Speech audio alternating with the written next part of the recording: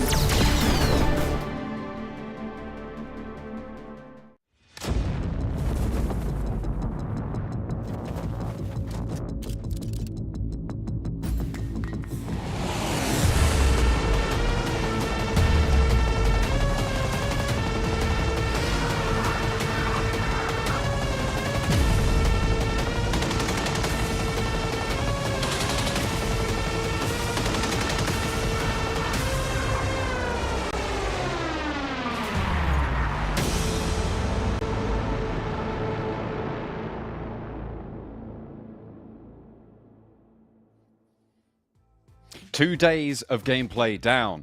Another few left this week, though. We've still got plenty more action yet to come. We're in sync with the. We didn't even discuss this, but we're in sync here with the black shirt. We're going into this one nice and coordinated. Hopefully, the teams will be too. My name's John Allen. With me is Blank, and welcome back, of course, to the PMSL EMEA. Yeah, thank you very much, guys, for tuning in once again for the third day of action here. You officially made it halfway, so congrats to you, and welcome back to the show. Obviously, we'll be moving into a little bit more of understanding of what's going on with some of these players at the moment. I think we've had a couple of teams really excel. I mean, Nextruya yesterday was so unbelievably good. If you want to keep up to date with the kind of things that some of our teams are putting on, make sure to follow us on all our socials, which you can find down below, right there. there. Ish there. There. We got them eventually. But yeah, go ahead and check those out. Yesterday, we've seen a couple of highs and lows being alternated between a couple of the teams that performed well in the first day. Team spirit started to ramp up over the day. A lot of interesting dynamics starting to come through with that introduction of the new group as well. Obviously, Group B having their first day's games. Today, we'll be bringing in back Group A as well. So 3D Max will have a chance to put their name back up amongst the top of those tables where, by averages, they definitely should be. Yeah, I mean, they actually looked pretty damn good yesterday, John. I was fairly pleased to take a quick look at what teams were able to do yesterday. But for 3D Max, 50 points, it wasn't too bad. Kind of eclipsed by some of the single days that some of these teams have had already. But I'm sure that if they can keep that consistency going and they don't get dropped on by S2G every single time, they'll be absolutely fine. But here you can see next year yesterday had some luck on the circles here and there, but overall fairly well executed, getting 2 chicken dinners for themselves, and could have had a third there if they weren't pipped to the post by S2G. They were really quite close on that one, but they didn't finish any lower than 6th across the entire day. Their lowest elimination count was 3 in round number 4 on the day, on match 4, the last Erangel, which is really, really powerful. They obviously were able to accrue 70 points over 6 matches, which is a very, very strong statement to make at this stage in the tournament. Day ones, we've seen them go well before. I'm thinking of RCB, probably most notably, as well as Moneymakers. Then their day twos do not live up to that standard. So we'll be looking to see if IWNRX can transfer that power from day one. Yeah, exactly. And I think for IWNRX, they actually looked fairly good throughout the entirety of the day. And like you said, they had a little bit of circle luck here and there, but overall, I'd say their ability is up there with some of the best in this leaderboard. Again, just taking a quick look at what transpired yesterday. You got Heroic here, who I do think have the right idea of things, John. There's just sometimes where the gun skill just isn't there. Some players on the team are doing marginally better than others. I mean, I'm looking at Zachariah in particular. Nomi, though, is certainly doing something. He's right at the top at the moment. He was our MVP from yesterday, and they will be challenging another team after match 3 today, and I can spoil it already. They'll be challenging up against the Gladiators. So again, with that bad blood, we had NIGMA Galaxy versus their old teammate yesterday in Moneymakers, and now we've got Kitsune challenging off versus the entirety of his old team. Yeah, they're going to have a little bit of a grudge match yet again. We've been really treated to some good call-out matches here on those TDMs. We've seen a couple of grudge matches with the knives on these drops as well. I think over day 1 and day 2, we've seen, I think, about 3 or 4 knife brawls, and it really hasn't gone too well for most of the players involved. Let's take a quick look at the overall standings, as we are going to be taking a look at where each of these teams has ended up after those first 2 days gameplay. And remember, of course, some teams only have played 6 matches. Most notably, you could see there in 7th place, IWNRX on 70 points, still on that first page with only 6 matches played. Yeah, it's really, really big news for them. Everyone else here on the first page has played 12 matches, though, so that's fair enough.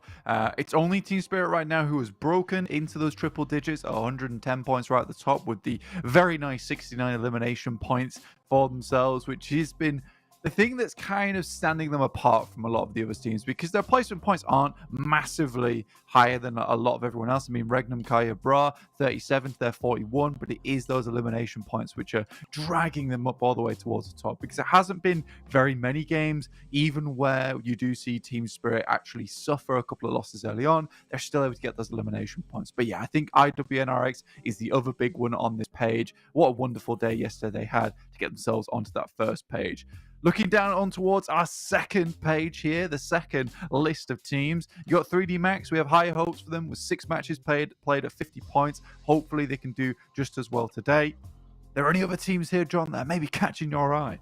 I feel like you pretty much hit the nail on the head on the teams to watch on this front. I mean, I felt like yesterday BEŞİKTAŞ did have some good showings that maybe they didn't in their first day's gameplay. So we'll have to see if they're able to take that all in their stride. Although I believe, I'm just double checking to make sure I'm not spouting nonsense, but I'm pretty sure they're sat out today in Group C, so they might be able to take that breather to be able to take some time, observe what's going on with the rest of these players as well as we shuffle on down to the bottom. And it is a little bit of a terrifying sight to see FLUX, Gladiators, Na'Vi. Normally, you would think that that's a 1, 2, 3, right? This is not an 18, 19, 20 placement set of 3, and they really do need to pick up the pace now. Yeah, it's bad news bears down at the bottom there. It's the first day we get to see the 16 through 20th position. Na'Vi just had an absolute shocker of it yesterday. I was very disappointed in what I saw. Some really late rotations, which is just not what you want to see at all. But again, we've talked a lot about NRX already, so let's take a quick look at their player stats, which are phenomenal. These are averages from yesterday. You know, breaking 400 on 3 players is a real feat. They have managed to lay down the law on every single one of their engagements. The range of averages, like you say, they are all very, very tight-knit, with the stand-up survival time coming through from Frozen, 25 minutes, as opposed to about 3 or more minutes less on the other side. So what is going on here? I've absolutely no clue. I mean, I guess, yeah, getting some stretching in. You got to stay limber for these. You know, I respect it, man. My back is giving me real grief. So, you know, they've got to sit down on these chairs all day. They've got the gamer hustle, you know, right over. So for these guys, they definitely need to get their back cracked now and again. Let's take a quick look at the team spirit stats here. Honestly, we were looking at their head-to-head between day 1 and 2, just because realistically, it has been a very even spread. But I was curious, did they do that much better from yesterday, or was it just even Stevens? But I think that when we get these stats on the screen, there is quite a distinct change between the days here. So we thought their day 1 was pretty good, but their day 2 is even better. And having that upward trend is a really, really nice thing to have. You don't want to go backwards, right, ever. I think for Regnum, Kaya, Bra, like some of that momentum they gained that first day was lost. For Team Spirit, it's only just starting out. Absolutely. And we talked a little bit about IWNRX having really solid placements, finishing no lower than 6th yesterday. A similar story for Team Spirit, finishing no lower than 8th on their matches, getting a 1st, 2nd, 3rd, and 4th place in their first 4 matches on the day. So a really, really strong set of results coming through from Team Spirit, upping their damage numbers, upping their presence within the lobby. And I think, to be honest, a lot of that came from Kitsune's improvement in performance over the first day. I feel like he definitely played better than he did in that day 1. Yeah, he was alive at the end of the game, which is somewhat amazing. But it was also something that happened to BEŞİKTAŞ. They were alive. And let's take a quick look at their stats, because honestly, you can see the stark difference between their day 1 and day 2, because this is the team that, although, you know, their first day, they were very stubborn with it. I have to be admirable. It's admirable that they decided to just leave it alone and not go for the hot drops on day 2. And it really did change a lot. So if there's anything to take away from this, is that if it's a bad decision one day, it's not going to get better the next day. All right, you can't just keep bashing your head against the wall. So I was very, very pleased that BEŞİKTAŞ actually decided to not do that anymore, and they doubled their damage from it and almost tripled their limbs. You can't be annoyed at that. They certainly popped that monster, unleashed the beast. Of course, our sponsors here at PMSL EMEA. Thank you very much. Make sure you can. Oh, they've got a URL. I wonder what's over there. You guys can go and check it out. Tell me in the comments exactly what's there. You don't have to do that, but it would be nice if you did.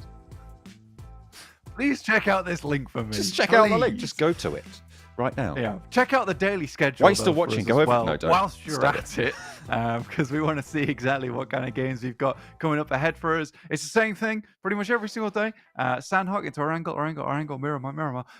Quickly said, rattled it off. But it will not be a fast day. Right? Okay, we've got a lot of action here for you. So, you know, tune in, tune out whenever you want. There's always going to be something going on for quite a long time today. Sandhawk to start things off. If you like that fiery excitement, that fiery fun, that fiery action, make sure to tune in for that first game. And then things chill out a little bit towards Orangle, but then I reckon they'll pump back up again towards that end of the day for the 2 Miramars, which have been fairly contested in terms of who's taking home the biggest amount of points there. I mean, moneymakers for day one, right? Back-to-back Miramar chicken dinners.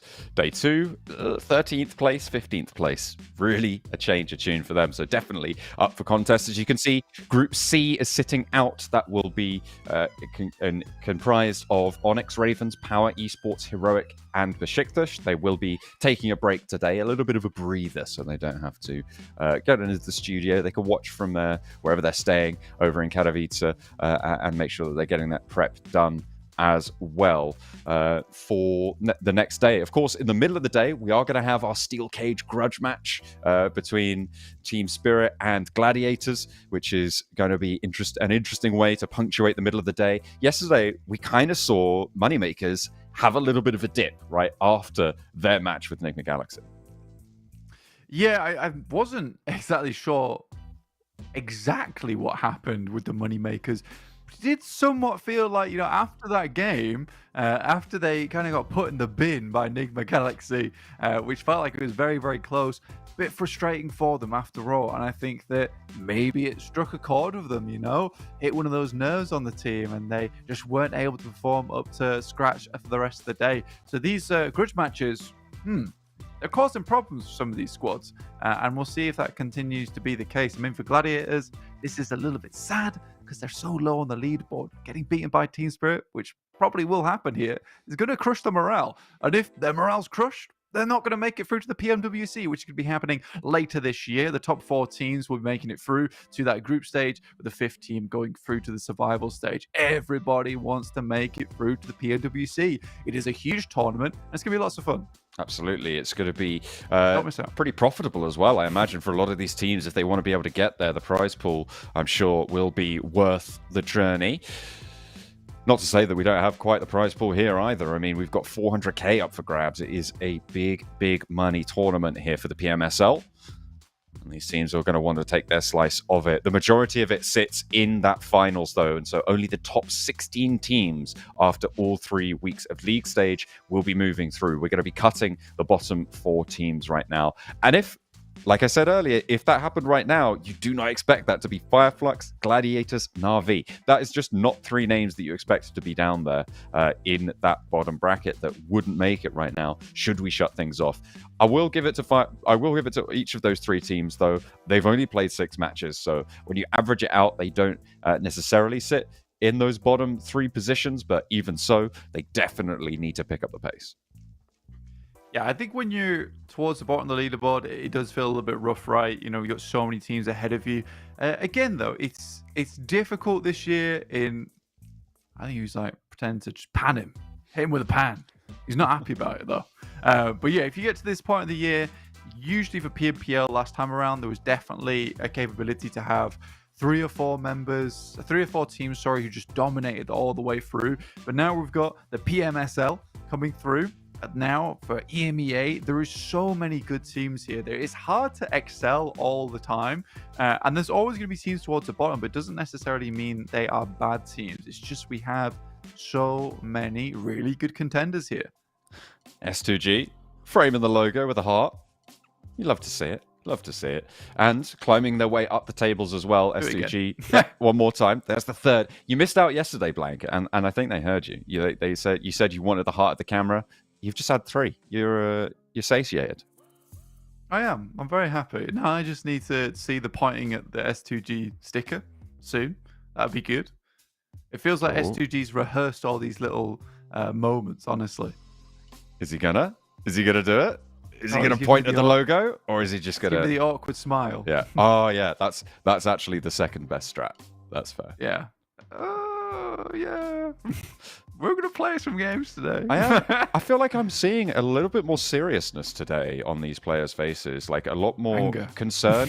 Not necessarily anger, but a lot they're very much talking very, very seriously before these matches. Whereas before, we've looked over these players and it seemed a little bit lighthearted. It's interesting to see maybe a little bit of a shift in attitude in this studio.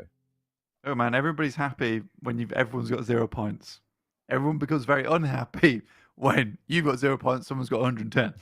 That's when it starts to get a little bit worse for wear. But yeah, we're just waiting to get into game now. Players are You're chilling out too. Which you have too many discussions. It's time to put the headphones on.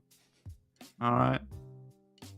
This is the case where I'm imagining chat is screaming at us. Caster, stop talk. Start a game. No, I'm not going to. You can't make me. Stop chatting. What? You guys start the game. Yeah. Why don't you start the game? Have you thought about that? Go and turn it on. About that? Why are I'm you not still... even in the studio. You have the chance to do this. Why if are you're you watching from Poland, you can press the button. Oh dear. And perhaps you're watching on an INFINIX GT20 Pro. Of course, if you are, then fantastic. It's a great phone. The partner phone, the sponsors here at the PMSL EMEA Spring, the official smartphone of the tournament. So you would be absolutely in line with these pro players. Maybe you should start the game from there. Who knows? Yeah, and if you've got the INFINIX GT20 Pro, you can hold it exactly how the players are playing right now. Watch it from your phone and pretend that you are a pro player. How about that? Is that what you do on your weekends? It is, yeah. It's very sad. do you film yourself and like play it back and then commentate over it and pretend that it's you? So someone calls me out. It's like, he's not even touching the screen. I promise. I've hit a 30 bomb before. He's drinking a monster. He's trying to what? It's insane. Oh well. Over to Sanhok we go, and I promise you that these players will certainly not be faking it. They will be putting their best foot forwards here as our plane Perth heads over from the north to east down to the western edge. And we're dropping into Sanhok. Right now.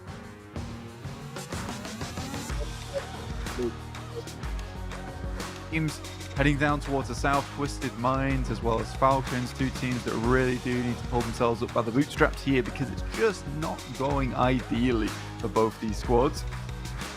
Oh, it's a rehost. It's a rehost. It's not real. They were faking it after all. Only joking, guys. It's not actually a game. We'll have to wait for that. The PMSL making sure that everybody's in and having the best experience, the best introduction to this match possible as well. You can't be having people disconnecting, things like that. I'm not entirely sure what caused the remake there, but making sure that there's a level playing field. Very, very important when this sort of stakes are on the line. You know, those qualification spots for PMWC, all out money as well later on. And that fine trophy. It looks pretty sweet. It's a cool trophy.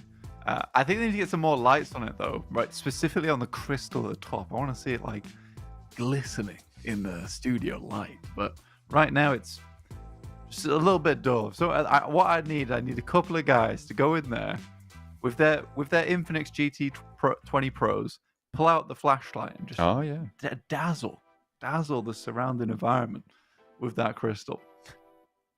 I think that's doable. Chat, get on it.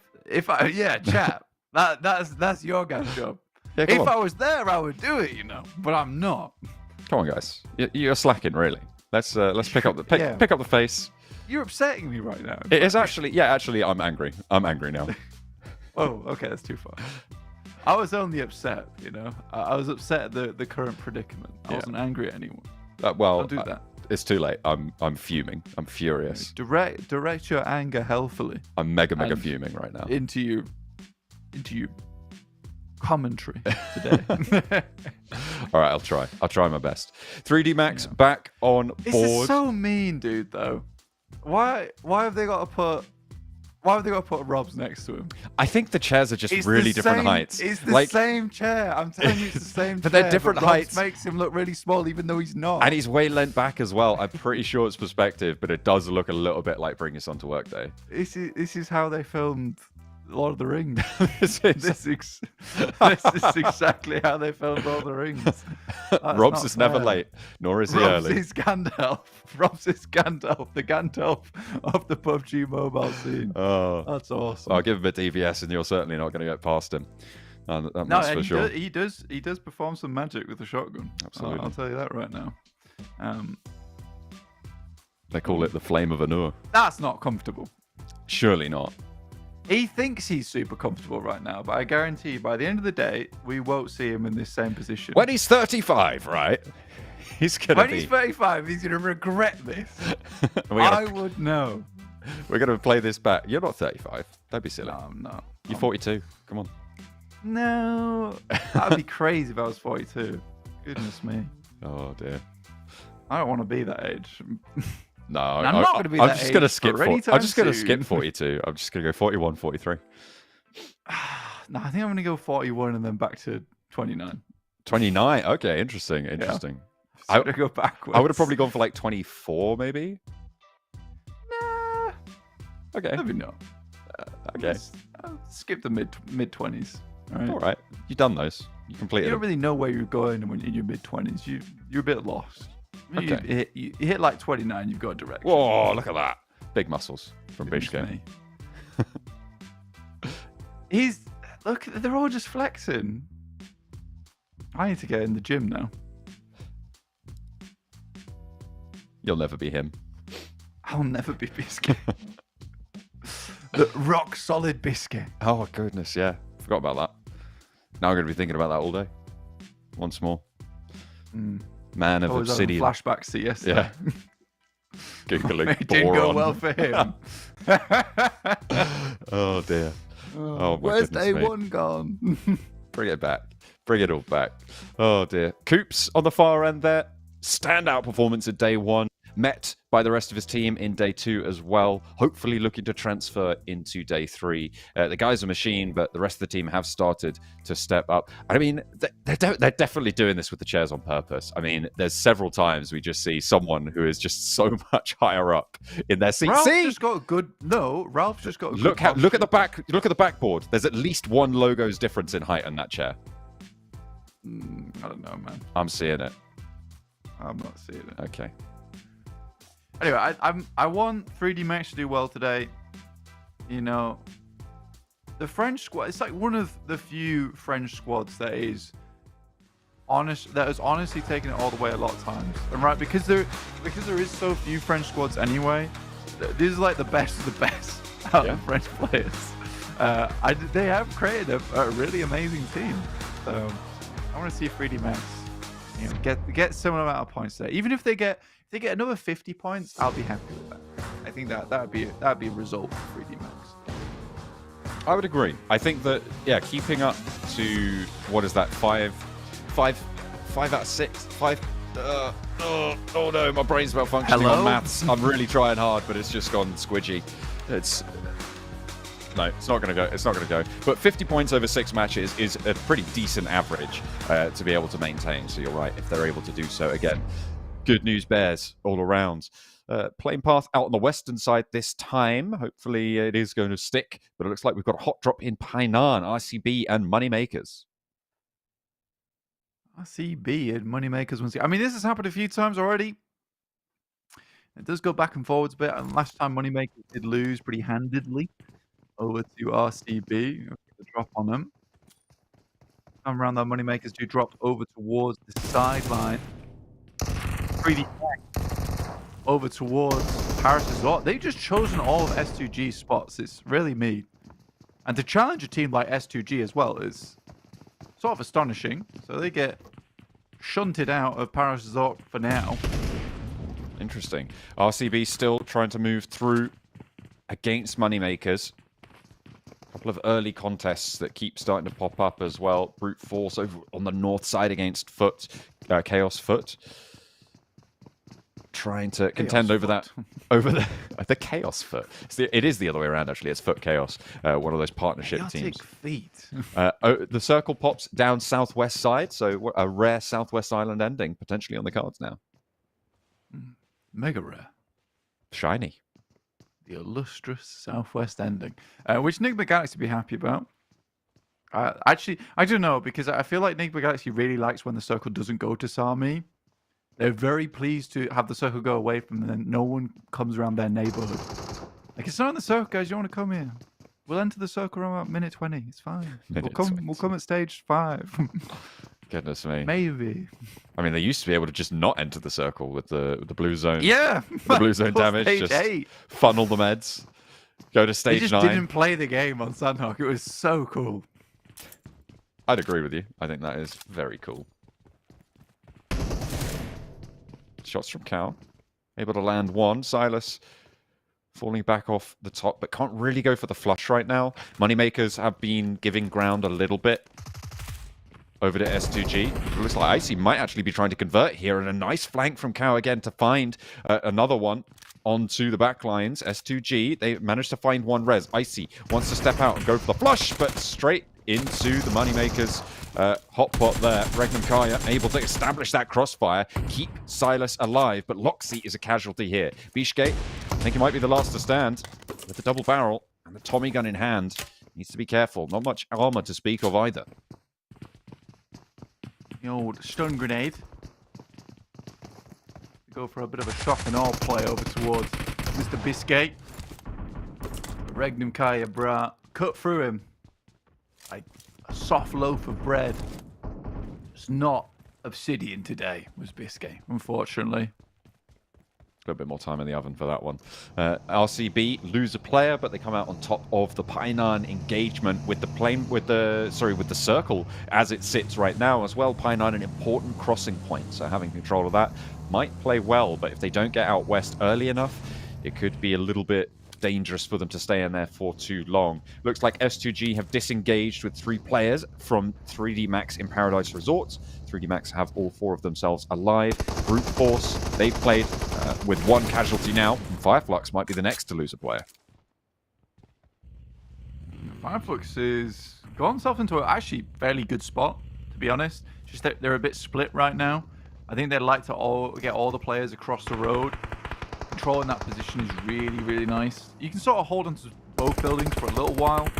I think a lot of teams realize it's very much a focal point of the map. Would like to get there soon. You know, RCB's a bit lucky because usually it's Team Spirit that makes their way down here early on alongside with Heroic. Team Spirit decided to just get across the bridge early on. You can understand why, considering that last time they played alongside with 3D Max inside the inside the lobby. I was just thinking of Robs at the same time. He's just owning the entire lobby. I mean, sometimes it seems like that, right? His Robs is Robbie. It's Rob's game. We're just playing in it. Pretty much. But yeah, so last time they actually pushed down, 3D Max moved there really quickly. So for Team Spirit, they decided that it's not worth it. Get out of dodge, over towards Ruins straight away, save themselves the space. A little bit of a scuffle with Na'Vi to their south. That hill on the south edge of Ruins is quite strong to hold with that compound as well that they can operate around. They haven't quite gone to that hill on the south just yet. They are in just the compound on the southeast of Ruins, but that is a really decent rotational set of directions that you can move on these next circles. Not that they're probably going to need to here.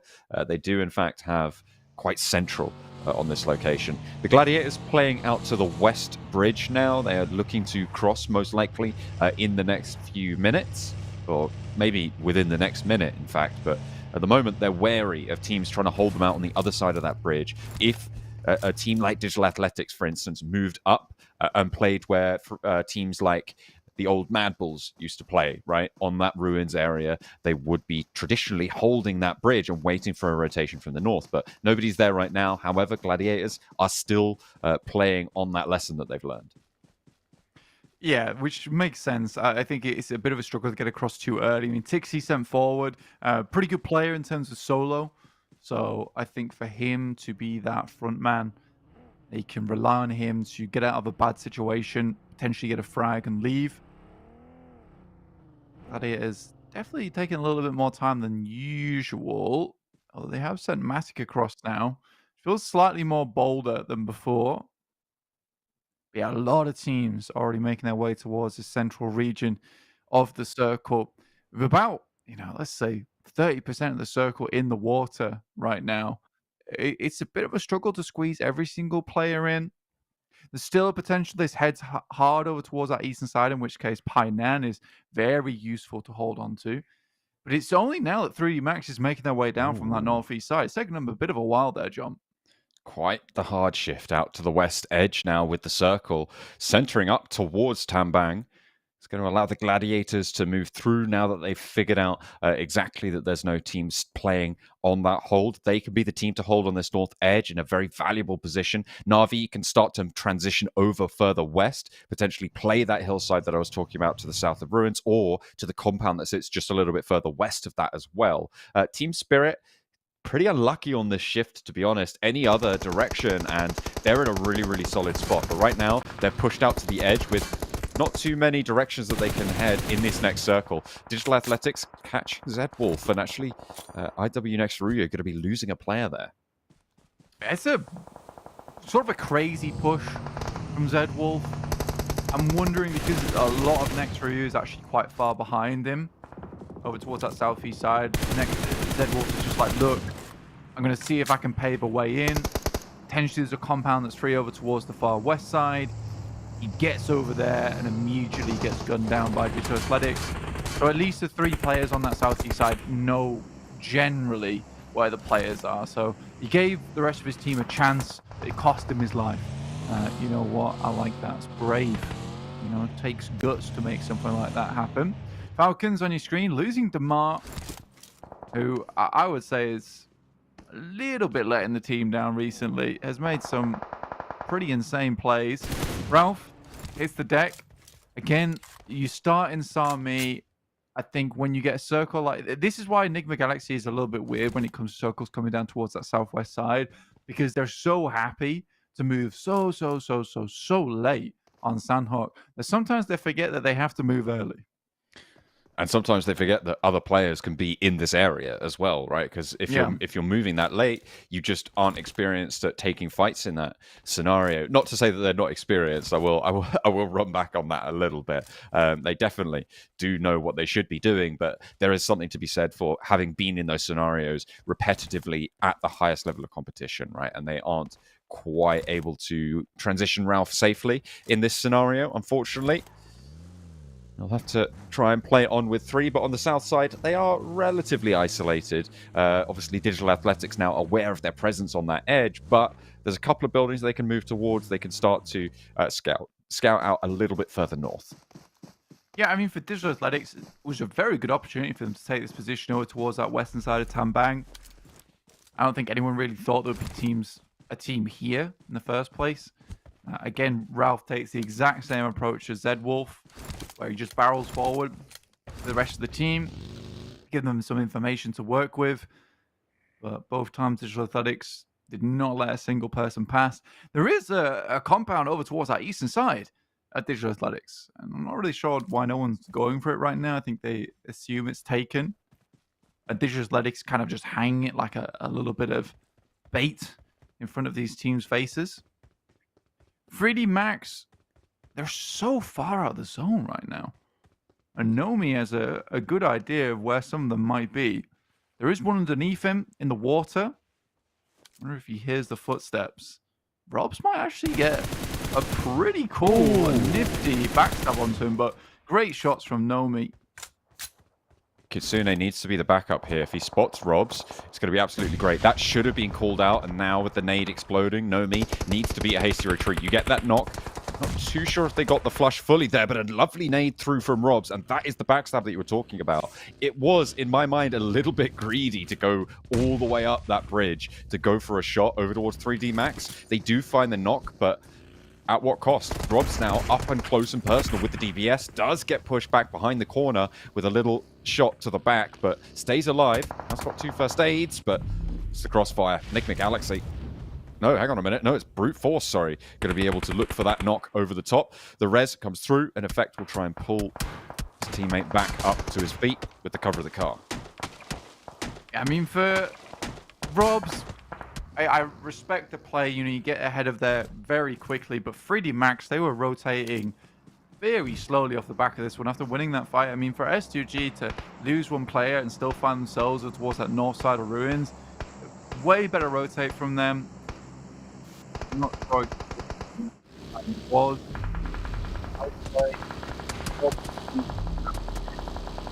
The circle as quickly as possible, while the rest of his team slowly just made their way around. But Narvalo does hit a very nice shot over towards Effect. Now it's Nomi's turn to return the favor, potentially get him back on his feet. But they're in the blue right now. Good nade from Naomi. Stops the heal as well. Forces off the position. Victor wanting to try and slow things down. Kitsune and Naomi up the top of that hill, wanting to try and keep Effective and Nomi safe. And because of that knock on the bridge, they've just been stuck right now for Team Spirit. They are not going to be able to get effect back up either, and they're going to cut their losses, start to move further west because the circle shifted away, and Gladiators are slap bang in the middle. Yeah, I think for Team Spirit, they'd hope to get a bit of a hold on the ruins, right? Hold on that bridge. Sadly, just pushes in for far too long. And you're brute force here. I don't think they expected 3D Max to be so far out of the zone, so when they faced one of them, it was a while before the rest of them got there. So it really does delay their rotates in these circles. The circle actually shifted harder towards that northwest side, which gives Gladiators a great position over towards the docks north of Tambang. Should be pick-upable there for Virtus Pro as they take out Twisted Minds, but with only 2 of them left, it's going to be really important to get both of them back up and in action. Next circle just about to pop now. Compound starting to become scarce, and the Gladiators' position just gets so much better and better with every single circle. I think if I was going to give a prediction, currently it would be Gladiators taking this one. On their south side, though, they do have IW next Ruya starting to scout out on the corners of the compound that they hold. Yeah, I mean, that docks position is really nice, and it gives you a lot of position right now to just hold out some of these teams. Frozen currently playing up close. Victor doing his best here. Team Spirit taking an absolute hounding from them. It's Meku to take down Frozen as the rest of next Ruya come in. So this is Gladiators' first big test in this tournament. Can they handle next Ruya's dwindling team? On our screens right now, I mean, all of this engagement is really coming off the back of a greedy push from Nomi, in my mind, up to that bridge. They were forced to stay there to look for the res. It allowed 3D Max to get across and sort of leapfrog ahead of them, and now Team Spirit, with Kitsune down, just Naomi left. I feel like all of that happens because you go for that aggressive play. You overextend, and you're getting punished for it here. 3D Max have got the advantage with SnowX up the hill. He's got that nade cooking. Naomi trying to push it on down. Only the one player left for 3D Max, though, but the blue zone is in his favor. Naomi not going to be able to spot SnowX pushing up here, but he will hear that now. Hops in and out of the vehicle, trying to get rid of some of that nade damage on the other side of it. Naomi on the chase. Spots him fading around the corner there, and shotgun through the window. Naomi handles. It was very nice there from Naomi. I mean, a bit of a difficult fight to take. Nades coming through from both Na'Vi and Falcons. Good one that heads through the window. Falcons don't move back quick enough. Gladiator is still taking knocks here. And it's fair play that they continue to take knocks because a lot of teams realize it's a strong position to hold on to. As soon as they heard the fighting, they want a third party on top of it. AZ currently down. Matic needs the support. But it's Tixie to find the first player from Digital Athletics there. Over towards Scarface, and yet they're still alive. Yeah, it's a greedy play from Nomi, but you got to wonder why he made that decision in the first place. I'm pretty sure someone from the rest of his team saw the players rotating out in the distance, but because they were so far, and it's 3 members, it could only really be 3D Max. They already seen S2G rotate down, so I think it was difficult for him to assume that Robs would be underneath him in the water, right? It's a difficult call to make. There's 3 of them out in the distance. Why is one dude pushed all the way up? It doesn't really make sense. Yeah, I mean, potentially, but even so, I still think if you know there's a team, you know there's a possibility you get pushed in that scenario, it's not necessary to get that sneaky knock. But maybe you're right. Maybe they had some more information that I didn't in that scenario. Yeah, we didn't see it, man. I completely agree. It's like it's a greedy play that's great for edge guarding, and it clears your back. But at the same time, it's the 9 out of 10 scenario, right? 1 out of 10 times, one of the guys from the team has already moved all the way up to the bridge, whereas the rest of them out of the distance. So I think he just went for the numbers play. I wish we could ask him. It'd be awesome to ask him the question. And hopefully you guys watching at home get to see a live interview of them, maybe, at the end of the day, depending. Who knows? I'll put in a good word for you. We'll see. Gladiators still holding on with 4 from the compound on the northwest point of that southwest island. They've been there for quite a while. Digital Athletics were not able to get the flush over onto AZ. They did get that res and pull themselves back up to 4. Foot Chaos actually on the bridge, also with a pretty strong position given this circle. The difficulty will come if they have to move away from that bridge. Getting off the bridge, basically going to be impossible. As soon as a team takes up residency underneath it, it's going to be pretty much a no-go zone. Yeah, I think for basically you're looking at Brute Force, S2G, and the Gladiators. These are kind of some really, really strong positions to have, where you can play along this coastal site and you currently have some cover to work with. Brute Force, maybe a little bit less so because I've only got 2 players, but I have seen 2 players do loads of work from that position before. It's just going to be difficult versus S2G. Ooh. That is a nasty nade coming through from Massey. The double knock onto him, Coldex left remaining. That one looks far enough, and it will be the rest of them going down. 8 eliminations here for Gladiators. We said it was a poor do from yesterday, and today is definitely where you need to step things up a bit. They have managed to leverage their compound position quite nicely there. Foot Chaos, if they can get up to the bridge and start establishing control along this coastline, it will be great. But like you said, with Brute Force's position, with S2G's position as it stands, it's going to be really, really hard to get out of the water here. Fortunately for them, S2G are going to have to move, and likely Brute Force are going to have to deal with it. So potentially some time to work with for them. Yeah, exactly, man. I mean, that's exactly what I wanted to say, is that for Foot Chaos, they just need to bide their time a bit with the next circle shifting over towards them with Na'Vi, FLUX, S2G all having to move.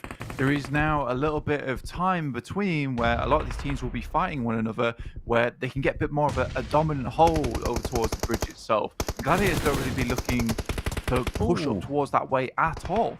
So for Foot Chaos, you know, a bad situation potentially becomes a good one. Free pod now, last stand, and in they go almost immediately. Foot Chaos stretching out towards this engagement. They've seen players go down on both sides here. The nade over the top catches him drowning there. They won't be able to surface from that one. Calci and Ray Z, 2 players alive for S2G, and Foot Chaos, again, a really nicely timed third party. They bided their time exactly like we wanted them to, and this is exactly the reward that they deserve. It's a good play, and it does take a little bit of timing to make happen. I think that it's either luck or some very good skill from them. They managed to keep up 4 players. It's be very difficult with less than 4 players. You need all of those sightlines to make this work. That looked like a nasty bouncer there, John. I thought that was going to just bobble down onto one of their heads. S2G, though, attempted to move in. It's gone into a very horrible scenario. Calci's able to get it across, but not before Ray Z is dispatched. And now Gladiators are looking to sweep in. They move forwards with 2 of them. Meku and Tixi playing on that northern side, entirely under their control for the next circle as well. Really nice push out from the Gladiators, trying to isolate the Falcons as well, keep them out of this fight. Calci, if he can do damage, it's great news for Gladiators, but won't be able to take anyone down. At this point, it's looking like it might just be pitched warfare between the Gladiators and Foot Chaos. Right now, the Gladiators got a lot more ground to play around with, right? Because they've got the whole of the western side of the bridge. Foot Chaos will have to move out towards them. AZ's enshrouded by the smoke over here, providing that information back. And now Foot Chaos start to move up. There's a lot of nasty little ridge lines that Gladiators can play over towards this side and just pen the guys from Foot Chaos in. You can see that they're all starting to crunch up now towards this eastern edge. Ragnar finally goes down to a third place there for the Falcons, but Tixi will pull away Falconist. A next circle pops, so this is time they really do not have to be picking their player back up again. And Tixi gets quite lucky there, running up and down the rock. Steps away from the spray of Dokkanma, and Falconist will be pulled back on up. You said they didn't really want to spend that time, but they were forced to. With the blue zone now pushing them, that is why they didn't want to spend that time. They could have had a little bit more of an opportunity to work the side of this bridge, to move back up to this ground that they had vacated to push out east to deal with those teams out on their east side. A correct play, but now it's coming back to bite them somewhat. as Meku is going to hold down that angle. The smokes there might allow FUT KAOS to move and stretch their legs out towards this position for Meku. They're lighting up the smoke, and FUT KAOS are actually making pretty decent ground here. Dokkan Machine over to that rock now, but through the gap in the smoke, Matic opens up 1, 2, and 3. AZ's there as well with a backup, and that is just going to be a complete shutdown. Brutal slaughter from the Gladiators on that northwest point. They held strong, they pushed out when they needed to, and it's a chicken dinner. There is in the end, and it's a very important knock coming through from Tixie. It's one of those cases, like we were saying, that you need to be able to extricate yourself from that position underneath the bridge early. As soon as that knock comes through, the smoke train is way too late. By the time the circles started to close a lot, it's very easy for Gladiators to identify the exact positions of these players before they were able to swarm out on towards that ridge side. And yesterday, you know what, I said Gladiators are just going to suck on Sandhawk. And it feels like they might have heard me just a little bit, because they turn around and they get themselves an absolute slobber knocker here on Sandhawk itself. Really well done. And it's probably the first time that the Gladiators have got a very convincing win on Sandhawk in quite some time. I mean, it is one of those circles that is quite interesting as well. The Gladiators adapted to it well.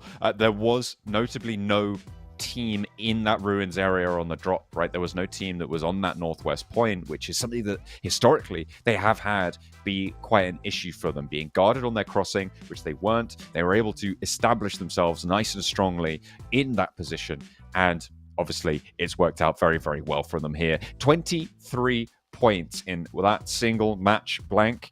That is over doubling their total so far from the games that they had yesterday. So a really good start to their game on Sandhawk. Let's see them transition it to Erangel now.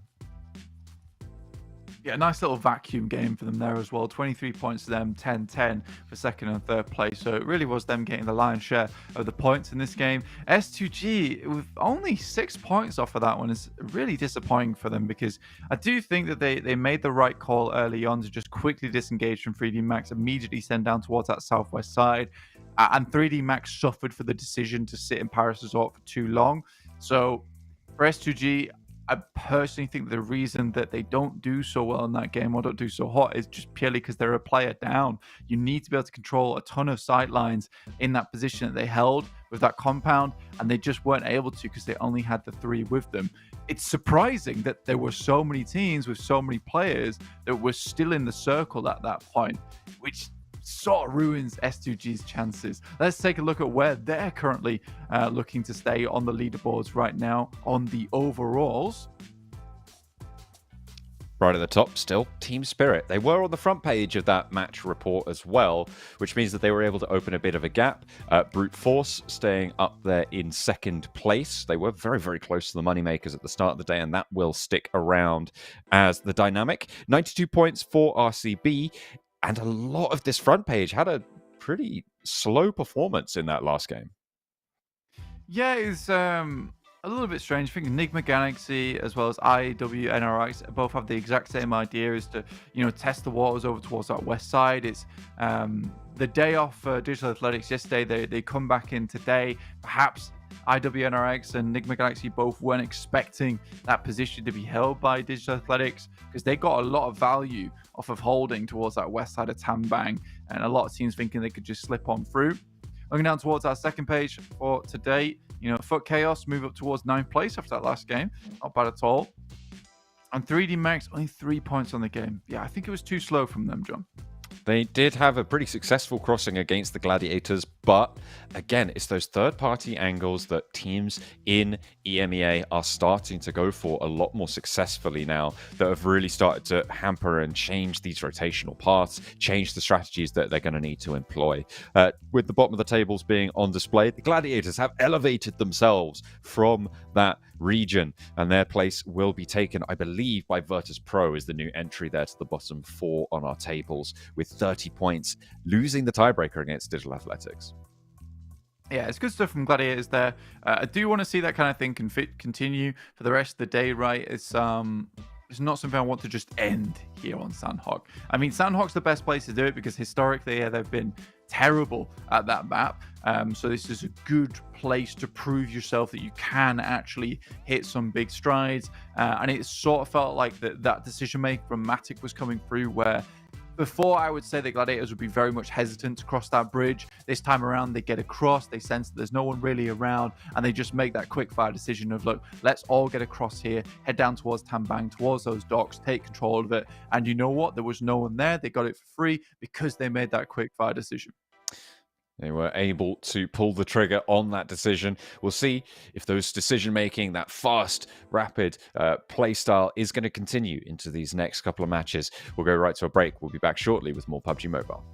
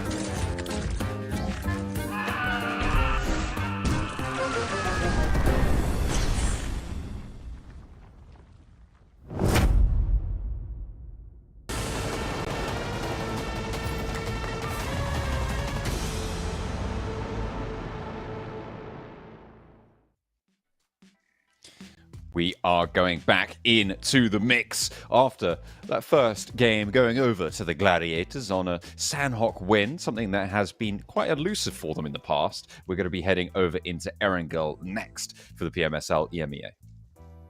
Yes, we are indeed. You're right. It's quite the elusive win there for the Gladiators on Sandhawk. I think they're fairly pleased with that result after all. And honestly, this is a big result for the Gladiators going forward because that's some momentum that they desperately needed. And getting it right at the start of the day is a really big deal for them. So I'm happy to see it. Brute Force, though, I don't think I've given them enough credit so far. Staying there at second place currently on the overalls is fantastic stuff. I don't think they were on many people's radars at the start of this tournament, but they absolutely should be now because they've done some marvelous stuff with some players that aren't super well known in the ecosystem as being some of the top fraggers here, but they're just consistently putting up points here and there every single game. And you know what? It only takes one good day for Brute Force here to jump themselves up into first place. If they're able to keep closing that gap. Although for now, it still feels like Team Spirit were able to get a fairly consistent match that last game, even though they went down a little bit early. That top spot might be a little bit tough to achieve, but if they want to do it, they're using the right equipment. They've got those INFINIX GT20 Pros, the official smartphone here at the PMSL EMEA 2024 Spring. Thank you very much for bringing us that cutting-edge tech to these players to make sure that they have the best equipment available for them and the best chance of doing their best in today's games. Absolutely. And honestly, we're getting close to jumping into the games now. You've seen Team Spirit currently deep in thought for Kitsune, figuring out what he wants to do next here. As we head into our first angle of the day. Plane path. I was going to say, I'll tell you what he's thinking. He's thinking, where should we hot drop on Beşiktaş this time? Let's try and find them. Let's try and sneak in around the side of those buildings. Try and cause some more trouble. I'll have to wait for tomorrow when they're playing again. But for now, I think they should have the pick of the litter, I reckon, for the old boys on Team Spirit. FLUX, though, I want to talk about this team just a little bit because they have been a little bit disappointing, John. I think a lot of people had them as their top picks, me included. I thought that they'd do fantastically well coming into this tournament, but it's just a little bit more that's desired from this team, considering they've got some very heavy hitters, or at least they used to be very heavy hitters in the past, that just dominated over in PMPL EU and PMPL Turkey back in the day. So I'm a little bit questionable of what's going on that team.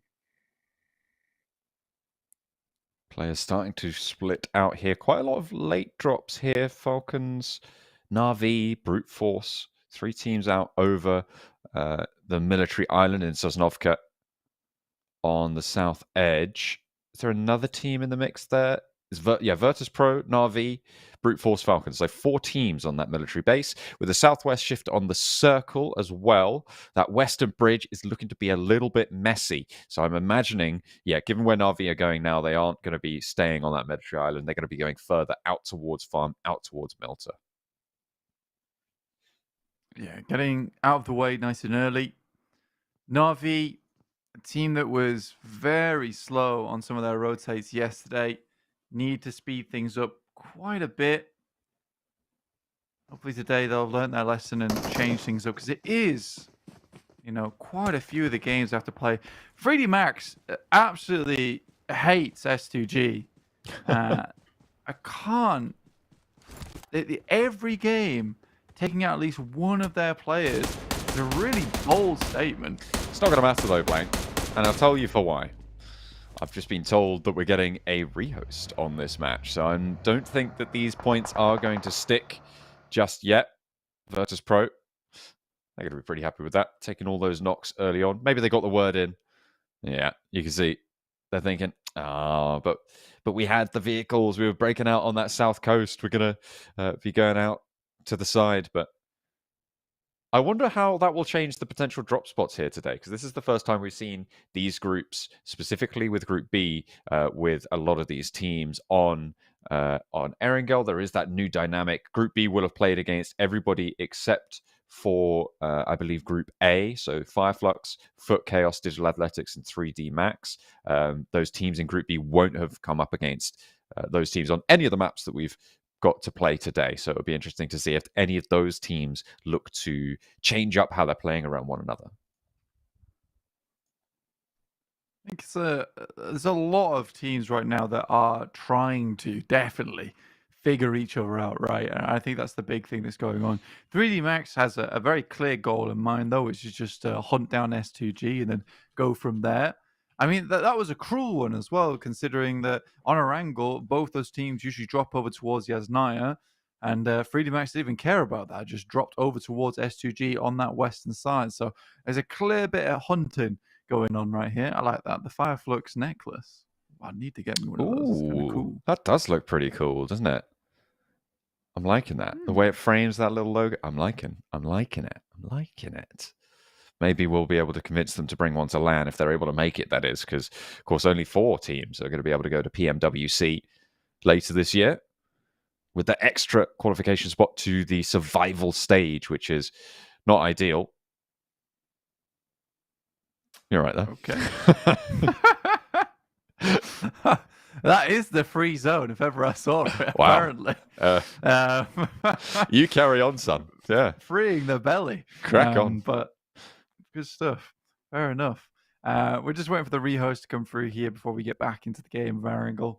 I do apologize for the delay. Not the whole day. Goodness me, that would be the worst. The day's not been that bad, has it, guys? Come on. But yeah, we'll be heading into the game as quickly as we humanly possibly can.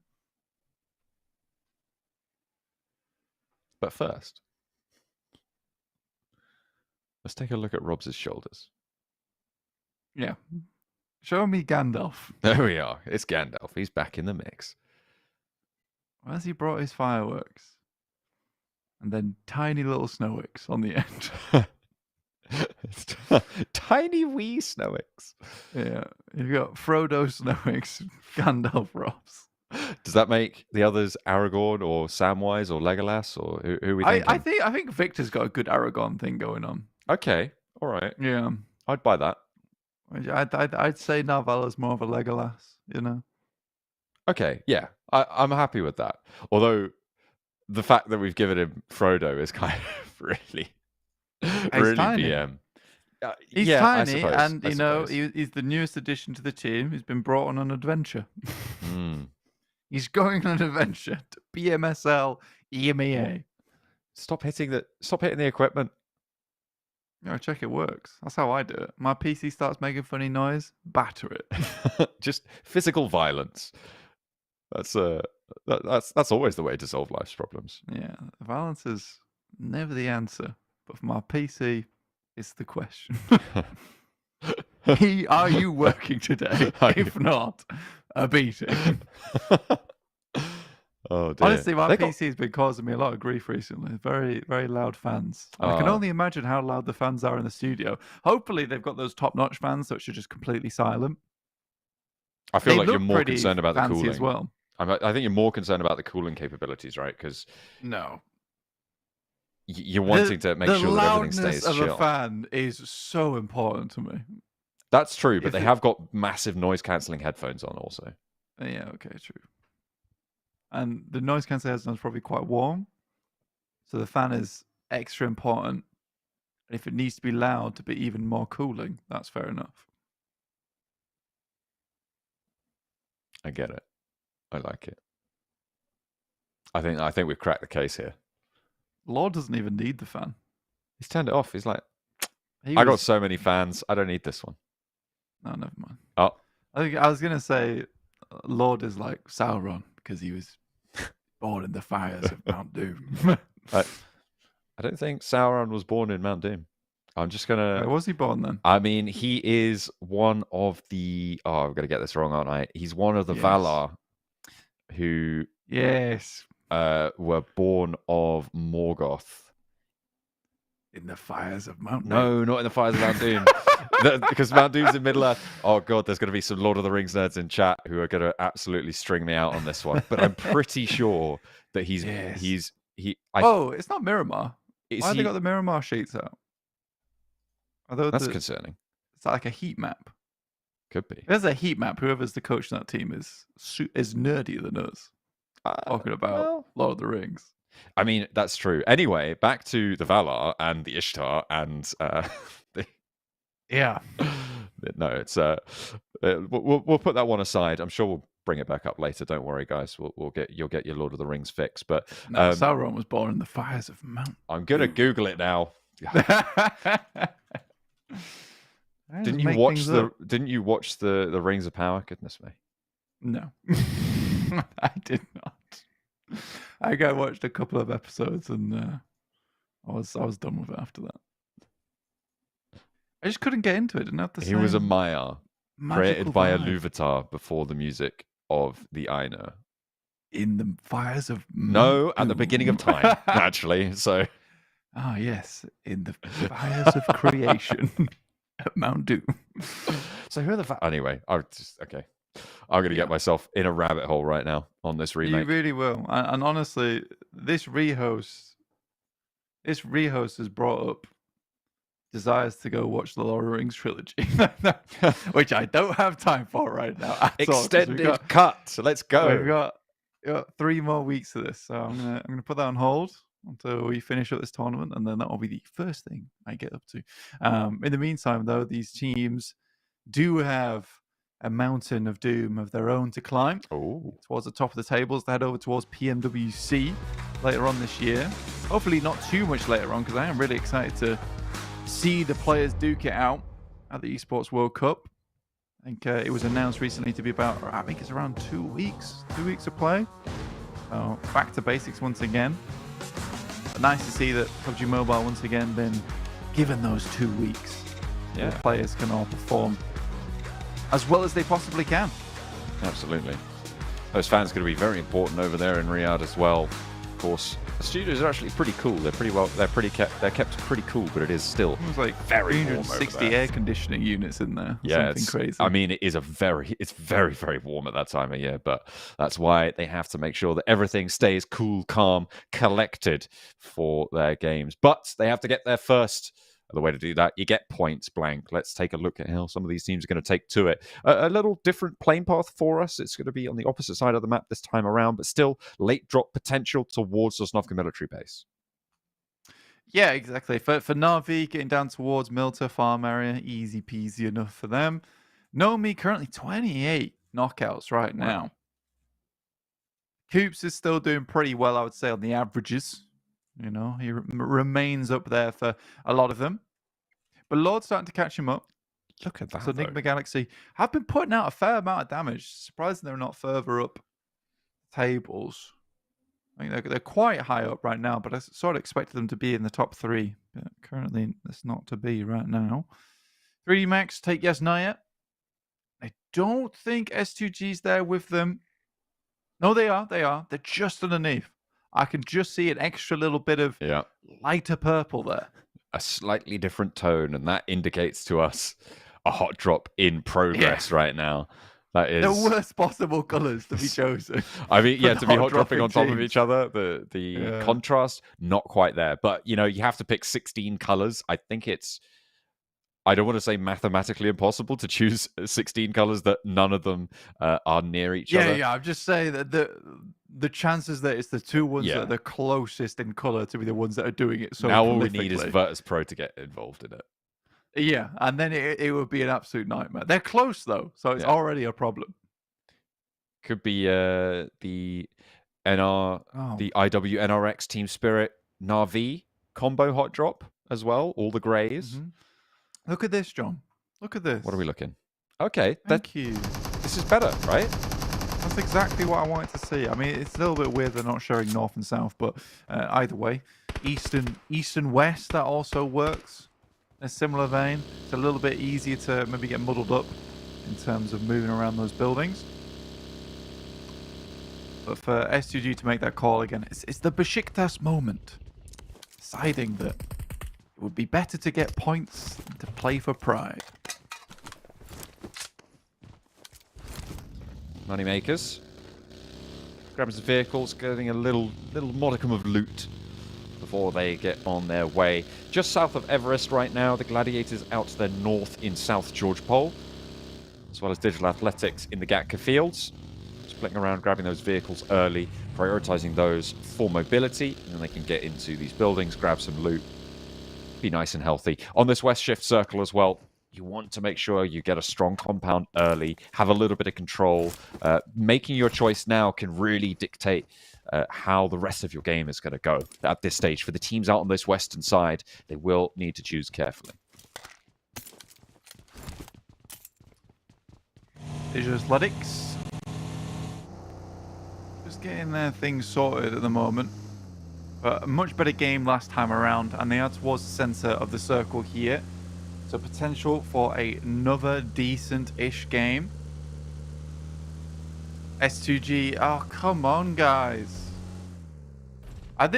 This is more 3D Max getting really frustrated with them dropping on them the first day. And they're like, look, after that, we're going to hunt you down every single game. But it does seem to be sort of like 1-3 point every time. Like, you can just get that one free elimination, cause S2G to a bit of bother. You ruin their rotational strategies after that, because going down to 3 players means there's certain plays you can't make. Early game, that is. It's an annoying one. They do get Kelsey back up on his feet, though. But general information of where they are has been passed across. As the rest of 3D Max moves a little bit closer. Ooh. Nice shot from Kelsey. A second as well. Of course, it's Rob's to finally finish it off. Hamzy, though, ready and waiting to get these flushes to confirm these points. Can Robs keep them safe? He's certainly not going to be able to do so for one, but a lovely nade in from Narvalo to keep them safe on the top floor, allowing that flush from Robs as well. They are not wasting any time. The nade sails wide. The res can come through. CEO later, once the nade in through the top window, will be able to post it, but not quite finding the shot. Ray Z on the off angle on the other hand. Narvalo goes down to it on the cross. 3D Max now starting to flag. 2 players alive for S2G, and they might be able to finally win a Yasnaya engagement for them. CEO later continuing to pepper these nades in through the window as Victor heals up. Robs scuttling around in there. CEO later up close and personal, looking for the close pop on this grenade, but Robs is just playing with him right now, to be honest with you. So fast around these buildings, pulls a grenade of his own, will toss it out the window, looks to open the door, gives him the fake out, closes it. This is crazy stuff. Up the stairs again he goes. He's just trying to allow Victor to restabilize, but the nades just find their way in. Already cooking a pin. Will not find too much with it. CEO later, a little bit too wary to be caught by that one. Robs dropping down, perfectly timed, but that one was even better with the nade. Goodness me, finding the door frame. What a run around that was. Hamzy G and Kelsey going down, but blank, notably, 3D Max losing this Yasnaya engagement. Yeah, but it took a lot, right? I mean, the timing on that, it was like he was a raid boss or something, because they got the really lovely grenade over towards the balcony, and the CEO later puts one by the door. So, and they were just spaced apart enough that if he didn't go down to the balcony grenade, he'd certainly go down to the grenade that was popped out the door as he hit the ground. So, very, very well read there, but Robs, once again, kind of making a mockery of some of these teams before he finally went down. But S2G, I wouldn't say they were happy about this. Again, down to 2 players, and the current scoring of fights between 3D Max and S2G are currently in the favor of 3D Max at the moment. RCB trying to establish their compound on the southwest point of Everest. A lot of teams now moved in. I think everybody is in occupation, except for 3D Max, of course. And S2G still have to make their move across from that eastern side. So I have to wait and see where they find their opening. That double pump shot with Kelsey on the inside, sure he goes down, but that's really what allowed S2G to make this work for them. Yeah, I mean, that's a case of... I think that's a bit of excitement coming from 3D Max to realize that they've got them on the run at this point, and you don't go in with 3. Robs was lagging behind a little bit, and I wouldn't say it was his fault because the rest of the team just didn't wait for him, and he had to actually finish it off. If those 2 players hadn't gone down like that, that would have been a pretty easy win there to 3D Max. Team Spirit, on the other hand, doing a lot of damage over towards Digital Athletics. Nice nade. Oh. And Coldex is able to jump over the Molotov. That's pretty incredible. I'm just about to time out as well, so perfect timing on that one. But Team Spirit just moving through this compound like a hot knife through butter. There is a third party coming through from KAOS up the top of the hill, as well as Falcons have an outpost towards them over on that north edge. But nothing really doing there. Team Spirit didn't take too much flack on that initial roll-up, and they're going to just completely claim this compound. Yeah, a little bit too little too late there for FUT KAOS, and I think that's because Team Spirit cleans house with Digital Athletics really quickly. 2 players left remaining for them, but firmly that compound's been taken up by Team Spirit now. Over towards that western side is the circle. Gladiators moving in from that northern edge. NIGMA Galaxy finally leaving out Pachinki. We're a little bit late on this one as well. Virtus Pro and Na'Vi getting close over towards them. Difficult decision to make though for NIGMA Galaxy. It's an odd circle. Fully confirms down towards that southwest side. And you'd think to yourself, with Pachinki, you'd have the pick of the litter there. You don't really want to leave it too soon. RCB with Loxy down and Wild out already. Trying to take control of the compound, center Gatka. But one player stands in their way. Digital Athletics still with the Lone Ranger left to stand. Kiss, they know where he is now. His nades come out. He's taking a DBS shot. Kiss doesn't want to go all the way in, but that is a full blind on the nade there, and that's forcing him to move around quite a lot. Popping out of the door, in fact. Takes a little bit of damage from the nade, and Kiss has 2 more in the pocket. Is there an answer, though? Because 3 players from RCB... It's not going to happen. Nade over the top from Silas, and that is going to be DA out. Tixie also takes a tumble up towards that northern edge. They attempt to move their way through. On our screens is NIGMA Galaxy opting to actually head down towards that southern edge here. Good shots from Lufa to start things off. Will take down one of the players over towards Na'Vi. Axa hits the deck. Lufa looks to confirm. Not likely the rest of the team was going to do too much about that. They looked like they just wanted to get past. Tixie guarded by the players of the Falcons. And AZ comfortably dodging these nades.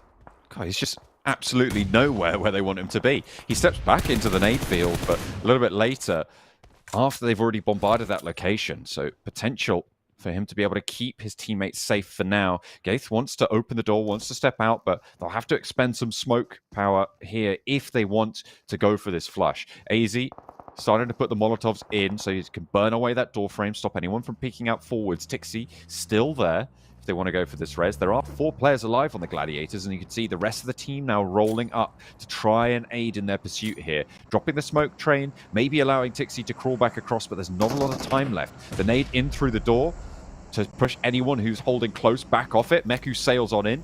This is good team play coming through from the Gladiators, but they need to make sure that they stay safe for this res. Yeah, Falcons aren't really doing too much here, but Satan finally hits that grenade over towards Tixie's position. Now Meku gets some shots onto him from Gay. Just sprays madly through that door and somehow hits a couple of pellets onto him. Gladiators invest a lot into this rescue mission. It's not really paying off too much back in their favor. Gladiators do now have a chance to try and take this compound, but do they want to go for it? That's a interesting question because the circle's moved south on them. Na'Vi, in the meantime, going to be trying to stay alive on their southeast side near Brute Force. Nades being traded right now on all fronts, but finding more of Na'Vi than they are of Brute Force. 1 player down right now. Prepod has been knocked, but the flushes over to Na'Vi are starting to come through. A nade over the wall goes a little bit long for Freezer, but in he pushes. Crawl back around for Puncher. The Molotov on the corner stops that peek from going well, but Six plays it perfectly. Tries to go for the jumping shot and nearly able to do it, but no. Brute Force stay alive. You said they are definitely within striking distance of getting towards that top spot. They can have a difficult maneuver, though, ahead of them. Yeah, Freezer's really impressed me, though, a lot. This guy is... hit some nasty shots, hit some great nades there as well, and he's constantly up in that elimination feed. Really good addition to the team for Brute Force, in my opinion. Supporting Neos as well as Prepod. Both experienced players. RCB, though, it seems that the trend continues from yesterday, where they're just not finding that success that was there for them on day one. And you start to wonder whether we were maybe a little bit too hasty in our decision that, like, look, yeah, they got some of the circle look, but they were able to clean things out. And at this point, it feels more and more like, well, they got the circle look, and that's really all that it was on that first day. And not particularly to do with their skills, but I really would like to see a change from RCB coming into the next couple of weeks. I would like to see them continue to hit those big number points, because it really is still that first day that's carrying them. I know right now they've got 92 on the board, but I think they had around about 70 points on that first day. So over the last, well, yesterday and today, it's only been around about 22 points found total. 10 points a day, not a great average. Not a good look. Certainly not.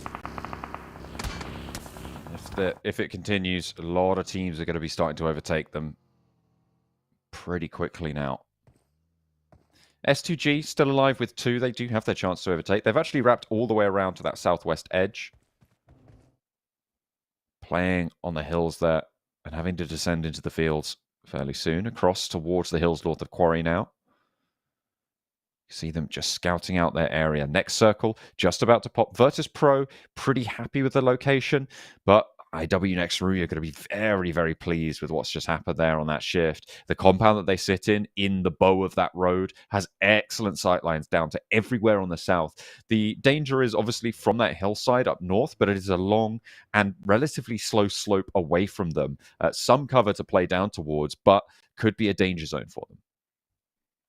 I think if you're IW NRX, this is a great position to be in. If there's anything we saw from yesterday, is the type of zones and type of circles they really are able to dominate on. Nice little bobble inwards there. CEO later seemed to not even think about what had happened, just accepted his fate as Ray Z had to do the heavy lifting in the meantime. 5 eliminations for S2G. Where they currently are, I'm sure there's going to be more eyes looking over towards that location soon. Gladiators still starting to deal with the Falcons at the moment. They keep eluding them. Playing behind that tree cover. The Gladiators taking a look out to that eastern side. Team Spirit trying to make their way in as well, just a little bit further across. Playing up to that hill, to the east side of that hill for Team Spirit, and they have managed to get ahead of the curve on that rotation. Effect holding fairly split from the rest of the team on the north flank, but should fold back in with the rest of them in the vehicles. There's 2 players there, and Nomi is completely sweeping the back to make sure that they aren't going to get backstabbed in this location. Falcon's going to be moving in from the north and potentially contesting Team Spirit on the top of this hill. Team Spirit. Just keeping things chilled out for the time being, John, like you say. Nomi is all the way on that eastern side. Now, you were talking on that last game how he felt a little bit greedy, and this does seem to be another one of those things where it is a little bit of greed, and sure, the information gathering is good from him. I mean, he hits the shot over towards Lord, but was it really necessary? Because this is something we saw in the past, previous PMPL EUs, where Nomi would remove himself from the team quite substantially, sometimes get knocked and then leave them in a pretty precarious situation. But I think they're so confident in his capability that they just let him make these moves, because sometimes it does win them games. AZ puts some bullets towards Gafe and will knock him. They've been looking for a knockover towards that team for a while now, John. Finally able to open the floodgates here. Freezer, nade in towards Mon. Playing right in the sidelines here. Need to be careful about going frontally into this garage, because there is another player on the off angle. You've still got Yusuf in action, but Mon's been spotted. There was no cover this time, and they do manage to take control of the front. You can see Yusuf trying to reposition in the off and just let up control of the front of that garage, and that really came back to bite them quite a lot there. Unfortunate stuff. Ragnar laying down in the dirt. Matic not entirely sure where he is, but will now be up for the trade. Will not be able to win it out, though. Meku has AZ at his back, however, to stop the flush from going through. Satan as well will fall to the bullets, but Meku and Matic really, really isolated. And look at that circle pop. That's brutal for them. Need a fast res, fast move. Yeah, very, very quickly to get back up on their feet and get going. Okay, it does come back to bite them. Nomi with these pretty interesting plays over towards that north side. NRX, though, will have to leave this location. But we know these guys are great at taking advantage of high ground where they can get it. They can clear out a lot of space on this north side. Does make their push towards the south much, much easier. Right now, I'm looking at who's sitting strong in these south positions, and really is Virtus Pro, right? Is the big focal point of this next circle. They're slap bang in the middle of a lot of open ground in their compound. They've got buildings to use as cover. The hillsides out to their east, sure, they're a little bit dangerous, but their slope is mostly towards them on the broad side from the location in that center area. So I'm going to be looking at teams maybe going for a desperation crash towards Virtus Pro, or just a calculated move to that area to try and take them away, because Virtus Pro only on 3 players. Yeah, exactly. And I think if you're going to make a calculated crash, you're going to make it soon, whilst there's still these fights going out on the edge, because as soon as you try and push over the fields towards Virtus Pro's position, stage 6, stage 7, a lot of guns are going to be on you at that point. AZ tries to take the shots over towards Brute Force, but instead, quick heads-up play from them to just explode the vehicle quickens the demise of Gladiators. Players still up though, Meku and Matic, but nades are going long over towards them. WNX Ria covering off the sightlines close by, but Neos just continues to light up this location. One player now left standing as he confirms the player with the PP Bison there, still in the inventory. Meku low, but will look for the res onto Matic. Picking back up. A nade would be all it takes. Shots underneath, that's good enough. And IWNX Ria put the final nail in the coffin there. Gladiators, despite having a decent position on the northwest edge, the circle shifting away from them and a couple of untimely knocks don't allow them the opportunity to make their way south. It's tough. I think Team Spirit realized that with 3 players there, there's bound to be members around this location. Nomi actually heads all the way up towards that roadside, though, underneath NRX. After they left early on, Zed Wolf, though, immediately spots him. He tried to get a little bit of a surprise play going there. Again, a bit of a greedy move. It's all these high-impact plays that we are seeing from Team Spirit, ones that have very high risk, but very high reward. Going off the back of them, if Nomi's able to find one of Zed Wolf, one of the players from NRX there, potentially able to hold them out on the road. But plan starts to fall apart a little bit here now, because NRX have a good idea. There's a couple of players still waiting out off in the distance. Naomi just let themselves be spotted and known.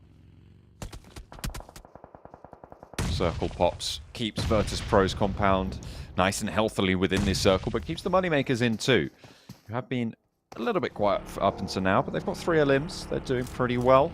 The south side, FLUX similarly happy. IWNRX, they've had to leave that really, really strong overlook compound and move south. We've been on board with them for a while now, and Brute Force have been given them what for.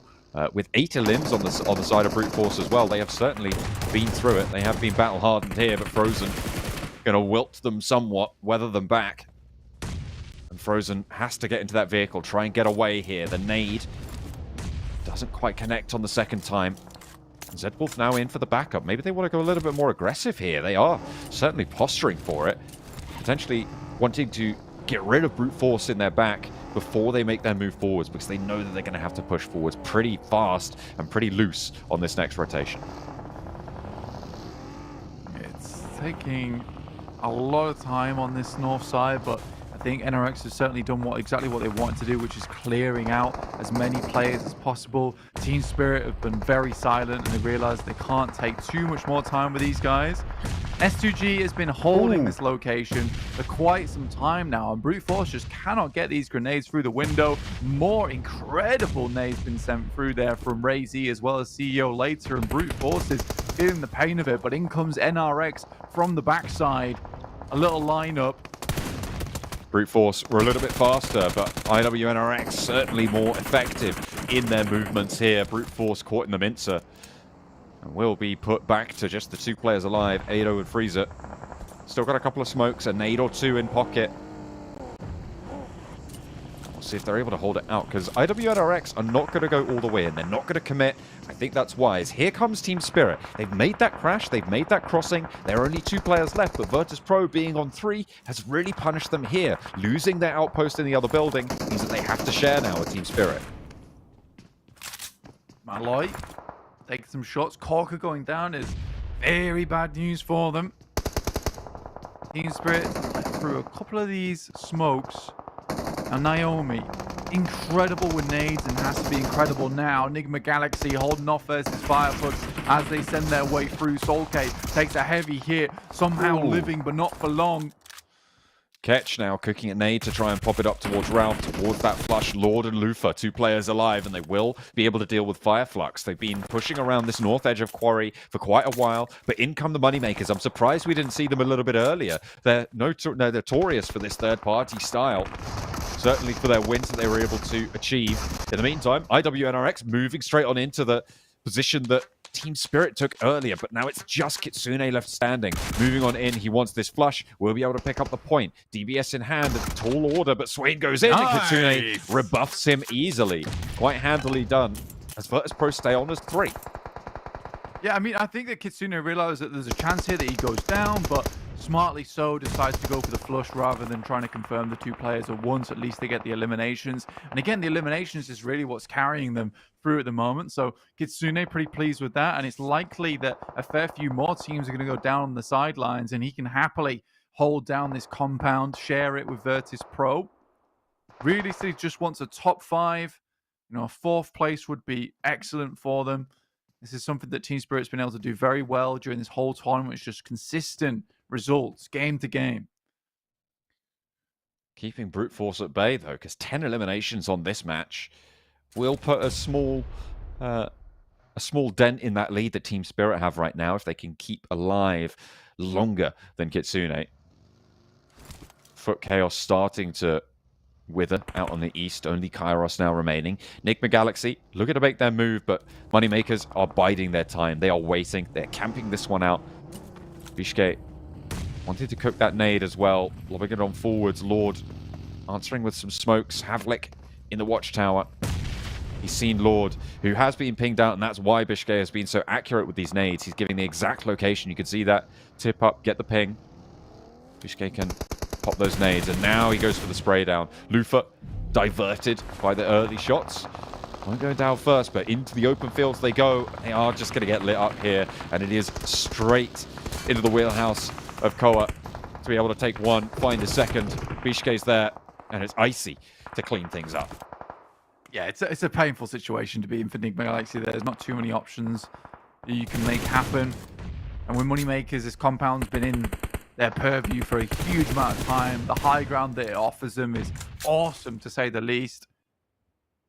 Kitsune finds a knock over towards Corker, just buying them some more time. Ooh. Milky Way down. This is me. He's got so many death crates in there, so you can kind of afford to spend these grenades. He's got a couple more maybe to play with. Gets a lot of value. Taking them down to 2 is actually really, really important, because Virtus Pro with 3, they push over to Kitsune, they just take him out in a 1 versus 3, right? Maybe you lose 1 or 2, but with 2, it is feasible, especially with the DBS, that Kitsune just stops them dead in their tracks. It is going to make Kitsune so much safer in his building. Yeah, exactly. They're scared to challenge him now. And the nades could... Oh. Didn't want that one. That was a bad nade. He didn't like it. You just tossed it away pretty much. You see this nade? I don't even need this nade, Kitsune. I'm coming for you. I'll send it into the blue. Well, maybe he's testing it. Yeah. It explodes. Yeah, nade sent over to Kitsune now.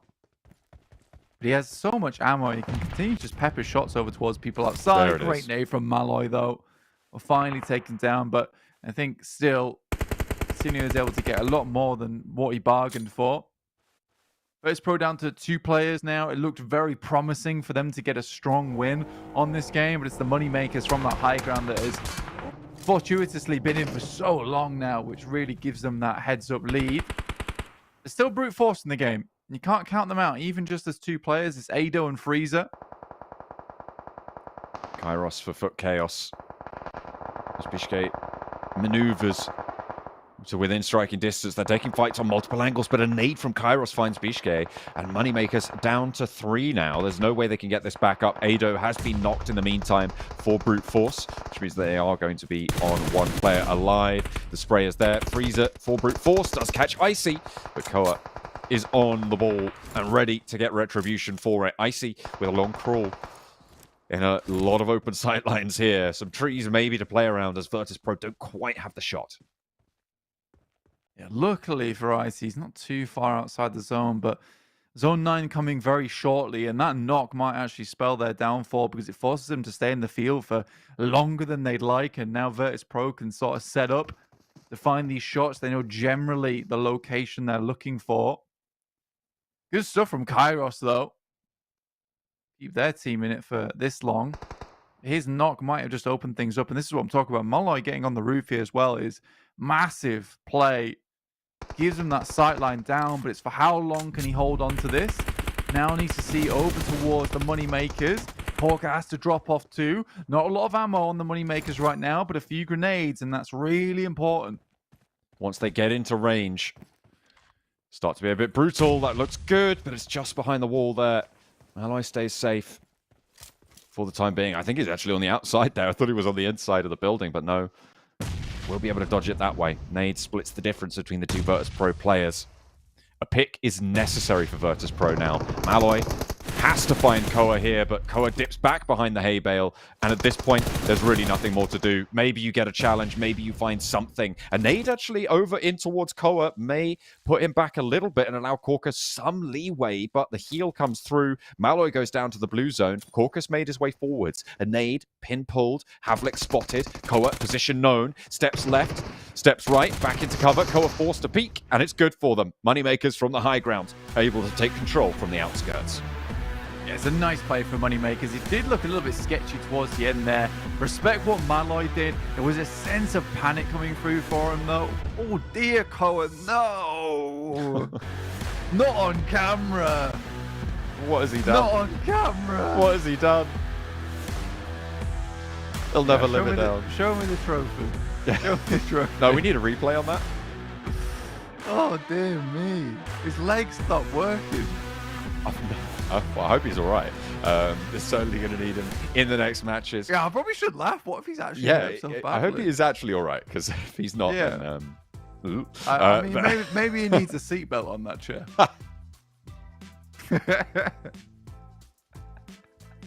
Let's take a look. Let's strap Koa in for the game. Let's get the stats. Need to get Koa some iron pills. Blood's all gone to his head. Okay. All right. Okay, stop it. He did a lot of damage, though. He's done a lot to of himself. Damage. Oh, okay. I was ready for that. I thought it was coming. Eliminations, though, going over to Freezer for Brute Force. And Brute Force were able to get like 14 points on that match, I think. Yeah, they were able to get 14 there. 10 eliminations in top spot for 20 points on the Moneymakers. Still, Team Spirit, consistent. Keeping that 10 points up. Really, really strong stuff. And Virtus Pro, 11 points on the game. Yeah. You know what? Moneymakers, 20 points. Good stuff. For real, though, I hope he's okay. Yeah. I know I made a lot of jokes in the moment. It's who I am. It's a problem. But I do hope he's okay. He seemed like he was very upset about his blue jeans because they did look fancy. Respect his clothing decisions. I'm just letting you swim here. 3 Yeah. max on 2 points. Certainly not keeping up their averages from the first day's gameplay, which is unfortunate for the French roster. But maybe they'll be able to pick something else out of today's offerings. Gladiators as well, not having a repeat of their first game. 3 points on this match. Yeah. Honestly, I still really am a big fan of what Brute Force are able to do. Difficult game for them to make happen, but for Moneymakers, much needed chicken dinner coming through again, because they were sort of having an RCB scenario, right, where it looked like it was a one-day wonder type of thing, but they brought it back, and 2,400 damage. Let's just call it what it is. 2,500 damage here for the Moneymakers and Arango is a massive result, and they definitely should be proud of themselves what they were able to do here. A lot of impact being felt in this lobby, and it feels like this is a pretty solid set of 5 teams to be on the top damage, top limb page. So pretty happy with that as well. We'll be seeing if they can keep it going. Obviously, that was the first of our 3 Erangels, I believe. We had a false start on the first one, so yeah. I'm trying to. It feels like it's like further into the day than it actually is. Yeah. I'm just trying to make sure as well. Just trying to make sure it's not like the 3rd Erangel and all of a sudden we've got the TDM coming up and we got all of that. After the next one. That's after the next one. But we'll have to wait for that. We've got 2 more Erangels left to go, Mike. Indeed we do, and I'm excited to see them, and so should you at home be excited to see them. But until then, we'll have a little break and we'll see you very soon.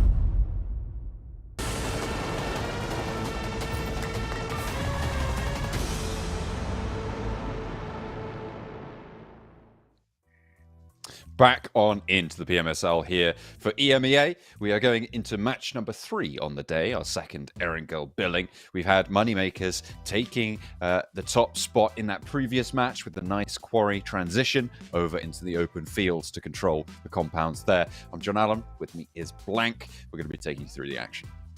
Yes, we are today, obviously coming up on our third game, so halfway there. Obviously, we still got a lot to go. 4 matches total, ending with a Miramar double bill of it, and we do have 2 more angles to go. First angle, fairly interesting, bit of a field finish. I think Moneymakers get a little bit fortunate with the circle there, but I do think that they played it smartly, where they realized that although that position, he's fine. Look, he's all right. He's totally cool.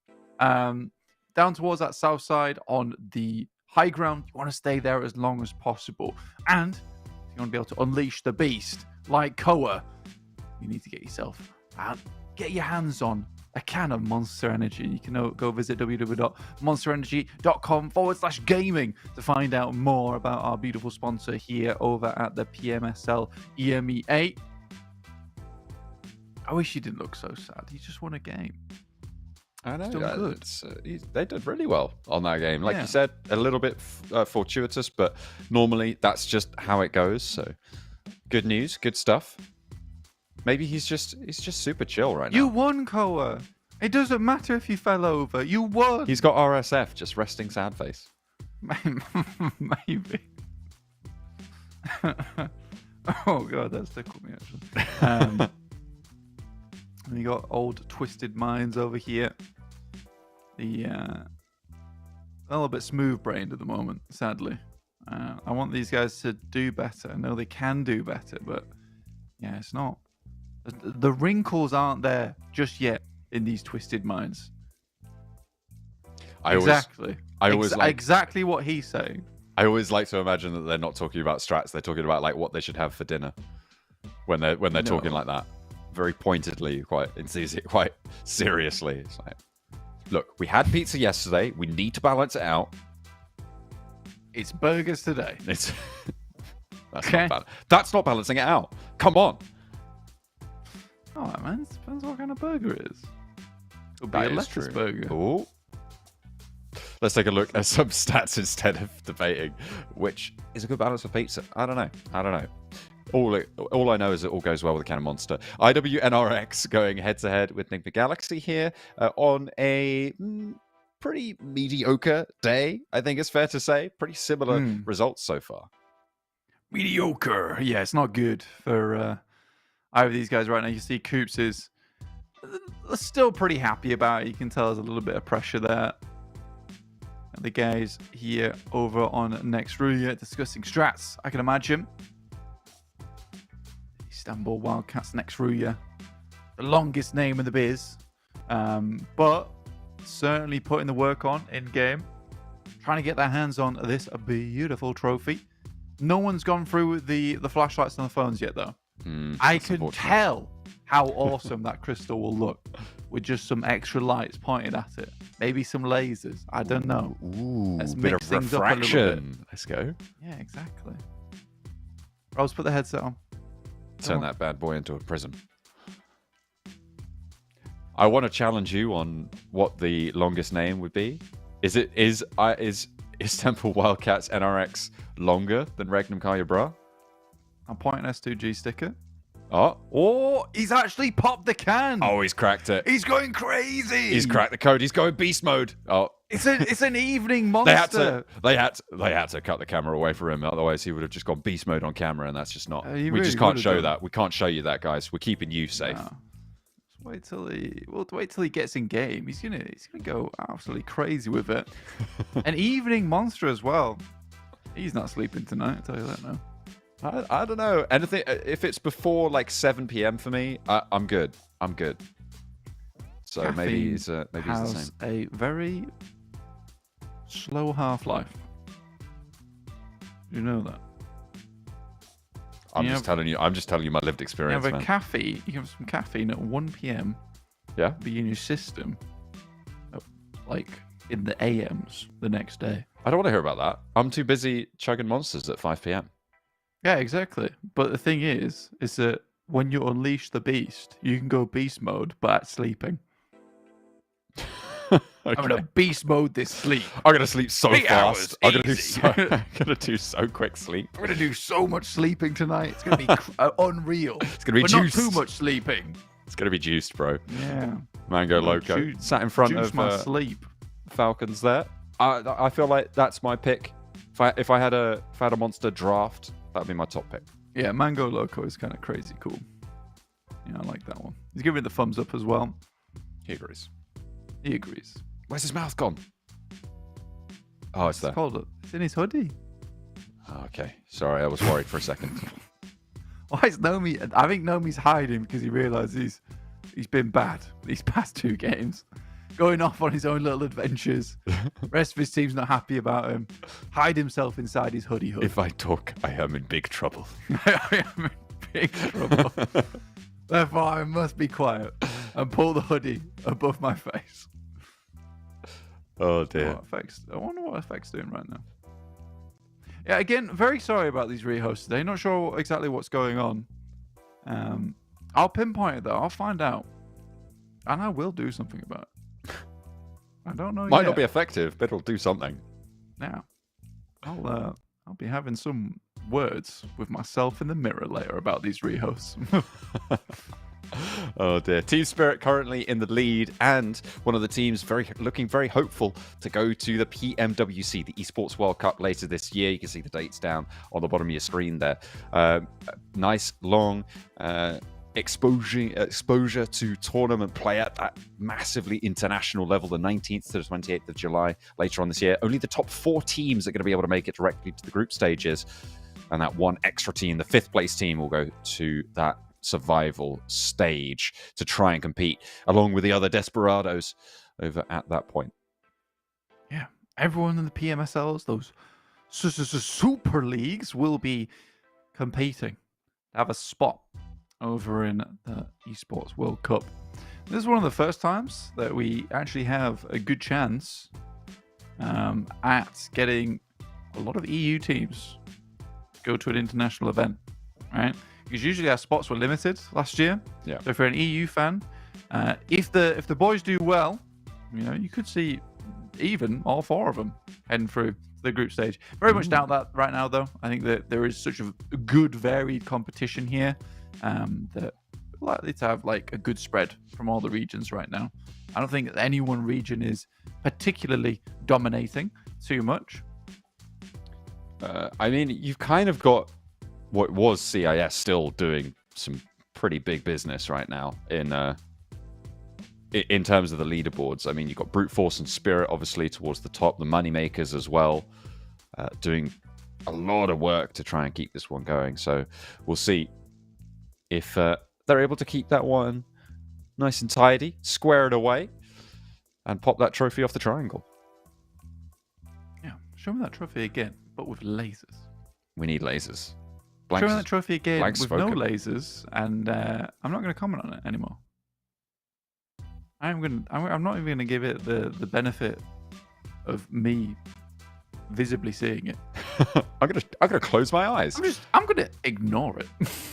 No lasers. I'm ignoring the trophy. Just doesn't get. It's just not worth my time, really. If there's no lasers, what's the point?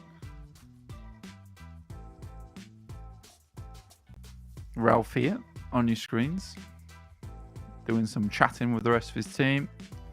Seems like a really chill guy, actually. Quite like Ralph. Most of his interviews he's done, seems like an interesting fella. He knows we're talking about him right now. Oh yeah, they're giving him the lip. He is a little bit BM towards his team sometimes. I mean, in the trash talk video, remember? You need to be though, right? You need to be. You need to tell them what's for sometimes. True. If you can't be honest with your teammates, who can you be honest with? Nobody. You gotta be honest with yourself at that point. I'm actually not sure that's true, but it sounded cool. It did. I was happy.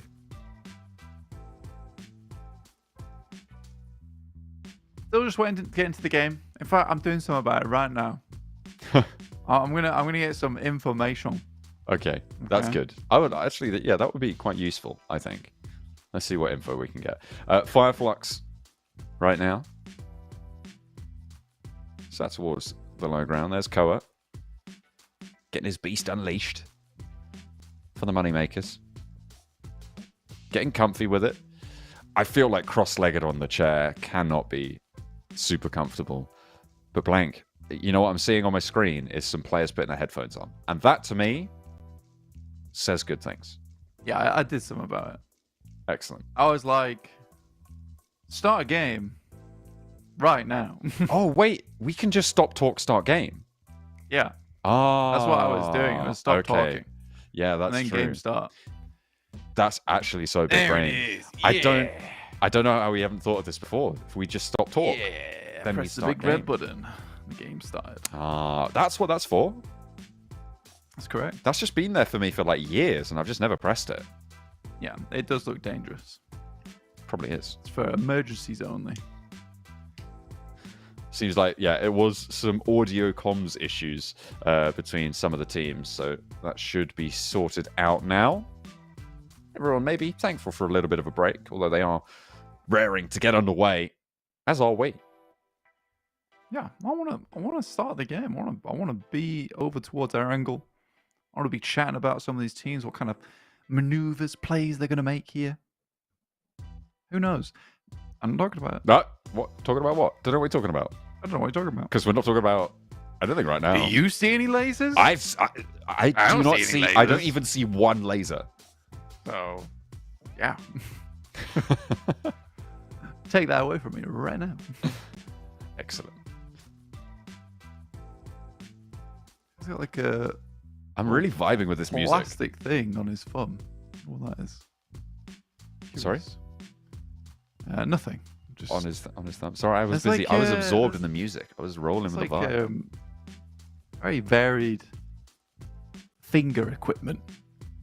It is. Yeah, I've seen some interesting. Digital devices. I've seen. Well, thumb sleeves are very varied right now. I think across a lot of teams. Some teams have their branded ones, things like that. I think I've also seen a couple of like plasters over the cable side hand, like in between the first finger and the second finger. Because if you're holding it with the charger in, then of course that cable sits between those two fingers in certain hand positions, right? And so there's a bit of friction. There's a bit of friction. So having that plaster, saving yourself from blisters, man. It's the most important pursuit in one's life. Stopping blisters. Yeah. I mean, that's a situation I'd hope I never need it for. Just manhandle it. Get some calluses. Get some charger calluses. That's interesting. Look at this. He's got the cable on the other side to where most players are playing with it. That's interesting. He's playing with the phone the other way up. And he's just switched it around, mate. Means the volume The controls are on GT the opposite sides. 20 Pro has the option to swivel. Swivel phone. Mm-hmm. Look at that. See? Look, everyone's got it coming out the right-hand side. Yeah, I'm not sure about that. Maybe his chargers are at a different location to everyone else. I mean, it puts the volume buttons on the top, right? Yeah, I think I'd hate that. Oh, no, there you go. There's the left I side. got another guy like that. Interesting. Let's These get guys are the- let's find some stats on who's playing left and who's playing right, and then compare the Unique results. charger men. Yeah. And then, if we find any sort of correlation with anything, we can point to it exclusively as the sole cause of that phenomenon. Yeah. The charger wasn't in the way. Still just waiting for these comm issues to get fixed. I think they've just been dealt with slowly but surely. Ralph's a left-sider. He's a left-sider. I feel like What does that plaster achieve, though? Unless he's actually just hurt himself. That's fashion, actually. You wouldn't understand it. No, I wouldn't. I don't know what fashion is. Oh no! Put the earphone back in, please. Oh, go on.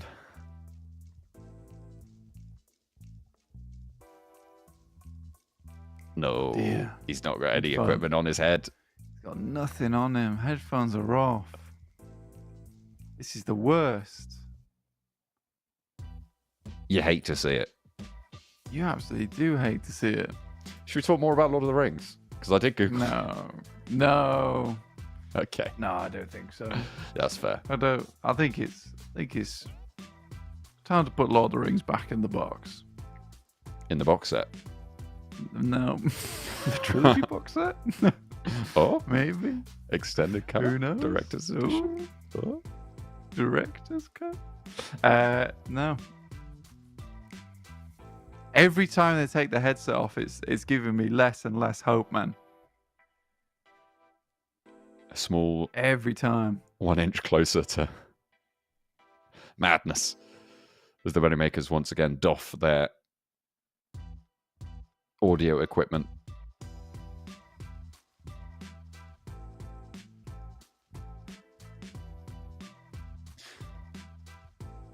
Well, whilst we wait for these audio issues to get resolved, let's take a quick look at some of the new game modes on offer in PUBG Mobile.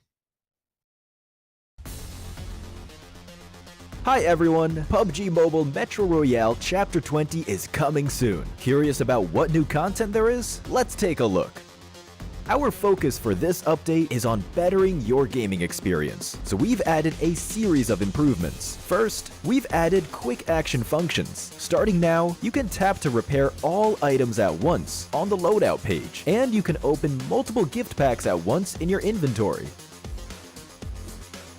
We've also improved the firearm status at the start of the match. During the preparation stage, firearms will be reloaded by default and will be set to full auto firing mode. These improvements all aim to save your time while improving efficiency. Additionally, you can now earn EXP from Metro Royale matches. In other words, playing Metro Royale will now contribute towards raising your player level. If you bring a companion into Metro Royale, they will also earn companion EXP. Chapter 20 also brings brand new honor rewards and collectibles. What's different this time is that after you get certain gold collectibles, they can be displayed in your personal space of the main lobby. You also have the chance to unlock home collectible decorations. Place them in your home to show them off to your friends. With the new version update come enemies who've already infiltrated Metro Royale's Arctic base and Misty Port. While you're out exploring, stay vigilant in these areas, as Striders are active there. Oh, and we've also added 2 new firearms in this update, the P90 Cobra and P90 Steel Front. Don't forget to try them out. That sums up all the new Metro Royale content. Chapter 20 is about to begin. Hop into PUBG Mobile Metro Royale and experience it for yourself. We wish you all successful evacuations and bountiful loot. I would like to face off in a 4v4 situation for the chicken dinner, the team footballists, because right now they are not performing well. The region that I think will climb the victory is the Arabic region, because we're playing in it.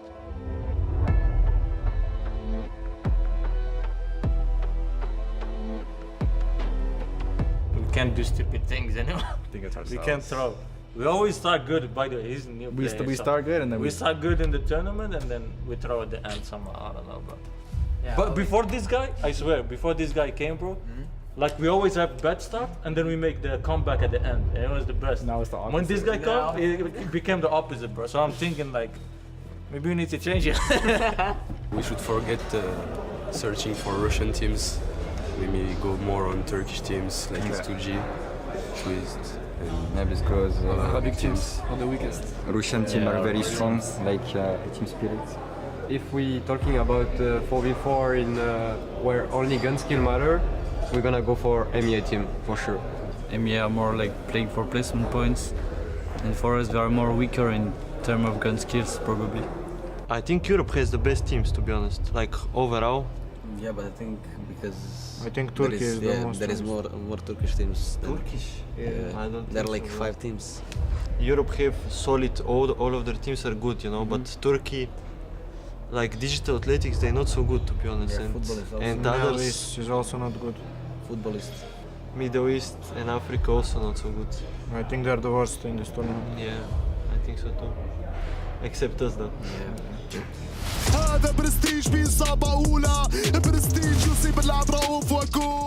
I think there is a competition for us, of course, but I feel like our team is really ready for this tournament, and it's not going to be a hard competition for us. So why we will win the PMSL 2024? Because we have good gun skill, a lot of communication and synergy. I want to face NIGMA Galaxy in 4v4 because they are too easy. I think Rauf will choke under the pressure and make his team die early. I think the king of excuses will be moneymakers because of Bishki. He likes to make a lot of excuses of why he loses, and yeah, I think moneymakers. I would like to face off in a 4v4 situation for the chicken dinner, the team footballists, because right now they are not performing well. The region that I think will climb the victory is the Arabic region because we're playing in it. With all due respect to everyone, everyone. You love a bit of trash talk. The players are still getting locked and loaded, getting ready to wind up for another one. Yeah, slap my tricep. Yeah, feel that. Check out that. Yeah, bad we get a boy. pump. We get a pump. That's my shooting bicep. Use that to control my thumb, you see. There's Gandalf himself. Old DBS magician in the flesh. Has to wear those really baggy sleeves, not to put anyone else to shame. Because he's got such huge arms to carry his team. Brute Force getting ready, getting their team psyched up for this next game. They are on the campaign to try and push up towards that top spot. They were able to put a small dent in the difference between them and Team Spirit. So they're going to be looking to chase that one down as soon as they can. In this next match, the second Erangel match that we're going to have had today. Has been a little bit drawn out here, but we are getting underway fairly soon. 3D Max, something that's quite interesting there, Blank, and you sort of brought it up during that Trash Talk video, was the fact that they said, maybe we should start going after some Turkish teams. And that definitely has been borne out in what's happened so far this tournament with S2G. Yeah, they were pretty bold in terms of, we're going to hunt down S2G, and then they did. They've just put that out there and then completely ran with it. So it's worked out for them. RCB looking a little bit more reserved, I'd say. You know, it's been a tough couple of days for them. You know, coming back from that great day one and then not having that same kind of glory. Hurts your feelings a little bit. So certainly can do. Potential, though, to resurge. It's only the second day of these first 5 days for this phase to try and get towards those top 16, earn some bonus points to get towards the finals, and obviously that will help you get a leg up towards qualifying for the PMWC later this year. Keep your eyes peeled because the action is about to unfold here.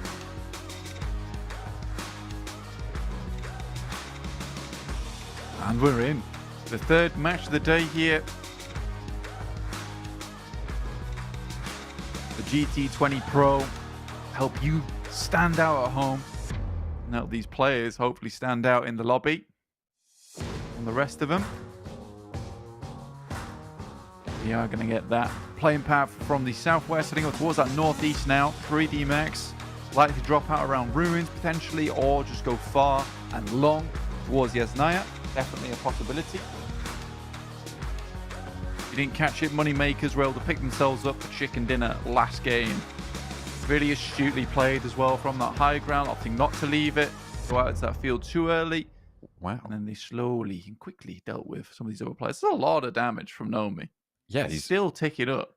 He's like 2.2k ahead of Ado, who's in second place now, of that damage, which is quite interesting. Coming through 32 knockouts to 25. Nomi definitely starting to accelerate with Team Spirit. Yeah, it's good stuff. I mean, it does come from a little bit of that greed. He's constantly going out his way.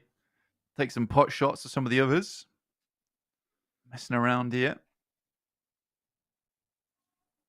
Wait for that first circle to pop. Team Spirit heads down towards that south side. And as I said before, 3D Max look to be going long. With S2G across towards Yasnaya. They lost out last time on Erangel versus S2G. It was a close fight. Finally, S2G seems to have a little bit of that bite back in them. The circle wraps itself around that mainland. Split with the river on the north, third. But should be fairly simple decision-making for teams to look to go back down south. Is the Yasnaya engagement going to happen, or are they going to stay split? They started off looking like they were going to be friendly neighbors, but blank. We might actually see the triple purple combat going on in Yasnaya. Yeah, Verse Pro actually sidling up to actually head on in. I mean, it's reasonable as well, considering that fight happens so frequently. You get over towards Yasnaya, you wait for the fight to pop off, you move in, you've cleared out a huge chunk of space with 2 teams going down on that northeast side. It would make your life a lot easier, but looks like they're just avoiding it for now. I imagine they're going to slide on past, head over towards Lipovka, Mansion Way, the usual drop spot. Just move late in towards the circle. Navi getting their rotate on down towards Milta, I imagine. Foot KAOS. Drafting out 2 and 2. Everyone just grabbing vehicles to try and find some area to loot right now. And moving for their first stop. And then getting on the road again after that to move in for their second. Teams over on that north side currently, though, looking pretty happy with their loot spots. Gladiators in South George. You've got Falcons in Severny. The Stauber split around Kameshki as well for Twisted Minds. So should be fairly solid for them to be able to grab all the loot around there. A nice split drop and be able to get on down. It's a little bit more like a north-south split this time around over in the Yasnaya conflict. Is it not so much rages, but more whimpers on? Yeah, I think that it's reasonable to go for that kind of play as well, right, John? Where you do go north and south side. 3D Max very much trying to get in with the action, looking over towards S2G,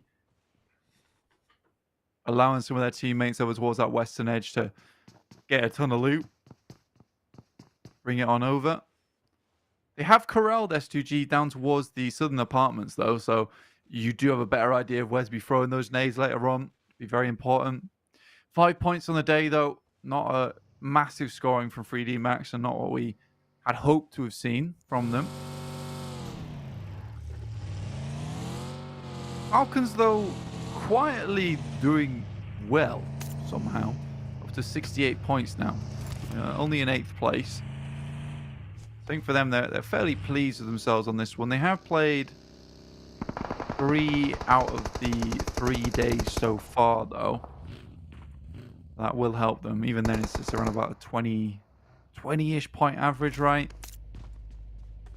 Per day, yeah. Yeah. So far. I mean, we are only halfway through this third day. Calling it now. They're not getting any more points today. I mean, fair enough. That's the cutoff. You have spoken. I have spoken. This is my decree. NIGMA Galaxy. Yeah, there seems to be some... I'm not sure. Some silly mistakes going on from this team. Where they get themselves into a little bit of a fumble. Whether that comes to rotating a little bit late, rotating a little bit early, not gathering that information they should, and just those silly mistakes leading to an elimination. I think when you make a careless mistake and it leads to a knock and then rezzing a player, that's fine, but there is this just carelessness that's leading to just game losing moments. So for NIGMA Galaxy, I think they need to really get things under control now. That first day looked amazing from them. And there was some very cohesive gameplay. It just feels somewhat all over the place now. It's upsetting considering they're probably one of my favourites coming into this tournament. Hopefully they can earn that respect from you over the course of the rest of the days of play. Of course, we've still got a long, long way to go here. I mean, this is day 3 of the PMSL EMEA. We've got 15 days blank of this league stage as well, so there's so much more distance to travel for all of these teams. And then after that, of course, there's the finals that they're going to be looking towards, so you have to just keep on the road. You've got a long way to go. It is a marathon here, not a sprint. A lot of matches to play as well.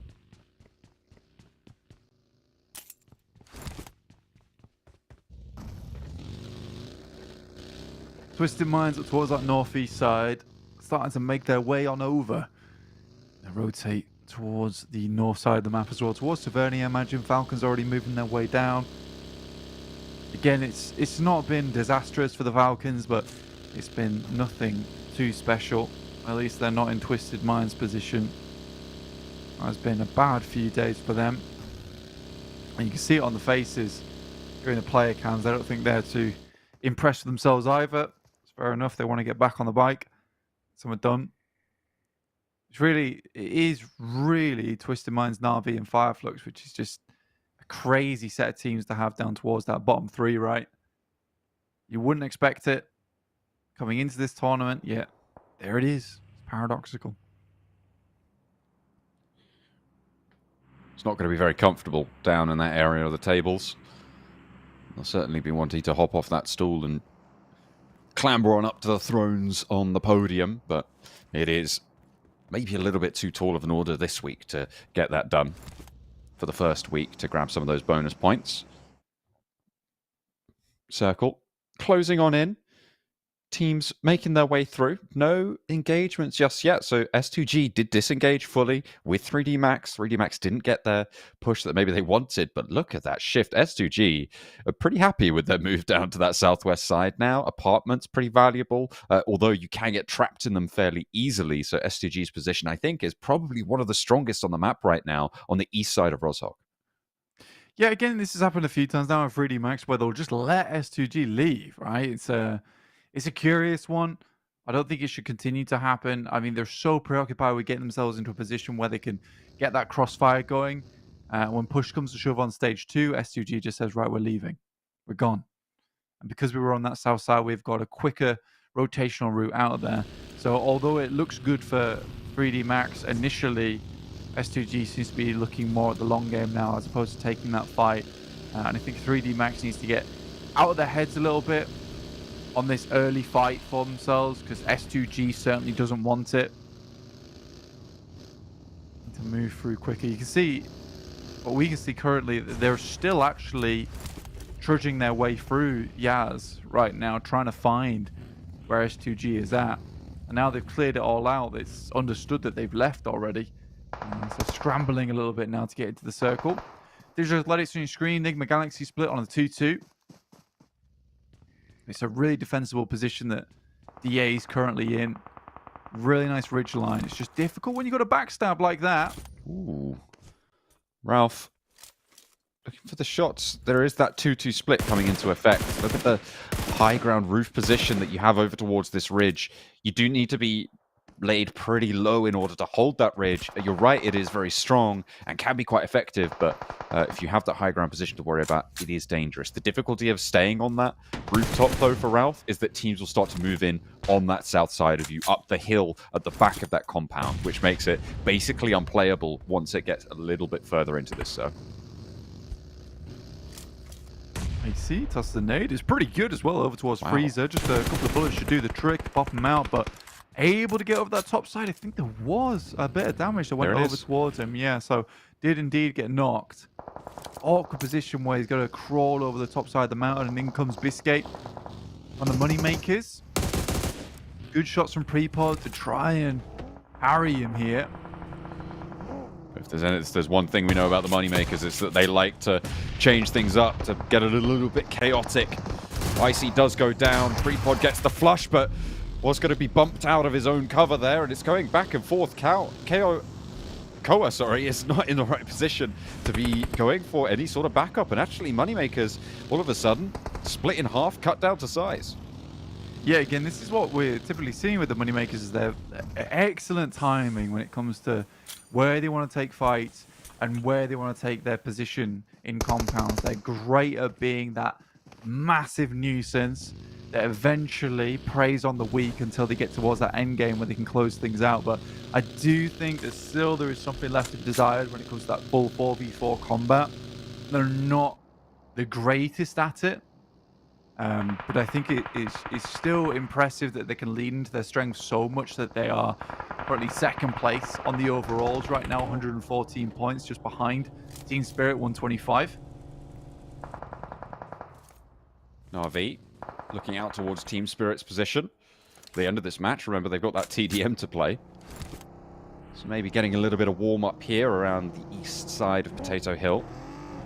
Team Spirit, though, unlikely to want to push up, and frankly, Na'Vi maybe not the most willing to push down either. They don't really need this fight. Not just yet. I think for Na'Vi as well, they're not in a super opportune position in the map on Potato Hill at this point in time. Let's get a replay on that one. Is pretty lucky. Pre-pod didn't go down. He took that initial shot, but certainly held it well, whilst the rest of his team immediately came to his assistance. Which is what you want to see from your squad, right? It's just immediate reaction time. Quickly come in for the help. Still at 4 players as well. Bit further to go, though, for them on that south side after that initial fight with the Moneymakers. We've now been left down to just 2 players trying to force their way in on the south side of FUT KAOS and FLUX towards the middle of the map in school. 6 getting rolled up on brute force. Will be the winners of that exchange. Na'Vi losing another player. Putting them down to 3 now. Puncher moving back over towards Axe's position. Gonzo as well. Looking to try and regroup, and this fight for Potato Hill continues, even though it's been vacated earlier on. Yeah, again, and really, brute force is living up to their name, is that they are just brute forcing their way into the circles quite frequently. And I like this play coming up towards Potato Hill just as they hear Na'Vi start to leave, catch them off guard. There's no real good response time there from Na'Vi because they're already on their way. So they send down towards some buildings, just unlooked by NIGMA Galaxy, currently holding the warehouse. And the 2 stories across from them is a nice position to be in. For Na'Vi, not so much. A bit more of a consolatory prize for them down towards the south side. A lot of key focal points here. Rotating around school and around apartments is going to be pretty tricky for a lot of teams. The circle pops up to the northeast, keeps S2G's really strong position nicely tucked into the circle here. Falcons have moved to the east side of Roshok now. And trying to control the open ground around there. That valley between the east side of Roshok and to the east side of apartments, really very dangerous. This is a lot of open ground, and I'm imagining we're about to see quite a lot of action unfold. Team Spirit losing 2. Goodness me. No me on the ground as well. I think Team Spirit will be going for too much longer in this game. Vehicle's been smoking for ages there. 3D Max with the assistance of the Moneymakers will take him down. Team Spirit eliminated for the first time in quite a while, a very low standing in this game. Brute Force, Freezer, one of their better players on the squad, is taken out. It's a bit unfortunate, but again, they had to force their way into the circle. They were bound to lose a couple of members on the approach, but they get a few in. This is a circle that's sort of interesting because no matter where it shifts to, it really changes the dynamic of the game massively. You know, it heads down towards apartments. Suddenly, FUT KAOS has got an amazing approach to this game. Shifts over towards school. FLUX is suddenly in an amazing position to be in. Shifts up towards Roshok. It's just going to be a nightmare for everybody. And again, northeast side, S2G's got a really good claim on the match. So next circle shift into stage 5, really going to be the decider for a lot of these squads, and you're going to have to react very quickly, especially if it heads down towards the southeast onto apartments, because that place can hold a fair few teams, but again, it'll only be 2 or 3 that comes out on top in that location. Spray down both ways, and it's 3D Max and S2G. They didn't fight in Yasnaya, but they're fighting it out now. S2G on top of this engagement, though, as it's just Rob's left at the back for 3D Max. Has Hamzy close to worry about. See you later, taking damage from an off angle somewhere. Might be Virtus Pro chiming in on that. Robs does set himself on fire, unfortunately, to take a little bit lick of damage playing on the outside now as the flushes come on through, but it's not going to matter because he does get spotted. It was Falcons taking that off angle, taking down 3D Max. Not really super impressive on that hold. Yeah, I mean, Damar from that top side caused some serious issues, and as S2G vacated. What a rotate here coming through from Virtus Pro. As they vacated up towards that north side, identified immediately by Virtus Pro. They take up position down towards that south side, and S2G's been shunted out. That was awesome to see. Real thievery in action in terms of real estate. Good stuff. Almost at stage 5 now, 40 seconds away before we see where the circle ends up. Everyone very willing to just remain where they are. Gotta wait for this next circle to hit. IWNRX understand that there's no real point at this time pushing for anywhere in particular because it could go any which way at this point, and they need to be ready and raring to hit up the best position possible for themselves. Gladiators, chaos unfolding with nades up and down the hillside. 2 players falling for Gladiators. NIGMA Galaxy trying to convert on any of those for points, for value here. Coop's pushing on down, looking for the flushes. He's taken most of them out. Coop's still going, flies out wide, and he sprays it down. The Gladiators fall victim to Coops. He's picking up the numbers here. Lord down. Can they get the res? It looks like they might just be able to. Actually ridiculous, this guy. I mean, he absolutely should not have got away from that one. He's amazing at playing within the smoke, man. I tell you that. Able to shift all over the place. Next circle did hit, by the way. Head up towards that north side. And you know what? I'm actually kind of repping the Falcon position at the moment. You know, they've got that lovely bit of high ground to play around with. You've got to push up towards them from the slopes. And either way this goes, they'll have chance, even into stage 7, I reckon, with the way the circle's looking right now, to maintain some kind of control over the circle with those compounds that they've got in this one. So, yeah, I like that from the Falcons. But they still have to prove that they can win a game first, because so far they have been handled quite a few times by many separate teams. If they can hold on to this compound, it's going to be great news for them going into the end game. Will be a challenge, but we'll see if they're able to make it work. If NIGMA Galaxy, 3 players, can move Digital Athletics off and take a chunk out of RCB as well, and it's going to be a little bit easier for the Falcons to be able to hold this angle. But the shot's already onto Digital Athletics, looking pretty good. Lord steps up with the Bison. Sends him packing, but immediately RCB just chime into the fight. A third party, 4 players on their team, and they are all of a sudden alone on the south side of Roshok. Nades pouring in from IWNRX over towards Foot Chaos, and the final double pump from the DBS is enough to seal the deal. Foot Chaos go down. There they go. Difficult stuff. And again, this is what I was talking about, that NRX really had to choose their moment very carefully when they went in. Yes, they got into 2 players, but they have secured themselves further into this match.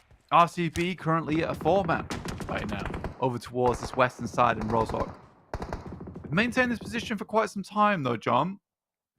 You know, if there's anything to go off by the past couple of days, really hoping they will keep it together. This was this play coming through from Coops.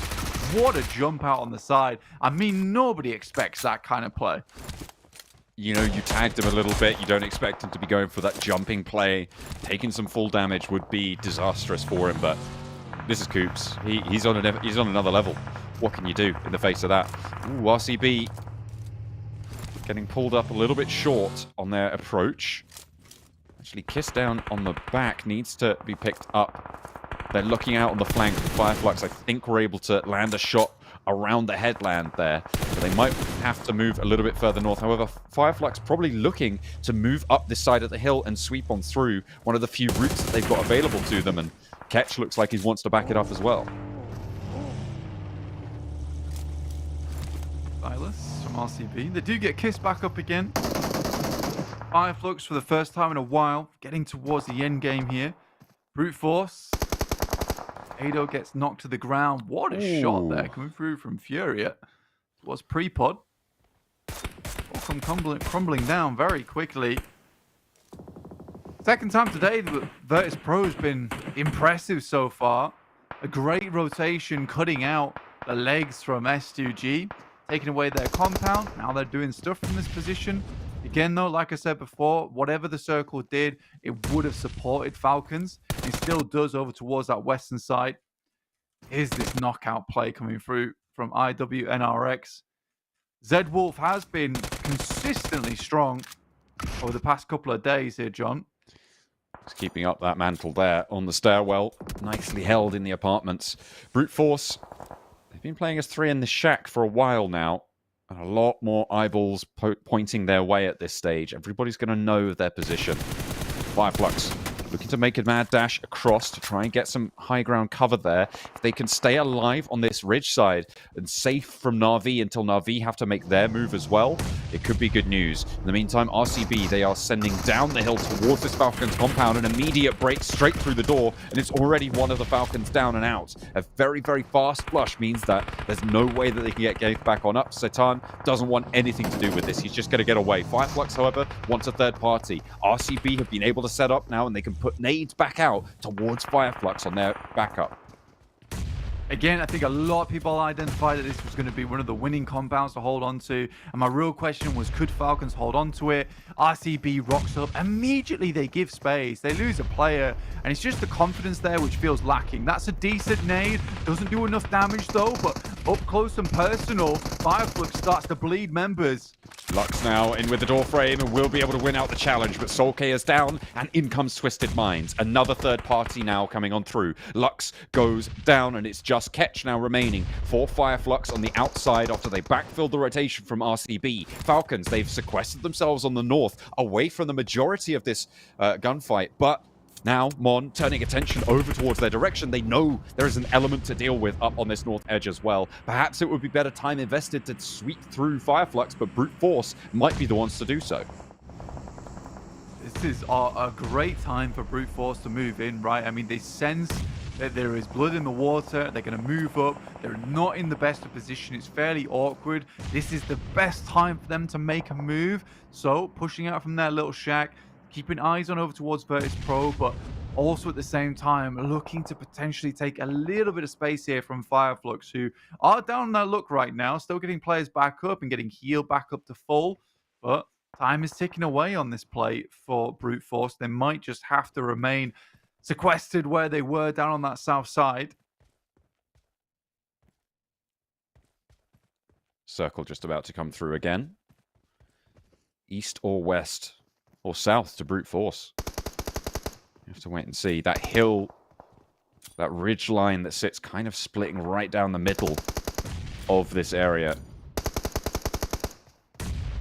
might favor the eastern teams just a little bit more. If they can decide who's going to be the one to survive it. S2G and Virtus Pro. Both. Sorry, not both. S2G on 3 players, Virtus Pro on 4. The circle goes very centrally. And if one of those 2 teams out on the east can make this break, can get a pick and move off it, I reckon they might be quids in for the win here, but they'll have to do it, and it's easier said than done. He's going to crunch themselves into an awkward scenario, John, here. I think for Falcons and Twisted Minds, moving up towards this northwest side is just not the play, right? Because it's so much better to be able to hold on towards that south edge. They survived the third parties at least, but you're crunched against the bank, right? The water behind you with the blue behind you. Eventually, this is going to go poorly. And they've given FLUX so much time to recuperate, right? Likely, they're going to be the ones that drop the executioner's axe on both these teams' heads. I actually kind of like the Falcons moving into this position. It looks like S2G are going to go for it as well. They know they have to leave. They know they can't go straight up the hill. And now Falcons are kind of in the way of this rotation from S2G. It could potentially force something to happen with Virtus Pro being the other arm of that pincer. S2G, you can see them a little bit stacked up. A little bit of a traffic jam there. And the Falcons are kind of holding a lot of this circle in a stalemate. Problem is that they're going to have to push out really soon, right? And they're getting pushed up a hill. So the reason S2G goes here is because they can quickly and easily identify the path of a lot of these players from the Falcons. The Mar goes down on that western side. It's a crunch that you put yourself in that you didn't necessarily need to put yourself there for. And for FLUX, who had their original spot, they're laughing about it. And Twisted Minds did the exact same thing. Rather than fighting the weakened FLUX, go for Falcons. I just don't understand it. In the meantime, though, it's all popping off around the map. S2G clean out. Falcons forced to move up that bank. Virtus Pro, honestly, the team that I hope does well in this match, considering they made some really cool moves. Oh dear. That one, not so much, but it gets the job done, right? Malloy, not so lucky Niels is there, but there is an answer, but it's just Furia now. If there's a third party to happen right this moment, it's basically curtains for Virtus Pro. S2G close enough. They're launching the nades forwards, but that one's not on target. Might go right in the middle of them, but I don't think it's going to do much more than tag maybe a bit of damage onto Malloy. They continue bombardment, but Virtus Pro have started to stabilize now. Malloy potentially even able to crawl back across, but Furia gets spotted. Catch on the cross with the shots down to be able to keep them low and slow them down even more. Malloy is still down, and it's just Milky Way in action for Virtus Pro. Yeah, I'd like to get down soon. I mean, bit of a whiff grenade there. FLUX control a lot of space for themselves. Catch with the MG3, laying down some serious firepower as we get over towards this pretty barren landscape to finish things off. And I'm honestly impressed by FLUX. I think they picked the right spot. They picked the right engagement to go for in that late game. Forcing Falcons out and taking up a pretty maximal location. Very, very well done by them. S2G, though, still have a shout into this, John. Definitely do. 5 eliminations so far. But FLUX with 8, certainly leading that charge. Nicely done. Virtus Pro very slowly getting themselves back on their feet and recuperating what wasn't the greatest of positions, but I think that, yeah, they are just going to give up Malloy, unfortunately. They didn't have the confidence to go out and go for that res. Looks like S2G might have had sightlines on that, but Furia now starting to push forwards. I'm imagining meds are fairly low, or maybe they're just limiting themselves, rationing onto bandages to keep those first aids for later in the fight. Yeah, it's a tough one. And to even go towards Malloy, especially with that building still in play, right, where Lux had great high ground coverage of the map. Need to be bellies down at this point in time. FLUX looking to potentially wrap up north towards the loot crate. Not a bad idea considering you're heading over towards the trees now. Eventually, the blue will push S2G out into open ground, and FLUX don't want to let them get a hold of the hill towards the center of this circle too early. So unleashing those nades, those smokes now. That hill is causing S2G serious problems. They're investing a lot of nades here onto an already weakened team where potentially the focus should be back over towards FLUX right now. Should be. But this smoke train drawing attention. I imagine they're scouting out towards FLUX, but they just want to keep Virtus Pro on the ropes to allow a side swipe from Virtus Pro. They want to dissuade Virtus Pro from pushing their direction so that FLUX has to eat that aggro as the team sweeps around the side. Playing as 2, a good nade over the top. Nice. Nearly takes CEO down, but not quite. A nade from Furia might do the job, though. There's the knock. It's Hamzy to get the spray, and it's all going to pop off now. Furia stepping up, but they're immediately shut back by Solk. And now it's all them versus S2G. Ray-Z goes down next, but it's traded off. Solk now in a 1 versus, looks like 1 against Hamzy G. So there's a nade over the top. They know where he is. Is it good? He's low HP, and Solk has max. He lines up for the spray. The block is there from the down player. And in the grass, Hamzy G stays alive, slithering around behind his teammate, but he's good for it. Everybody else falls in his purview, and S2G playing the chicken dinner. Yeah, that's just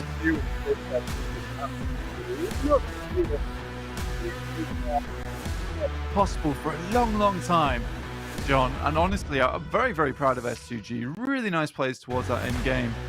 I think they switched tactic at the right time, sending those nades back over towards FLUX because they were the serious problem in that case. I think when you're tossing nades downhill over towards Virtus Pro, there is that chance that they just bobble and roll over into the blue. You don't get too much done. But yeah, a good game overall from every one of those teams in that top 3. S2G Virtus Pro, and FLUX all made some really good decisions during that match. Yeah, that Hilltop was very hard fought over there. And a lot of teams, as you say, getting a lot of value out of that match.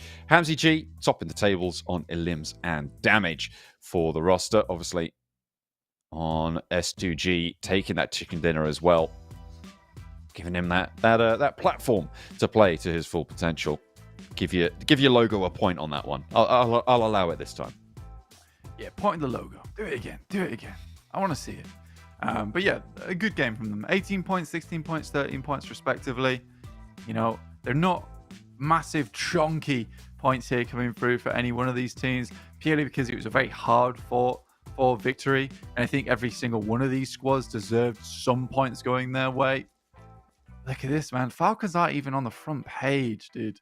It's I was pretty like, this was their chance to be like, look, we deserve to get those points, we deserve to make something happen. But I just think that the moves that they made scream that they were afraid to take those fights, that they weren't confident in themselves, that back off there should have never happened. It shouldn't have never been allowed to remain in that position for so long. They should have thought about going back in after the fight concluded.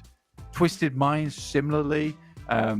You could be somewhat angry with them if you're Team Falcons, because it made no sense for Twisted Minds to be taking shots over towards Falcons on what was a losing position. Another team that should have probably moved in and tried to get the third party over towards FLUX. Very confusing scenario overall, and I just wasn't too sure why it happened.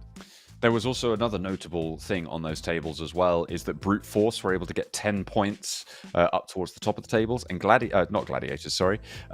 Team Spirit went down on 0 points that match, which means that there's a significant dent now being put in that gap around that first placed position, and just before Team Spirit takes on Gladiators in their TDM. Yeah, exactly. It's a bad time to be getting your first big loss of the tournament, right? It feels pretty rubbish. Heads the overalls though, Team Spirit still in the lead, 125 points, but Brute Force not far behind now, with Money Makers just 10 points. So very nicely spread out, first, second, and third place, just 5 points between all of them. Good stuff. And down towards our second page here, Gladiators, 44 points. It's looking better, John. I mean, they are living pretty large right now on their Sandhawk chicken dinner, right? That is notably keeping them afloat on those totals right now. Twisted Minds, 15 matches played. They are currently the worst performing team in this tournament, so we want a little bit more from them as well. But I'm not really holding out hope right now. I'm not really thinking that. I don't see it in their cards. Maybe they're going to prove me wrong. Maybe not. We're going to head to a short break, and we'll see about that after the break.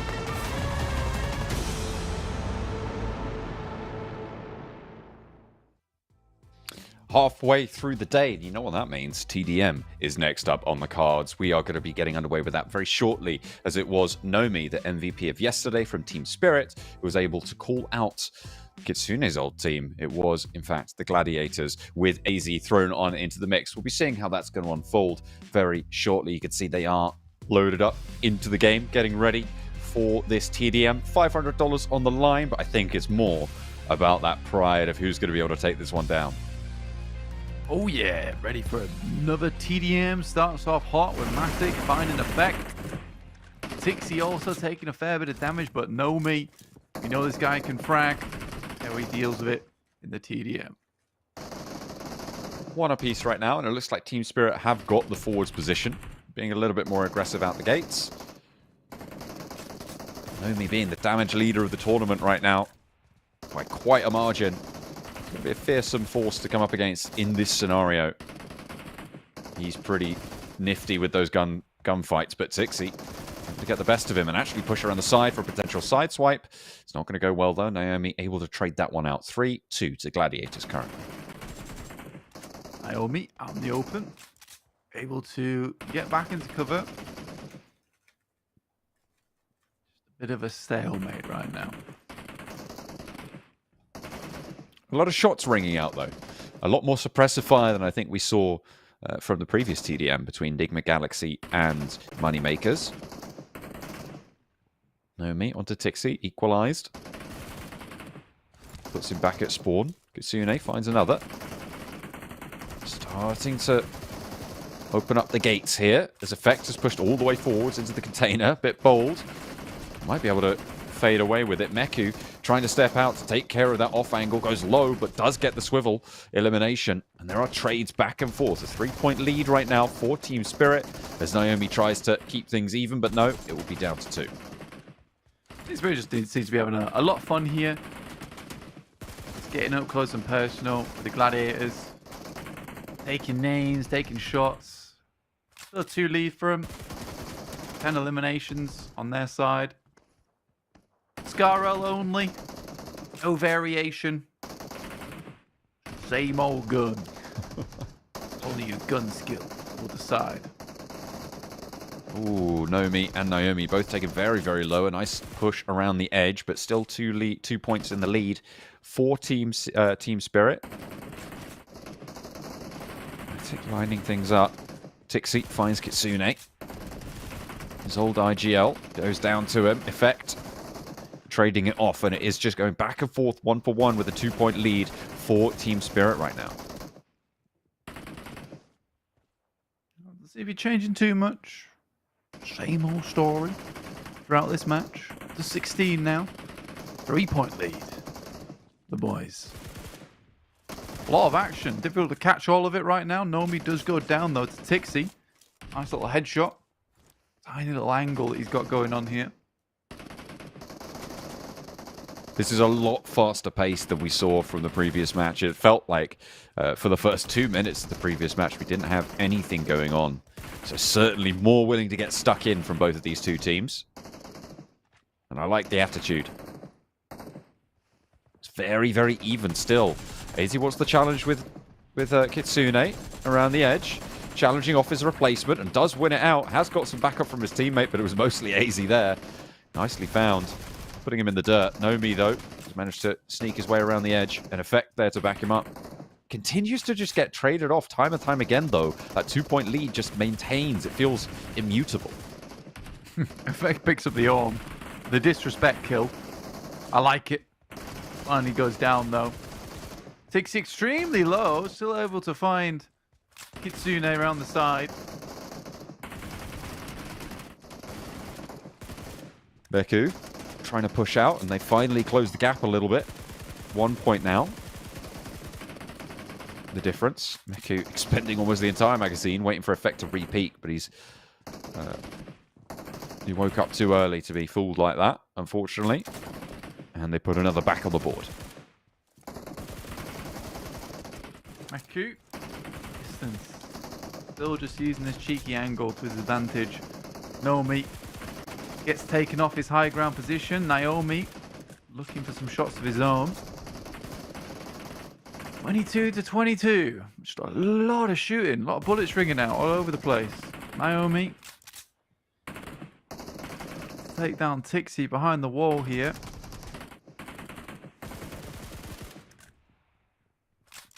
Gladiators out in the lead for the first time this match, 23-22. I spoke too soon, it seems. Tixie caught in the crossfire. Meku looking to equalize as well, but it's actually going to be AZ from that high ground position. Up on the boxes to be able to find it. AZ lit up on the side from Kitsune, and 2 points back in the favor of Team Spirit. Ooh, Tixie goes down. 27 points now. Will he get Matic? Yes, he will. It takes up to 28-24.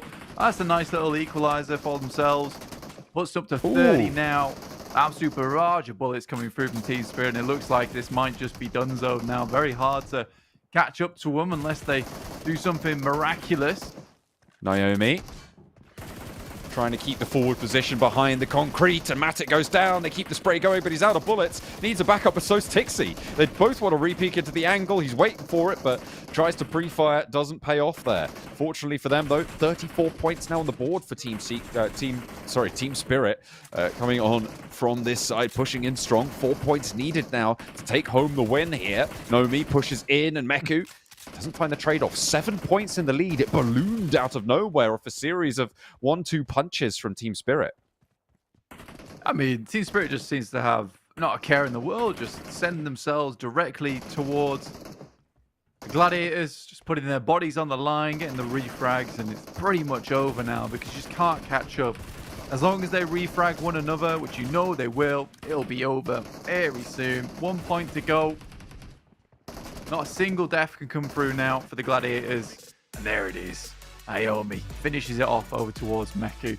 And that will be Team Spirit taking themselves the challenge victory versus the Gladiators. Excellent stuff. They called him out, and they knocked him for 6. Team Spirit happy with that performance, and coming off a bit of a rough game, that potentially for them could be a great morale boost moving back in to this next game. Just a little breath of fresh air, a refresher, like, cool, we just earned $500, we just beat out the Gladiators, Kitsune's old team, brilliant stuff, let's reset, go again for this last Erangel. Yeah, nice little bish bash bosh moment, like you say. Got in 16th place, 0 points, come straight back into it, earn that money.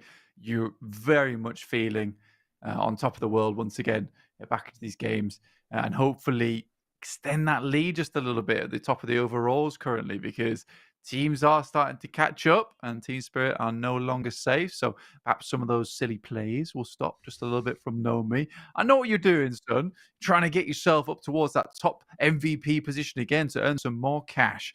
But if you want to earn some pride, earn some magic, you might as well get yourself the INFINIX GT20 Pro, the official smartphone sponsor of the PMSL EMEA, which all the players are using and abusing their opponents with currently in the game. Some more than others, hopefully. Well, not hopefully, but there certainly has been happening over these last few games. It seems like everybody against Twisted Minds so far has been the kind of the story here. Twisted Minds versus Twisted Minds, really, at this point in time. Fair enough. I don't think I can disagree with you on that one. I was gonna try, but yeah, no, you're right. Let's go to a quick break before we come back with our next Erangel.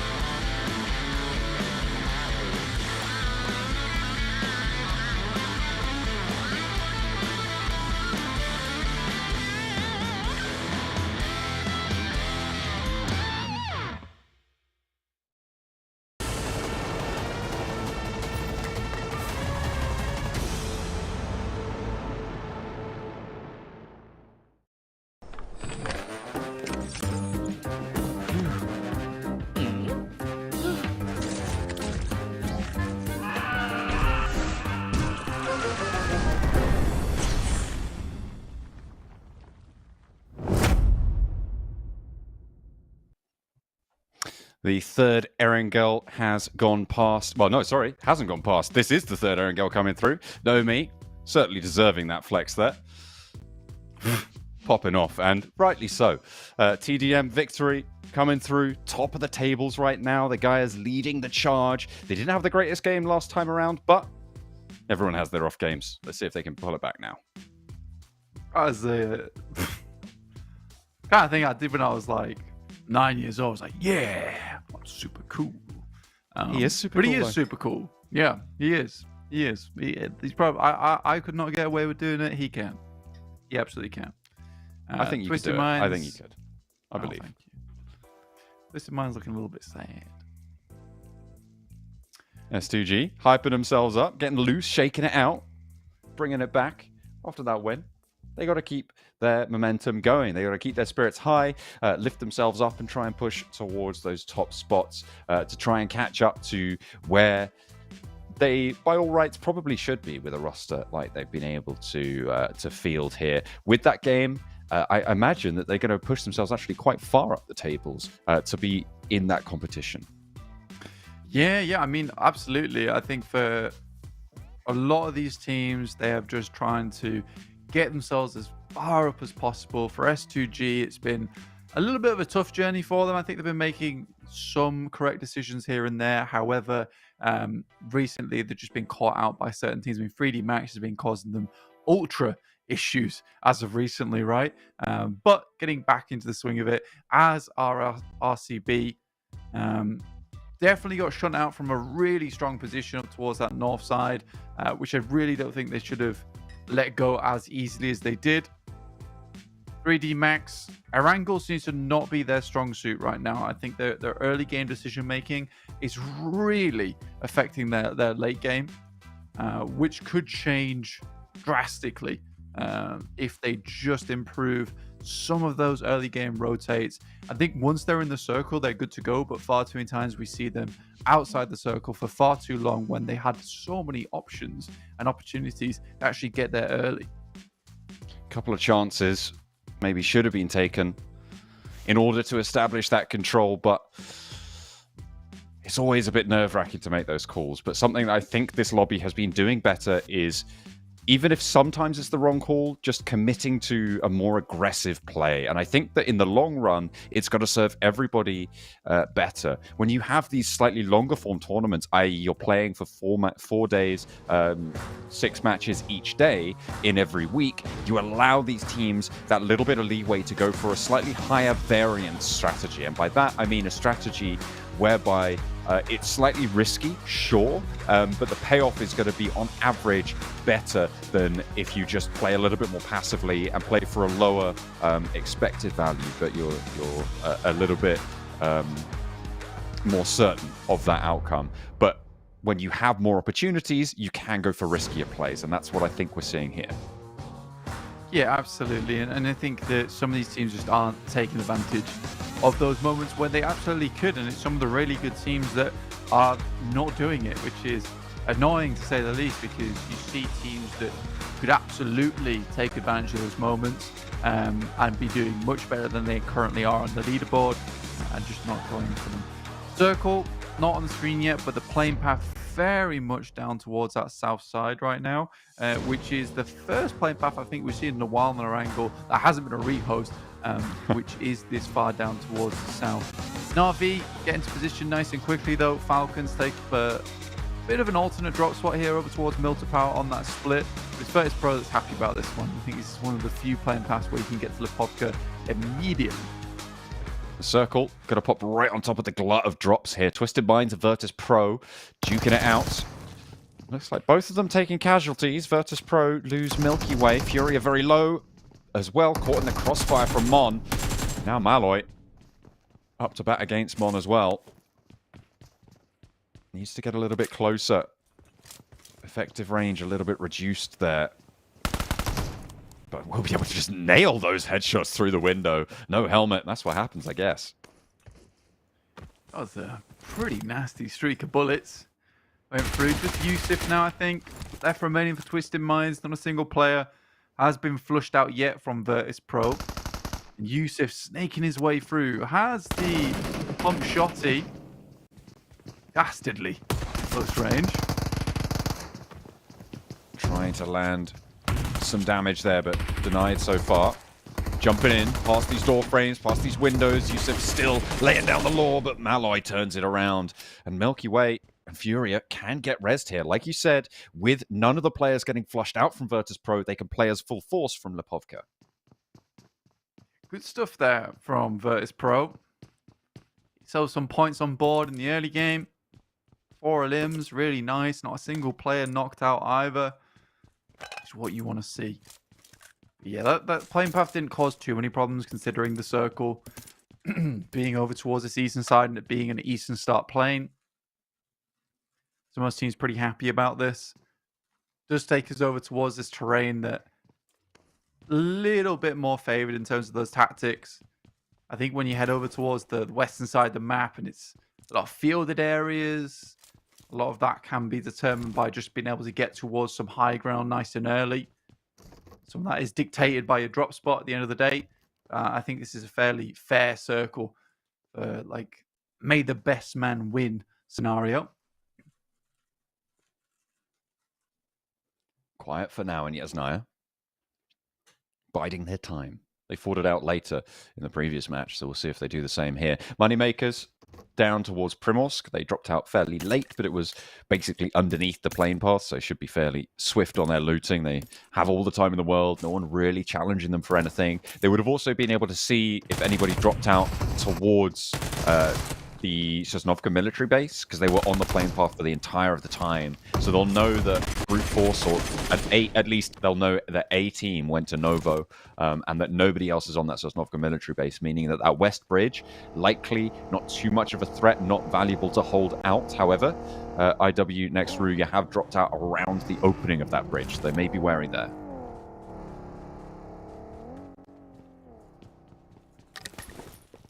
If IW next through, and they made some decent plays today.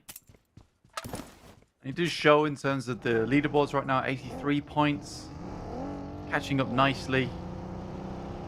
Still only 13 points on the day, but very hard to replicate what they did yesterday, and there's still 3 games left to do it in. Now outside.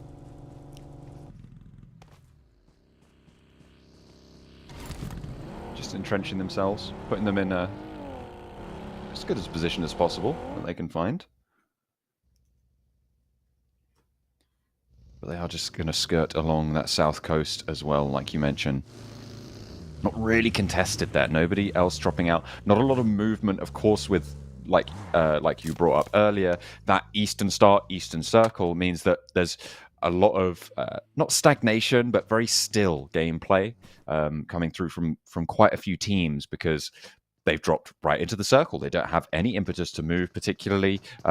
Sure, you can try and get in towards some of those dip positions near shelter, which have been very, very effective, but also sometimes have just been crashed straight in and immediately your entire team is wiped out, right? So it's kind of a risk-reward scenario, and nobody needing to move that early leaves a couple of teams to sneak their way in potentially. I think RCB the earliest to really send for this center. FLUX pretty close behind though. I think for RCB they have been, again, making some good calls when it comes to the rotations that they make.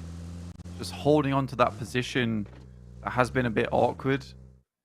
Again, I think if you put RCB in a PMPL from last year, they'd be miles ahead of anyone else, but it's just a case of you really have to be able to hold on to these positions now and battle off against teams, be prepared for a third party and line yourself up accordingly for that type of thing. But in this lobby, it's just not the case. You really do need to have something special about you to get towards the top. And if you're only just tuning into PMSL EMEA and you're wondering why we're talking about RCB as if they're like a 10th place team, it's just because their first day was so good, and these past 2 days they've not really accrued too many more points on top of what they were able to achieve on their first day. I don't want to see them do more because it was really a promising start from them, very much so. And with Silas on the roster as well, champion of the world in 2022 as well, and all the other players have got their accolades, but being a world champion does really come into its own. And they came out really, really strong. And I mean, I think I put them as my top prediction for this season. I have them in number 1 right now, with Team Spirit just behind them. And in the first day, I was like, yes, I've absolutely nailed this. But their day 2 and day 3 now have sort of left me wondering why I put them in there. Depressing.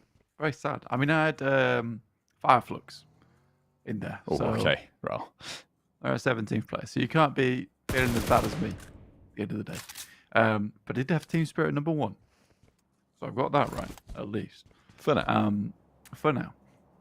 Brute Force is not far behind them. Neither is the Moneymakers, like you say. Gladiators are moving down from that northwest edge right now. Bit of a slower rotate. Not that it matters. Most teams are already in the circle. So they have pretty free reign to get where they need to be. A lot of teams congregating around that potato hill. A lot of information that can be gained from that position. Slightly risky sending your whole team there, though. So nice play from Solus. Get a little bit of that info sent back through across the team. Knock it on a memory card, whatever you need to do. Save it away for that late game. 3D Max, though, look at this. I mean, the circle is much closer to them, but this time at least they're in the circle nice and early. Found themselves a position to play in. They can certainly work with this. Not a lot of engagements happened so far, other than the initial squad wipe onto Twisted Minds.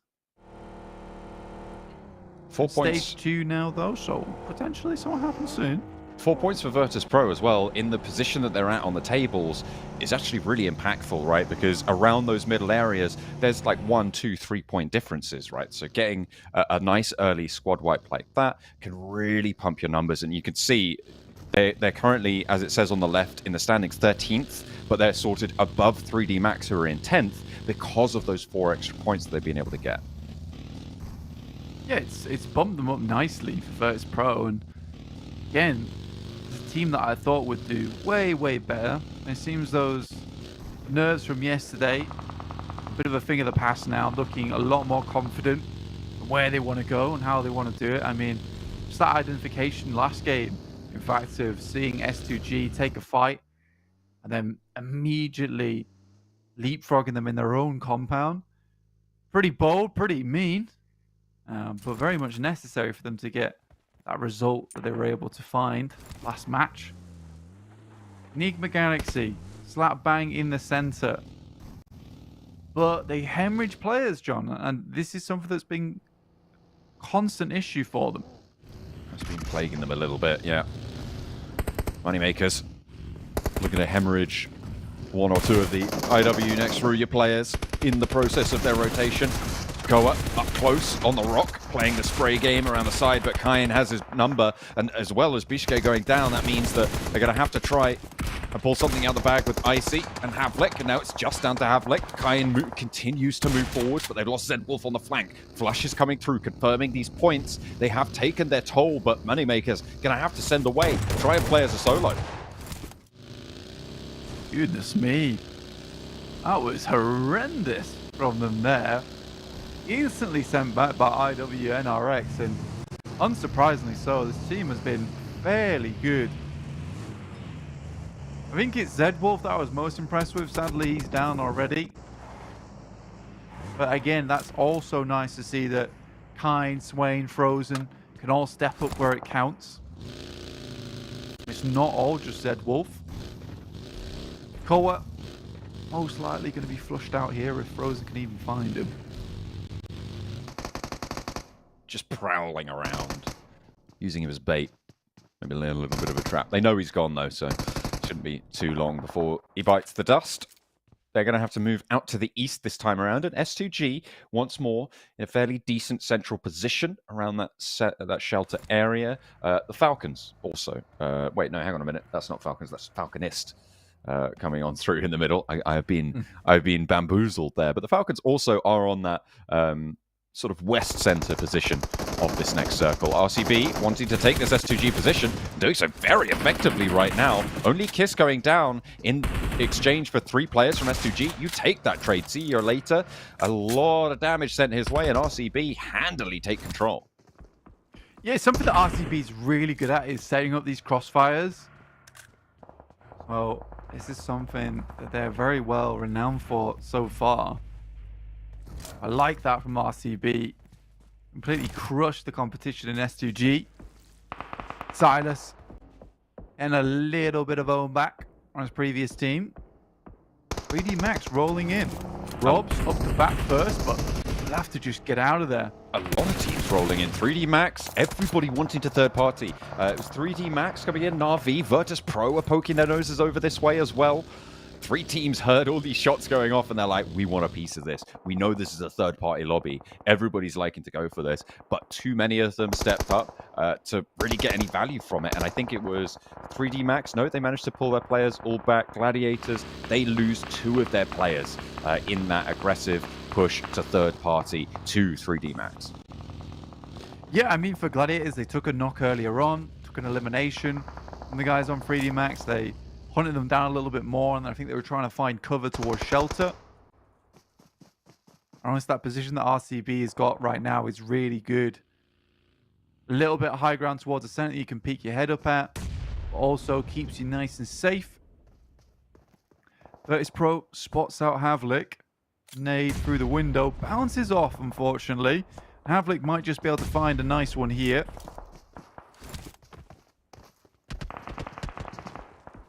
Furia pushing up to the ground floor. Havlik still dancing, and Furia goes down. Virtus Pro do not want to let him get out of these windows now. They need to mount a rescue towards Furia. Staying as 4 in this location, really, really important. But with the nade cooking, he's going to underarm it out the window. Doesn't even need to show himself.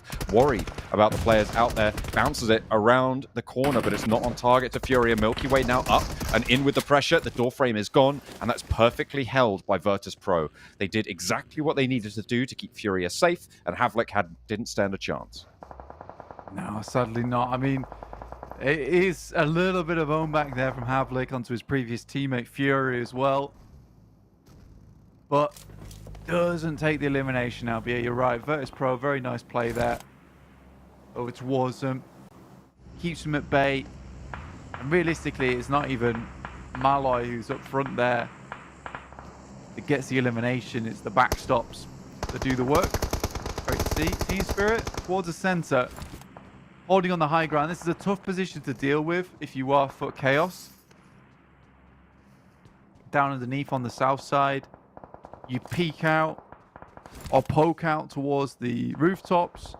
You're not getting too much information, in which case Team Spirits can take pot shots towards you. But Virtus Pro are behind. They could have an angle. All 4 of their players alive after surviving their engagement with Twisted Minds unscathed earlier on. Position out in the east, serving them well for the time being. Brute Force pushing up towards it, however. Team Spirit happy to be where they are right now, but they are under threat. Virtus Pro trying to stop Brute Force from moving on up. Malloy doesn't quite connect with the spray.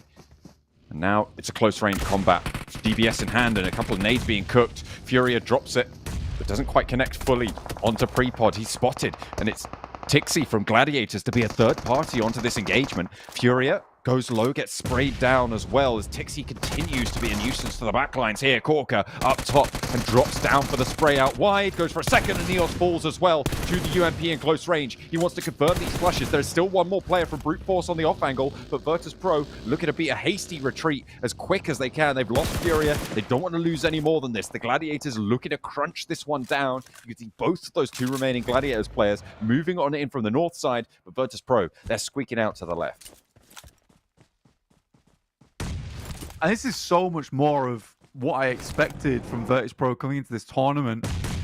It looks a lot cleaner. And again, now I'm pretty convinced that it was just jitters coming through from Virtus Pro on that first day. Because all those players are very good at this game and can perform to a high standard.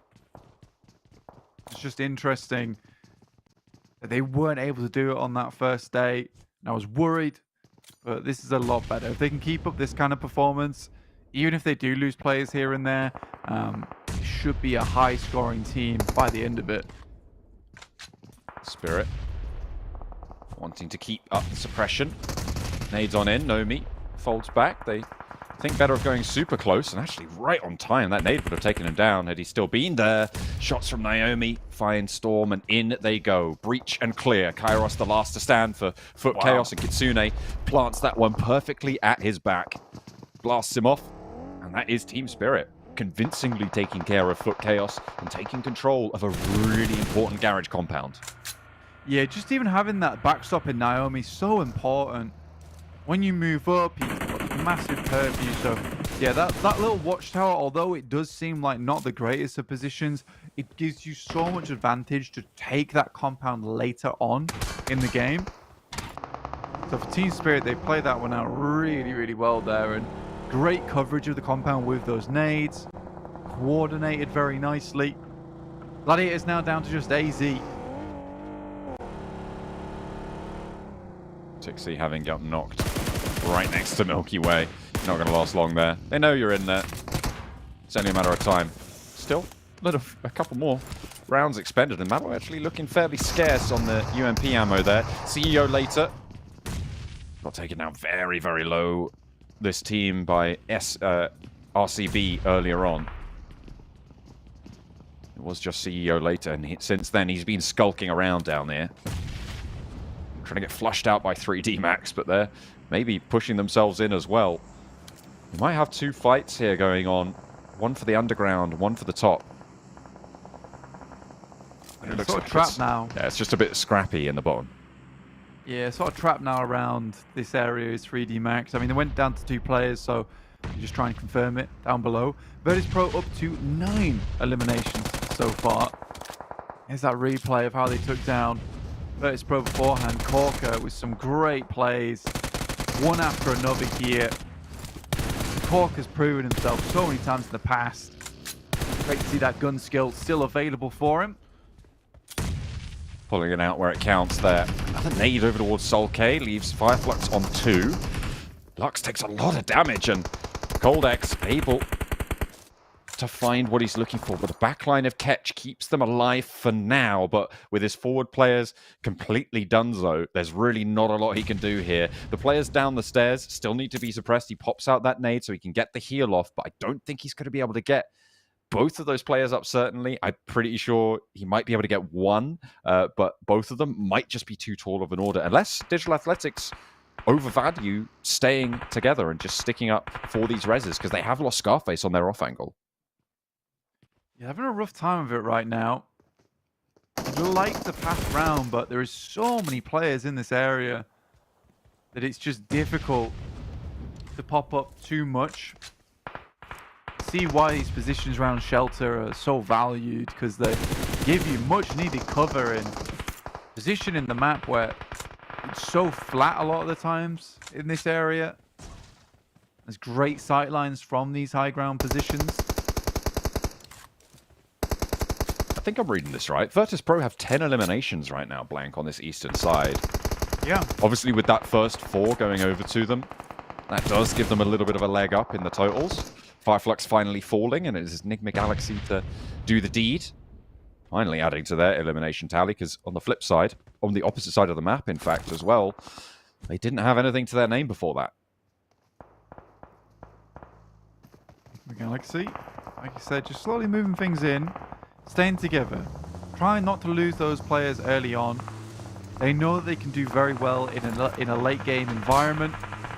It's difficult though when you're moving in like this, and again, like I said, there's just so many bullets all over the place here. They can see over towards you. Be very careful when you make these rotations. Circle heads down towards the south, and it's feeling a little bit like a Team Spirit victory here. Does seem that way. I mean, the garage compound that they were able to take earlier Really strong stuff for their position, but Falcons want to try and challenge now, and this could be the deciding fight on this game. Falcons right up to the wall. Their backstop knocked. Ragnar leads the charge. Effect on the ground floor, ready and waiting to receive. Will go down, but Ragnar's burning. They're sequestered, and another will fall to the Molotov on the outside. Gaith there now looking to try and push on up. Has not got the cover he needs, and the res can come through. Team Spirit can stay as 4, and the Falcons fall on their push.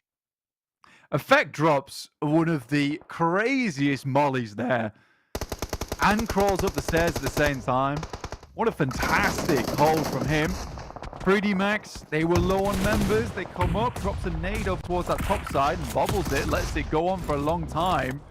Rob's unable to get the D done, but unfortunately did not have a DBS this time around. Only the pump shotty, but IWNRX now squeezed into a corner. Coops basically looks like he's dead. He's not. Just a very little HP. He's still there, I promise. He's still going, but for how much longer? That's the question. This northern side needs to sort itself out, but NIGMA Galaxy, being stretched out on this line, have got an incredible amount of force that they're exerting upwards on all of these teams, pushing them against this blue zone. Digital Athletics on this flank as well, being the other side of that. They are the floor that everyone is trying to dig down underneath, but it is not going to give way that easily. Digital Athletics high ground. We'll see to that. Yeah. Take a shot. Ralph, look to be picked up. NIGMA Galaxy trying to get, I believe, 4 members back up here and might just be able to confirm it. And smoke's so important here. Vehicles really important to make sure you've got some kind of moving cover. NIGMA Galaxy's all out of vehicles themselves, and Team Spirit's been able to stay out of the melee for so long, being on the south side and controlling it so well. Up to 11 eliminations right now, tied with Virtus Pro. I mean, that is how you do it, right? That is how you keep a hold of the top spot. RCB didn't get the memo on that. They've played with 3 eliminations right now, and Digital Athletics are going to stop them from moving any closer or any further in this match as well, as they are eliminated. 3 elims, not the highest of scoring games, but a difficult position on that northern side. Not much blame can be levied towards them. They went to that shelter opening quite early on, but a lot of third parties really brought them around to it. Coops spotting out Digital Athletics now, as NIGMA Galaxy need to keep controlling this northern edge. Lufa with a P90. Can get the work done on this side. Digital Athletics struggling from what a position that actually was fairly good earlier on. Circle once again favors Team Spirit here. Super happy with their position right now. Honestly, Circle being giving them a little bit of luck here, but overall, the movements they've made and the teams they've cleared out sort of deserve this position that they've held on to. Never backing down, never giving up. The good news for Team Spirit in their location as well is the fact that Falcons delivered 4 full bodies of loot to them as well, which means that their ammo supplies are going to be nice and healthy. That nade, their utility supplies as well, because I don't think Falcons use too much utility on their approach to that compound. So Team Spirit in a really good shape right now. Yeah, he's struggling a little bit. Nice shots from Coops over towards IWNRX. And a cheeky shot. Almost accidental there from Frozen. Will take down Coops. Luckily, EA is able to hold things on. Corker taking a mad spray through the trees, hitting a lot of leads, but no athletics that are digital here. Not quite able to stretch to that this time around. Virtus Pro continue to pepper up to the north, and actually NIGMA Galaxy are the team that does survive on this northern edge, with Digital Athletics falling to this suppression. Team Spirit, they've let Virtus Pro play from this high ground to give them control over that area without overextending themselves, but now they know a lot of that northern edge is clear, and they got to start to mount this assault. Malloy trying to cook the nades over towards Nomi.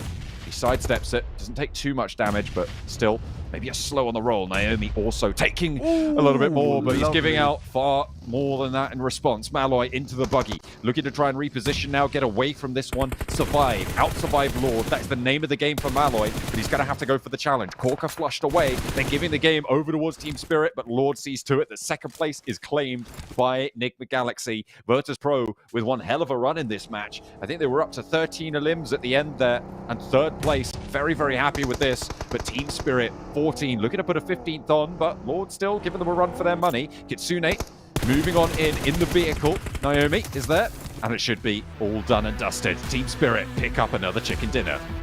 Yeah, and for Team Spirit, that is the highest elim count for a chicken dinner we've had so far in the PMSL EMEA.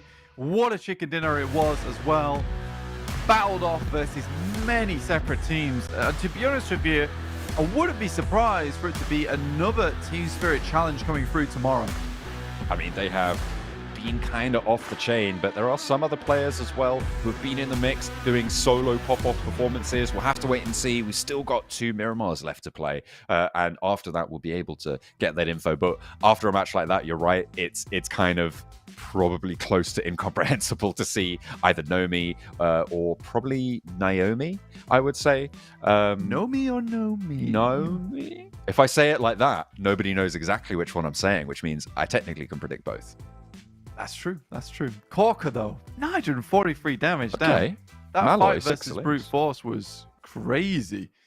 Yeah, really, really nice stuff. Again, Brute Force not having the best of time there, but Virtus Pro stepping things up where it counts today and slowly earning some of those numbers back. But a 25-point chicken dinner should sit Team Spirit comfortably far ahead of the competition now, especially with Brute Force, and I believe underneath them Moneymakers not getting a huge amount of points on this match. It was, yeah, not the greatest of responses to that push from the top. But, I mean, that's the thing. When you play against a consistent team like Team Spirit, sure, you can start to put small dents in it, but because they're so consistent, you kind of forget that, oh no, wait, they have got these incredible standout performances in their wheelhouse as well, and that's where they really make their money, is keeping their floor nice and high and consistent, but when it really matters, they can just switch it on and get those pop-off performances that we've seen from teams like Moneymakers, from teams like RCB as well in day one. Yeah, honestly, I'm very, very pleased with what we're seeing from a lot of these squads who are starting to really take the game into their hands. 2,500 damage from Virtus Pro looks so nice, doesn't it, John? But eclipsed sort of by the 2,800 coming from Team Spirit, who had such a chokehold over that match. IWNRX, though, I think despite everything, they're still keeping up performance here, still keeping up the image, which is nice to see. And RC Bra having a little bit better of a game there, but still struggling in those moments. They would not be struggling if they only just unleashed the beast, the Monster Energy. Head over to www.monsterenergy.com/gaming. Find out some more information about our beautiful sponsor here, the Big Green. Absolutely. That's not the Incredible Hulk. That's Monster. Oh dear. For the PMSL Super League EMEA, of course, they are our sponsor and helping us put together this incredible tournament. It's true. I checked actually. So yeah, no, it's verified fact. It was really, really cool to see the dynamics of that final circle, and I think that position around the shelter entrance was kind of exemplary of what I've been noticing of the EMEA region over these last few days, right? That maybe not over commitment, but that certainly keenness to go for third parties, because as soon as there was fighting there, 3 teams just descend on it. We're going to descend on a break though, and we'll be back with the deserts of Miramar.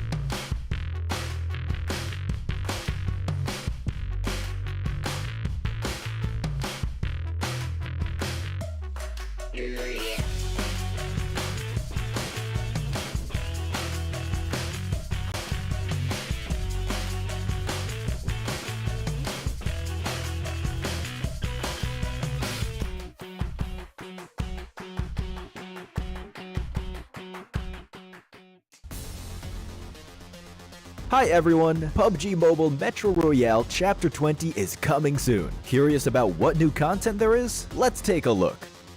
Our focus for this update is on bettering your gaming experience, so we've added a series of improvements. First, we've added quick action functions. Starting now, you can tap to repair all items at once on the loadout page, and you can open multiple gift packs at once in your inventory.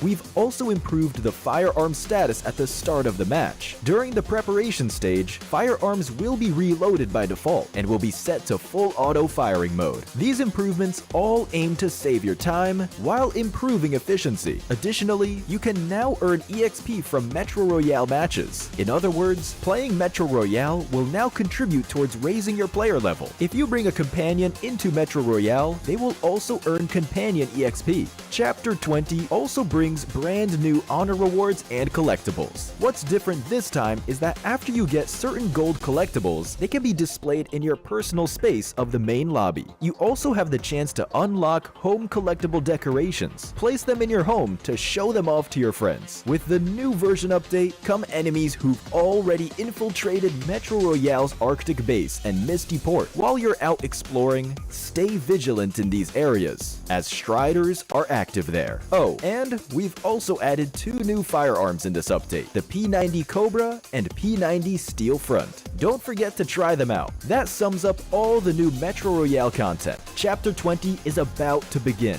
Hop into PUBG Mobile Metro Royale and experience it for yourself. We wish you all successful evacuations and bountiful loot.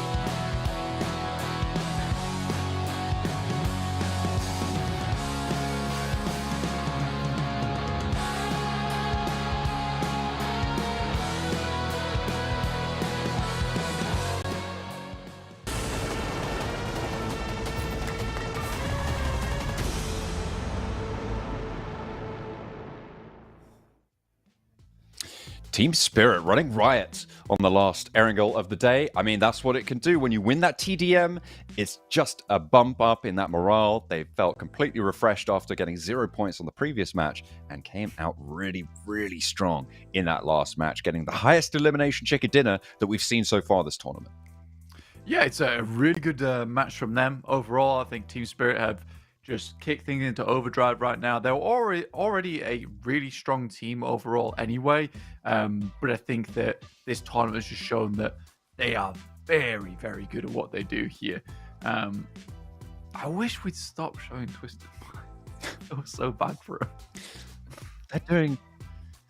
They're they're doing pretty poorly, if we're honest. Unfortunately for them, maybe if they got better to grips with the INFINIX GT20 Pro, the official smartphone partner of the PMPL EMEA. Goodness me, fluffed that one, didn't I? The PMSL EMEA for the GT20 Pro, then they might have had better results. I'll try again next year. The PMSL phone. Goodness me. Yeah. We're heading over towards Miramar right now. Got the plane path on that north side. Oh. We have a rehost. What was that noise? That was excellent. Oh, guttural pain. And we're back to Twisted Minds. Back to Twisted Minds. I'm gonna have I already have a twisted mind right now. Yeah. Yeah. Hella twisted up in there. I'm so ready to get into game as well. Every time I'm like teased by it. I know. I know. Well, so we'll look at that trophy again. You looked very nice. What? Why don't we can take a look at the overall rankings, I suppose. Could do. We'll quickly look at what's going on over there. Yeah. Check out who's winning, who's not. Are we taking all the phones back? It's wild. I hope that guy actually works for the production team. And not just some guy with a box. Got the overall rankings up here. So 150 points right now for Team Spirit. Really looking strong right now. That was just a 5-point gap beforehand between them and Brute Force. Led now by close to 30. Which is beautiful stuff. And Moneymakers just haven't moved all that much over the past couple of matches.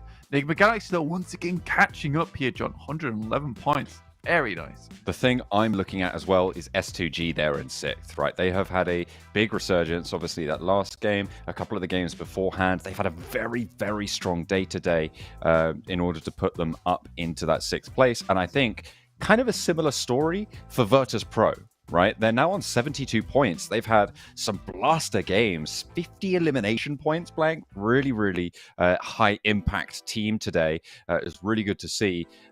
And yeah, they've just been doing so much work. I think they came into today with something like 25 points. So they've had a really strong start. Just 2 Miramars left to really prove that they deserve to be up there on that top page because they haven't quite broken it just yet. Not quite yet. I think that, for honest with you, we are seeing a lot of these teams starting to ramp up just a little bit. We got a few guys here who did slow down or didn't have the greatest of starts. You got NIGMA Galaxy there on your screens who are starting to get things back together. And I think, yeah, some of the late games aren't amazing, but I'm glad at least they're moving back over towards this play style, just getting themselves towards that end game in the first place, because what we have seen multiple times is just NIGMA Galaxy getting towards that middle of the game, making a silly push, losing a player or two here and there, which is unideal. It's not what you want to see. RCB, trying to keep things nice and light. Chatting, making sure that everyone is comfortable.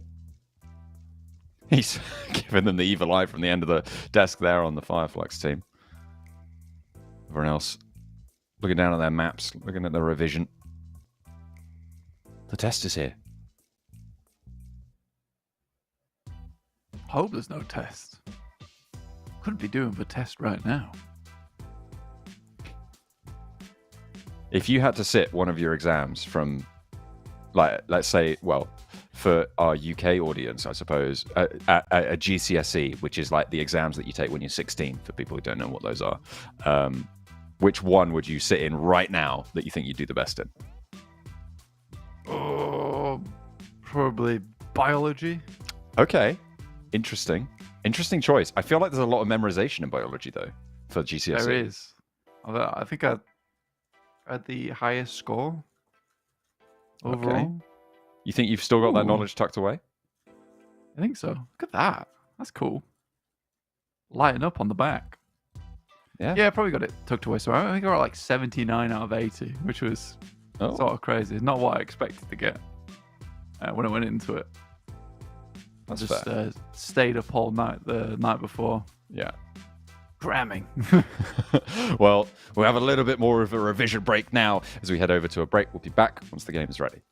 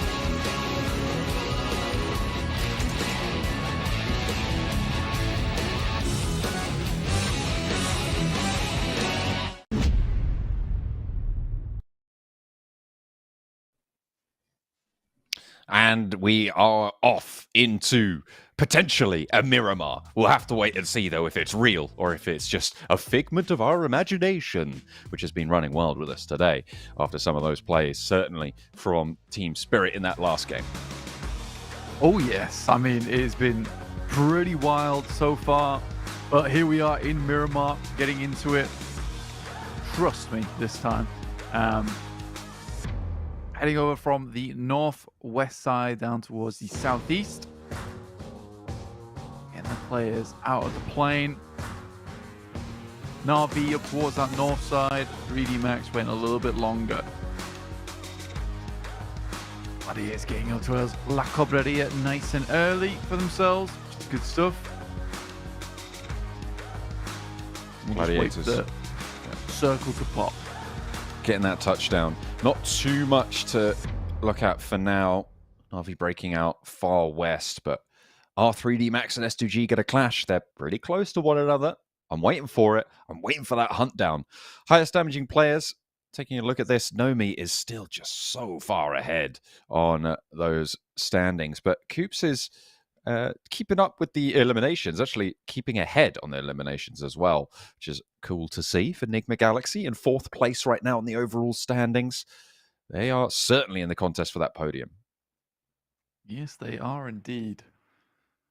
Looking over towards the map itself, most players have got down to the ground. The circle is far away from all of them, down towards the southwest. So long journey for a lot of people. I reckon most teams will be getting into vehicles as fast as possible once they're looted up. Lots of routes people can take as well. And I think Moneymakers actually probably would be the closest to get into a strong position from this one. Starting in Porto Paraíso, they can wrap all the way south towards Partona. Potentially head up towards Ladriera or Chumacera into those foothills. So a great starting point for them. Anyone that dropped out towards the western side is looking fairly happy with this. Those southern islands are a little bit more viable to rotate through as well, given the small extra crossings that have been made available through those bridges. To be able to make that area of land quite viable. Whereas before, it was basically dead ground. You either went to it early and just hoped to get the circle, or went to it and tried to survive as late as possible. But now it's a little bit more viable on the eastern side, which makes it potentially a rotational path for a lot of teams after the changes that were added. Stab the wall. Make your mark in the concrete. Team Spirit Effect finds Damar from the Falcons. And Momi will finish him off there with the SLR. Really wanted to confirm that MVP on the day stat. See if he can keep up those damage numbers in our final match today. Fair play to him. Tixie, a little bit too overzealous there. Brute Force spotters him straight away. No problem. And Ado moves straight up there. I want to give him any time to retreat whatsoever. Tixie doesn't want to retreat though. Look at him. He's going hell for leather right now into this fight. Might have been a little bit better suited going further back, but Ado will just shut down all of that nonsense. The Gladiators losing a player early. Not ideal from that position on the north. They want to be getting that loot, grabbing it and going west to rotate behind Na'Vi to get down south to those Chumacera hills early.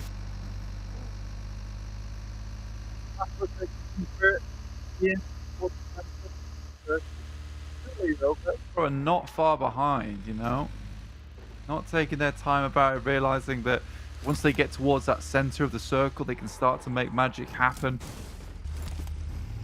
Get some carnage going for themselves, which is nice to see.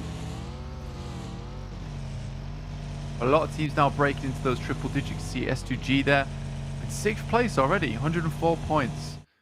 Not far behind a Turkish brethren, RCB, and close to overtaking them.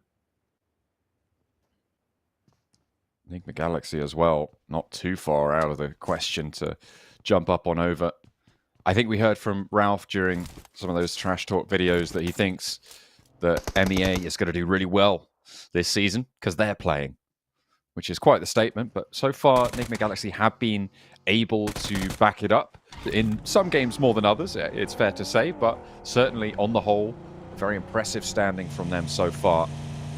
And they are right on that cutoff, that 4th place position.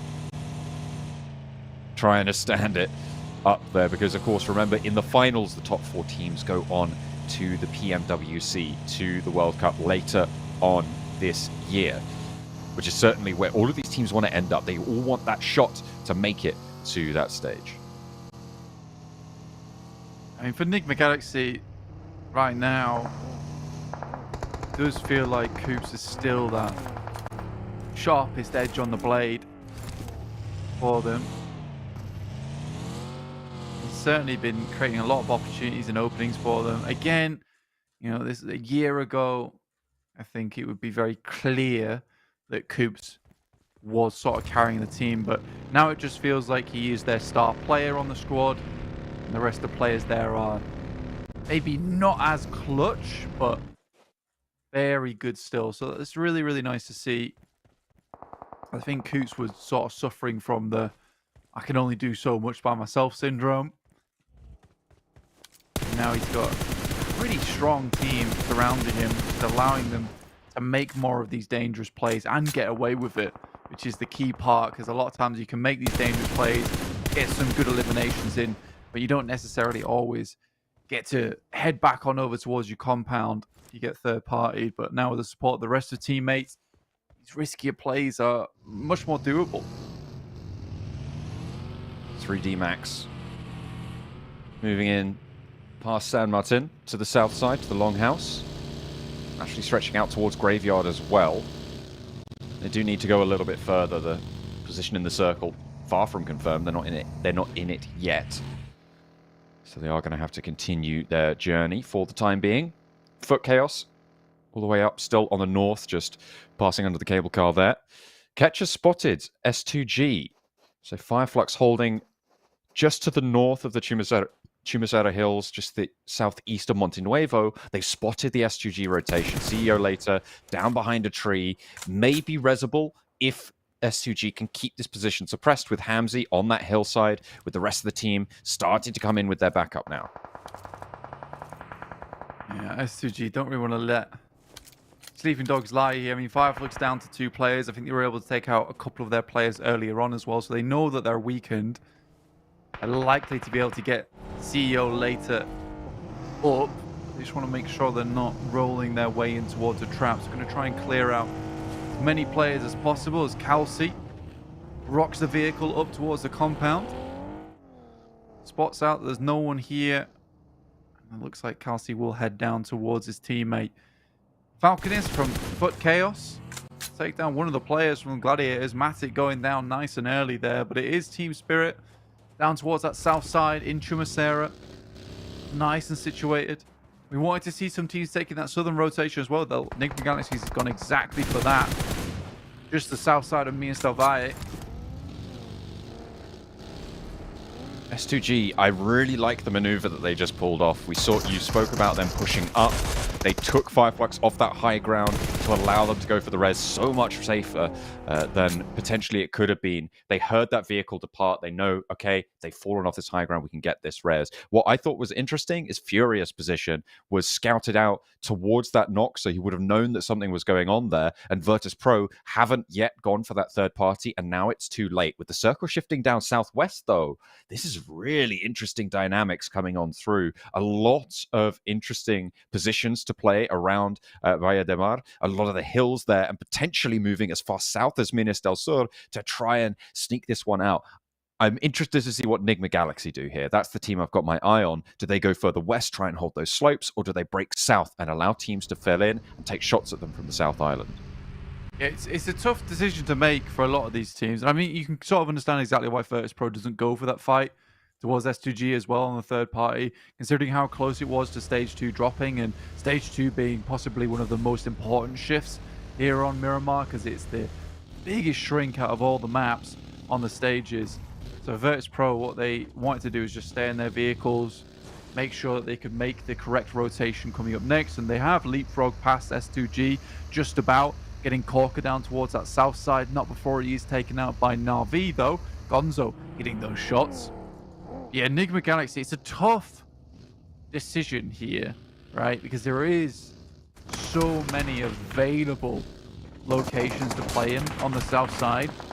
And I think you just kind of have to hedge your bets if you are NIGMA Galaxy hold this position. Lufa, though, does find a shot up towards AXA on a far distance away. The whole firing squad lighting that one up.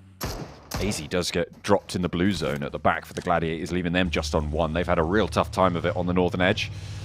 Does get a little bit of their own back onto a knock onto Neos, but that should be resable to be able to just pick that one up for brute force and get on their way, because the Gladiators are dispatched now.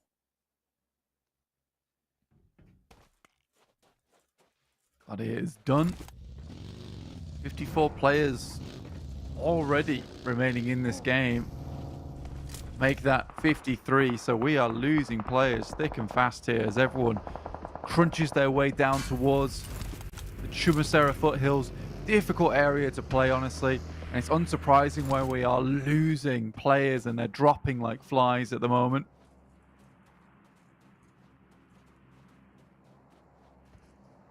A lot of casualties on some pretty hard shifts, it has to be said. The southwest shift on a northeast plane path.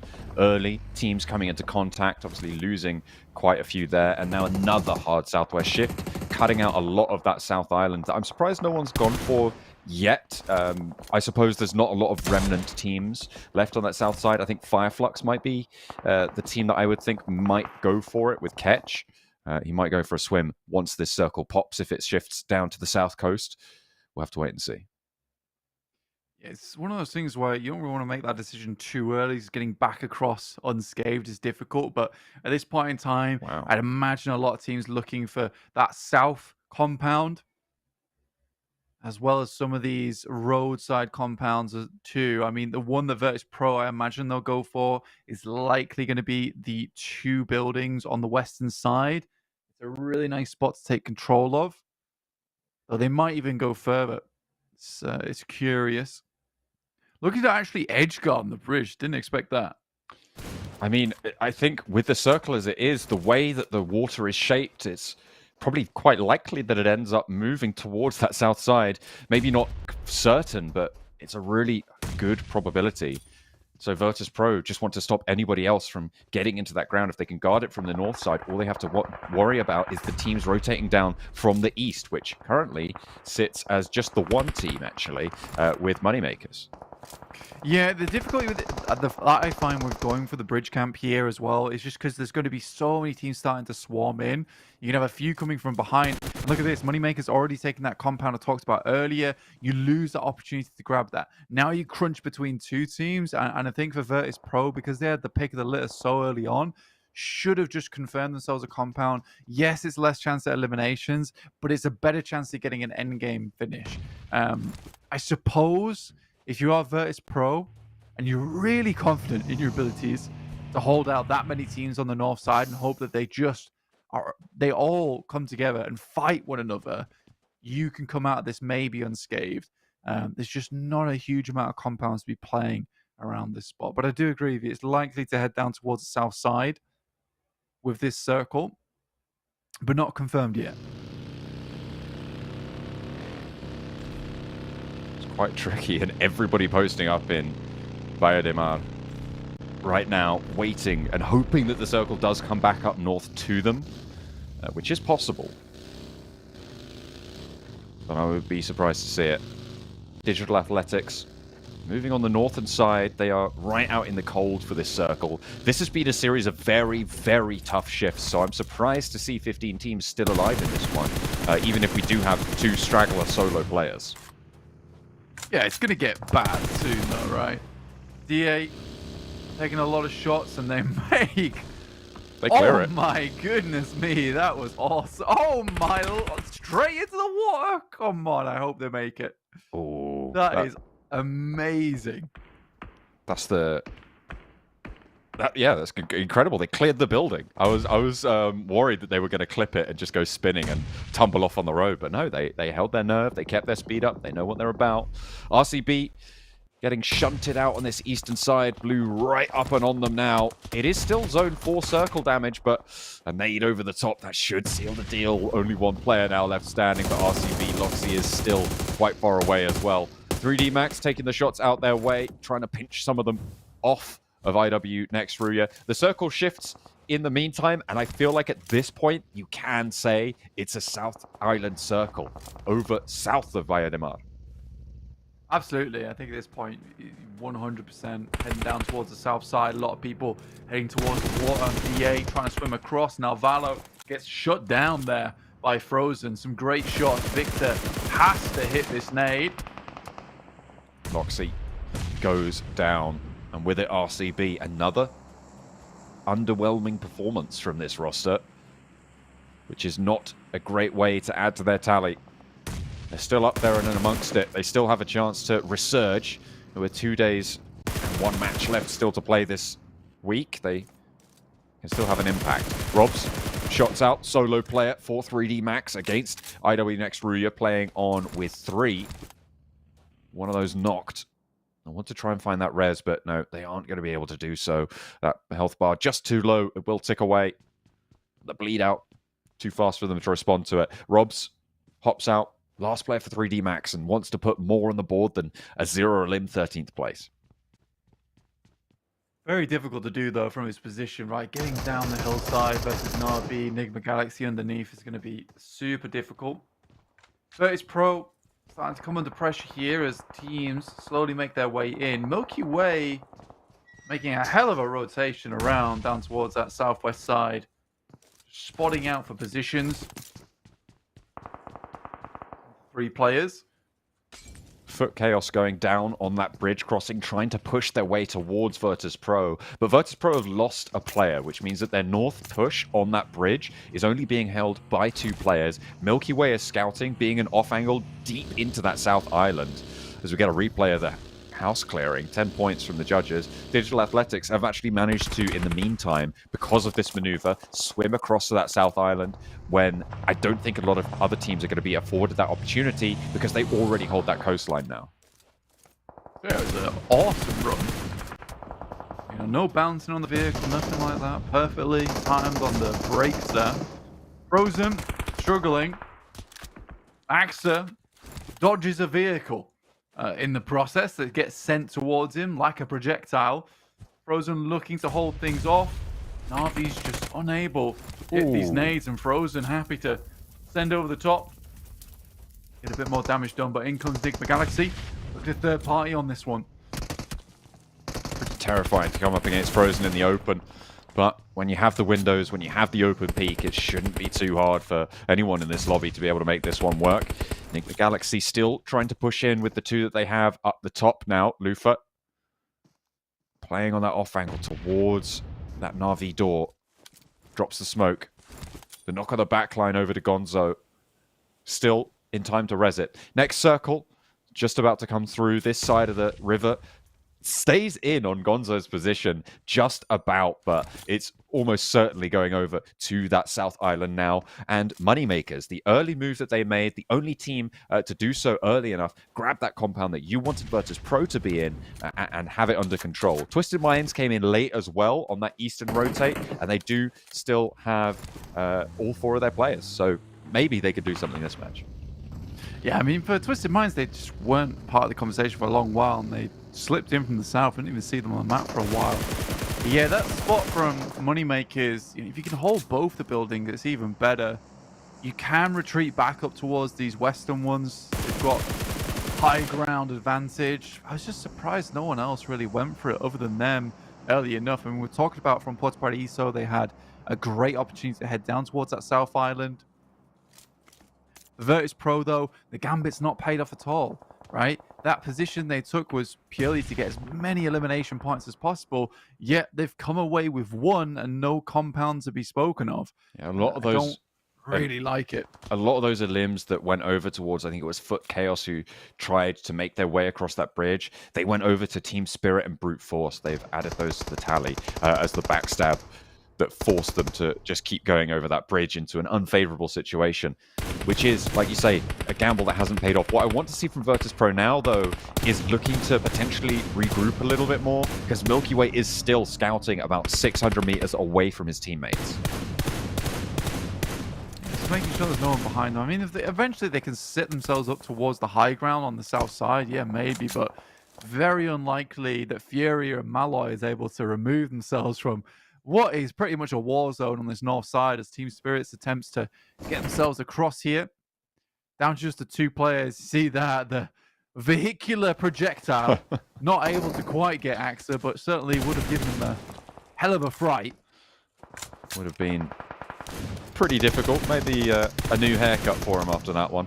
And Twisted Minds do get some down shots onto NIGMA Galaxy, who tried to make that swim. Lufa, not lucky either with that one. 2 players for NIGMA Galaxy still alive. Ralph and Lord further up the coastline, able to survive for the time being, but the sheer rock face that sits ahead of them. It's a survival game for the swimmers, and Na'Vi have got angles on this. Yeah, I mean, for Na'Vi, it's a cool spot that you can take where essentially your main goal is just to find players on the coastline and play this spot as long as possible for swimming across yourself. But you have to find the picks. You have to find the eliminations because you've got to create an opening, a space that you can swim to where teams aren't going to take shots towards you. But with Moneymakers holding this awesome compound to themselves for so long, they've got great sightlines equally across towards Na'Vi before they make their move.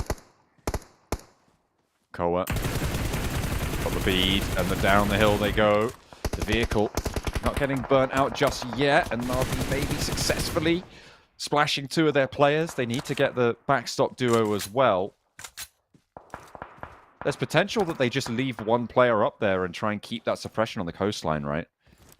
If they... yeah. Just get a couple across, right? And that's what you want to get done. But for Na'Vi, they didn't have as much of an impact as they would have needed to actually effectively get across, because S2G's up with 3, NIGMA Galaxy's also up with 2 down towards that south side with a play-in from Yetka from D8. So for Na'Vi, it's not particularly worked out. This is interesting. I like it from Prepod. I mean, Team Spirit, not really anyone up the top there. Yo, if he gets across... Malloy has been seen by Prepod. I mean, he should have noticed him running about, scampering on the bridge. And it is a solo player. I mean, this is potential. I mean, Malloy just goes down here if Prepod's allowed to get too much closer. With Milky Way falling as well, the info on that angle can only really be afforded to Moneymakers, but you've got to think they're not super worried about the top of the bridge right now. Just so you know, that's not a short bridge either. So Prepod's been crawling his way along this bridge top for quite a while now. He's about 3/4 of the way across. You can imagine how long he spent going for this. I would be very pleased if he makes it through. He's getting friendly with those rivets on the girders, you know? He's a man of metal for the time being. And it's one of those old school bridges as well. None of those newfangled walkways that were added to them. So that is really the only sort of somewhat sneaky way to get past it. I guess you could swim underneath it, but Team Spirit already have that under control. Prepod, he's basically at the other end now. I think he's running around. Yeah, Ketch spotted him. He did take shots, but he's across. He's in. Sometimes it just works out like that. Ketch, though, will have given his position away, and I guess that means that Virtus.pro are going to be aware that there's 2 teams out to their west. Or at least 1, right? Because I don't think Prepod took shots backwards. He just ran away. But who would you be shooting? Good point. Moving swiftly along. For FLUX, Ketches moved across towards that western side. Stay away from Malloy Inferior for the time being. Yeah, it's really this coastal edge, which is always so funny. Just watching all the swimmers try and live out as long as possible. So you're going to see this team count go from 10 to 3 real quick after stage 7. Which is actually really nasty for the teams up top, right? Because they're going to be forced into engagements whilst these guys can just sit here and chill and potentially go down in what deservedly should be like a 3rd, 4th place, but actually on the standings end up in like 8th or 7th, which is really, really rubbish, to be honest. Twisted Minds are just losing players left, right, and center. I think Mon last left alive for them here. The Moneymaker's hunting him down. Good amount of damage. 1 more nade goes out. Steps up and is immediately put down. Actually, 1 more player behind him there in Yusuf. No, there isn't. He's gone down too. Havlik, pretty nifty with the SK-12, but That's going to be Moneymakers sweeping out the back, and they get the circle down to their compound as well. Virtus Pro are going to have to push down south with the 2 players that they've got left, and everybody else is, I believe, just under the cliffs. At this point, I don't think there's a way all the way up. Kelsey is up on that rock, and I think... No, that's not going to be the most central of the swimmers here. But I don't believe there's a path up from there. Maybe Kelsey has one. No, it's really, really tough. You basically play this position for as long as possible for those placement points. It's the best you can do. Effect now moves his way down. Potentially into position, but because S2G at least has ground to play with... Oh, that sad pre-pod gets done so. But 7th place, you know, you'll take that. 5 eliminations, not too bad at all. Yeah, but because S2G has that ground to play around with, Effect is in a really tough spot now. There's not really much you can do, though. Moneymakers starting to suss out that there's a lot of players in the water here. It is just Virtus Pro up the top with them. Malloy eats a couple of shots. Koa takes some in response.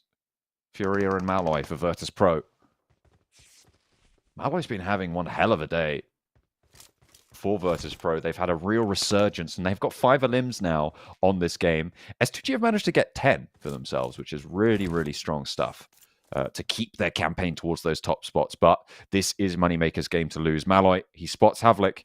He's waiting for the call that they both have an angle to go for those instant knocks, but I think Havlik spotted him in response. He's waiting for that peak. He's not going to give it. Yeah, you can just try and clear out. Honestly, come stage 8, swimmers will be going down very shortly. So you don't really want to take an engagement too soon, where it's a case of if you do mess up this fight badly, you go out in 6th place, you lose out on so many placement points, right? So I think for... Hello? You can just about get on the edge here and maybe swing. Oh, there it is. Yeah. But Gonzo does go Nicely down. done. He gets knocked. I think that's from up top. That's Moneymakers. Yeah, he has an angle. He spotted Gonzo, and he's going to get that knock as well. That flush followed through with, and the Moneymakers starting to lay down the law. Malloy and Fury are still a thorn in their side. Yeah, so just waiting until it's just the 2 of them, and then they can think about taking this fight. And if all goes wrong in a 4v2, at least you're still getting 2nd place. Right? It would be absolutely disgusting to take this fight now, go down in 5th. You'd be kicking yourself for that. Definitely. But now's when players like Bishke are the most exposed, right? Like, it's so tempting to make that call to be like, they're taking care of the players on the coast. They're distracted. Let's try and make something happen. They are going to continue to ring out shots, but the blue zone is going to force them out of their current position. As Bishke, okay, this is a bold choice. Is it confident in his teammates? Bishke is going to go down. He's going to be allowed to ping people out. But look at Lord. Over on that left side, he has got a little bit of ground to stand on, which means that anybody who swims around the corner is dead meat. Bishke wants the fist fight, though, and he does have the advantage on the health. Doesn't pop any stims before he went down, but it shouldn't matter too much. You can see they are just hopping out, trying to get those punches through. I think it might actually be in worse shape than Puncher. I mean, it's called Puncher. Living up to the I name. think he does for a living. Yeah, I don't know why he did that. Well, I can sort of agree with the play in the sense that maybe you're confident with your teammates that they can go for the maybe you're confident with your teammates that they can do the 3v2. Trying to end his own existence? I think so. I mean, it's kind of interesting that he didn't wait at least a little bit longer. He's just done. He's just done, apparently. Why didn't he just pop more over there like he did with that one, you know? Like, he could have gotten quite a few points. Yeah. Right now, the thing that Biscay's going for is just more points, right? For his team. True. I guess if you get the tag. Yeah, if you get the tag, then if he at least gets the last hit, but he is failing miserably, and at least is giving information back to his teammate of where they're playing. Yeah, if they lose the game off the back of that, very depressing. And so it is over. Bishke, very little value for jumping down there, but Furia goes down, and Koa is on the warpath. He spots another one. Malloy almost gets completely beamed there, but just about into cover. Steps up for a fight with Koa. There's backup from Icy on the high ground, and he takes that fight instead. Malloy's good for one, but there is two angles, just too much to deal with, and it is Money Makers making that south rotate work for them. And they are back on top. Another Miramar chicken dinner, and potentially a strong showing to open up today's Desert Games.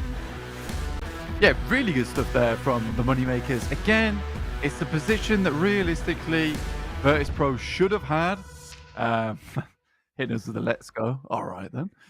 But yeah, it's the position that realistically Virtus Pro should have taken, but didn't. And you know what? The Moneymakers, they earn their money from just picking a strong spot in the circle, which was there for the taking, right? So I'm happy to see the Moneymakers do it, and I think they completely deserved that chicken dinner. It was well played from them. Quick rotate from Pauta Paraiso, taking advantage of the position on the map that they were in. Yeah, overall good. I'm pleased with that game. It kind of panned out exactly how I thought it would. Look at that. Another time that Virtus Pro are getting on this match report page. They're performing pretty strong so far. S2G as well, having a lot of points from that match. They finished up, I think they were the last to go down in the water. Maybe, yeah, they did come out in third there. 10 eliminations. 10 eliminations. They had a really strong game. Only 5 points behind the Moneymakers, but Moneymakers, a great response to a slightly shaky start to today, putting those 20 points back on the board to try and catch up towards the top spot with Team Spirit. Second page here, really not to be much to be said here. 3D Max, Gladiators, not doing great whatsoever. But KAOS attempted to make a crossing, just didn't quite work out. And Digital Athletics, although only getting 2 points total, definitely deserves some style points for that vehicle play that they made. I really enjoyed that one. That was pretty good. I enjoyed it greatly. Those rear wheels nearly touching those roof tiles. They weren't phased at all. They just went, you know what? That felt really good. Let's just keep going. And right into the water, taking the dunk to get across. I mean, it's such a difficult cliff face on that edge to go through. And I guess that's kind of why Virtus Pro maybe has a little bit of an excuse to just be like, right, this is the only way that people get across is on this bridge, right? And we'll fight the guys behind us later. To me, that sounds like a terrible idea, though. This is the only way the other 10 teams can come. I should probably find cover and play out the rest of the game. I mean, it's still that position the Moneymakers take just guarantees you a chicken dinner, right? And Virtus Pro had the chance to grab it. They just don't go for it, which is sad to see. Unfortunately, what's also sad to see is we're going for a break, so you have to wait just a little bit longer for that final match of the day. But don't go anywhere, because we'll be back very soon.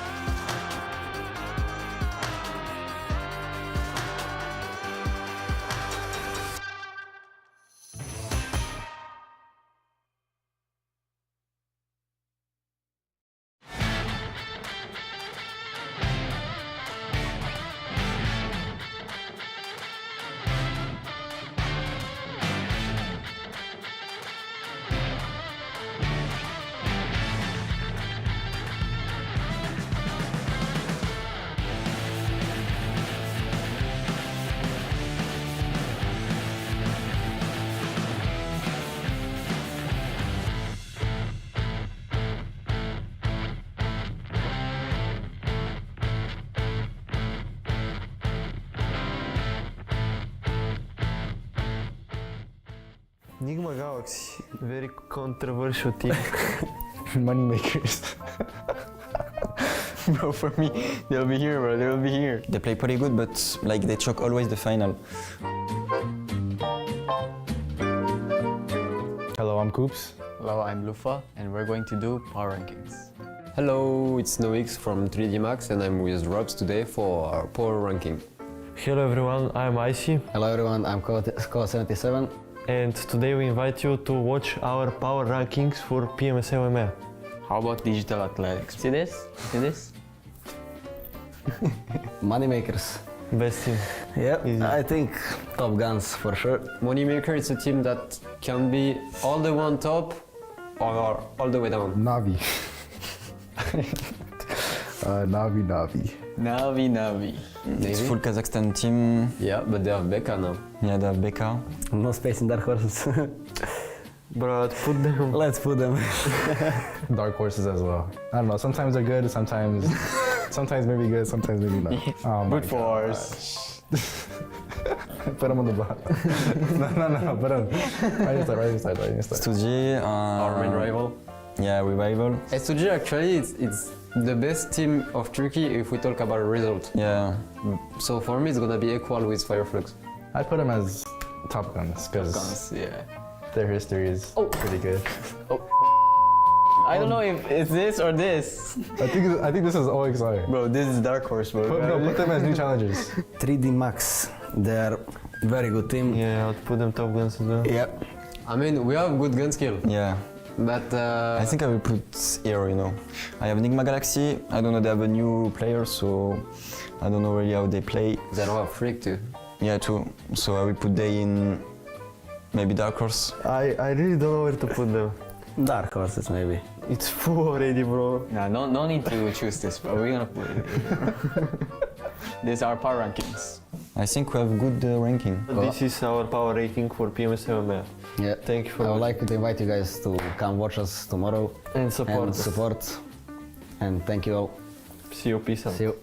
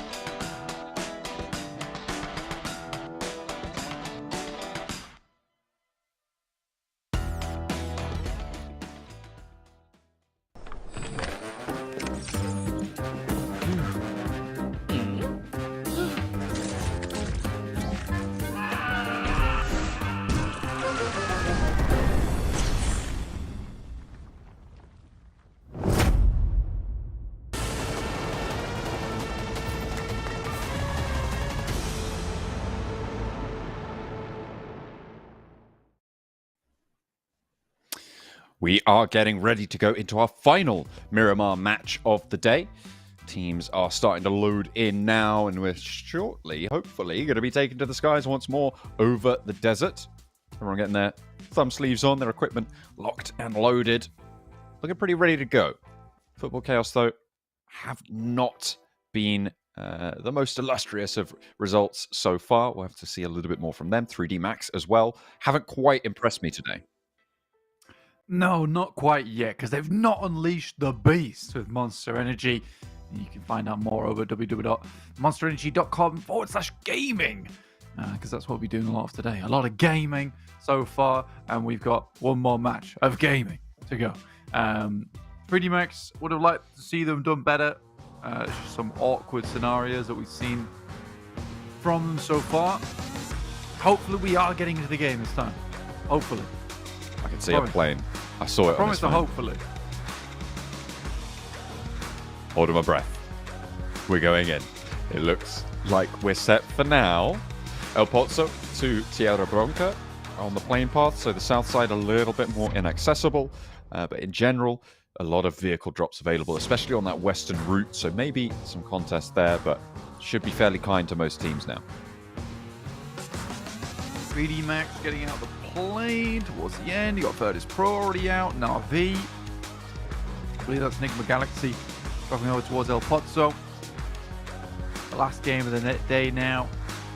This team's just trying to get some more points on the board. IW next year done really, really well over the past 2 days. Pumped their points up, but Nomi, seriously, unbelievable skill on this guy. 8,400 damage done so far. With them firmly in the lead at 155 points, 17 matches played. Moneymakers behind them by 20. After that last chicken dinner, they were able to pick up there on Miramar.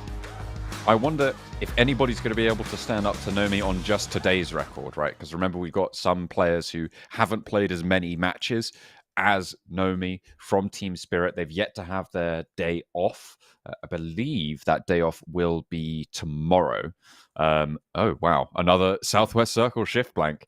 Maybe a little bit of flashbacks coming through from a lot of these teams. I'm expecting Team Spirit rotate down to Shumasera. I mean, why not? Immediately. Yeah. Just get on with it. There's no point dilly-dallying here. The playing path actually does make things a little bit more interesting because for the Moneymakers, they can't instantly start down towards Puerto Paraíso. They're going to have to start up towards El Azahar and move their way down, which means their rotational path won't be as speedy. Brute Force losing Ado right off the bat, though, to NIGMA Galaxy.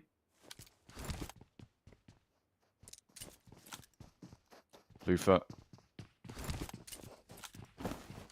playing up top. He knows that there's players waiting around. Freezer with the pump action. Has got a helmet and body armor as well.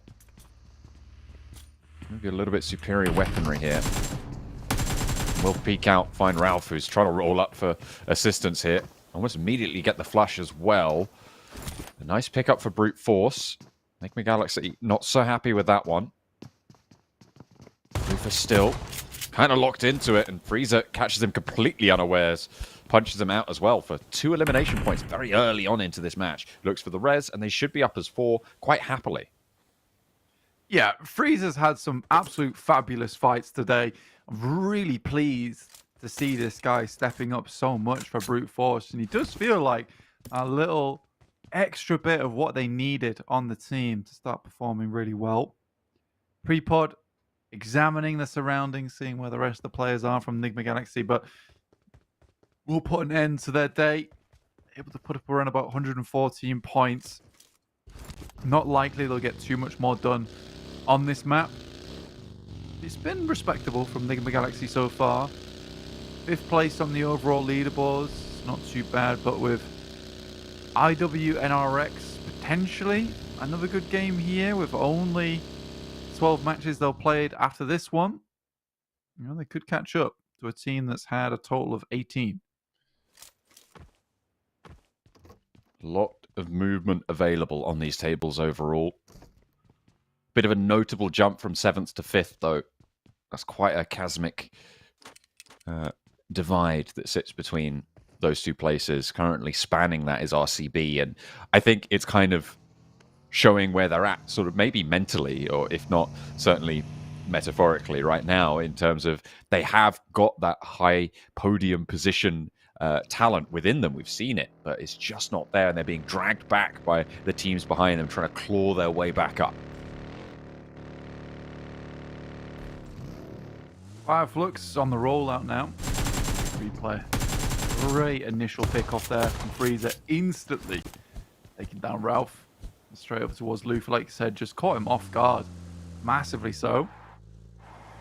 Gladiators, 47 points. It has really been going poorly for the Gladiators so far. 16th place currently. FLUX, Na'Vi, Twisted Minds. Again, the Gladiators, FLUX, and Na'Vi being in 16th, 18th, and 19th place respectively just feels so odd to me. It's not what you'd expect to see here. And FLUX really have fallen off over the years. Keep expecting them to come back into it. But in this PMSL EMEA, just shows that you put all these awesome squads from every single region in one place, and some teams just will excel, and it's no longer okay to be the best of your own region. Be best of them all. And I think that that's what a lot of these teams are doing. They're trying to test out a more international play style here with that aggression.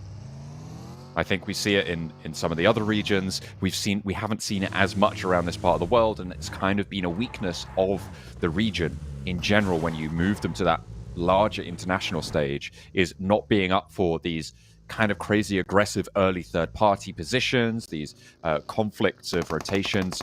But with this lobby, it feels like they're getting that practice in now when they make that next step, when they make that leap to PMWC. Yeah, it's very necessary, and honestly, this is good for them. It's good for them, John, that they get this. It's good for their health. AMZG, though, going to try and be a little bit unhealthy over towards Falcons, but a one-for-one trade. There is backup, and even if you do lose those trades, that's the mark of a good team, having your teams back. Hamzy has got that backup. Falcons a little bit too disparately spread. In the meantime, teams have sort of congregated down to the southwest side. NIGMA Galaxy once again making their way down south to that coastline. Monster Energy truck, sponsored by Monster Energy trucks, will run down the player from Falcons. Sure. It's been a long day. But yeah, for Falcons, I felt that they'd done okay to get where they want to be on the leaderboard. Obviously, it's not ideal for them, but they have been putting up consistent points here and there, which sits them at the middle of the table, which is more than what could be said for some teams. 3D Max struggling a little bit at the moment to figure out their current play style, because it's a little slow, and then they also want to take these third parties, and they also want to edge guard, and the two play styles just aren't married. There's no marriage between those two play styles right now. I think for 3D Max, there certainly needs to be some going back to the drawing board tonight for tomorrow. They haven't had the greatest of days, you're right. 61 points, which means that 11 points have been earned so far over these 5 maps. If they're able to get a strong result here, let's say 20 points would be very, very strong for 3D Max to be able to achieve that. That would be 31 points, and that's a 19-point dip, right, from their previous day's results. So a very convincing downturn here for 3D Max. And you're right.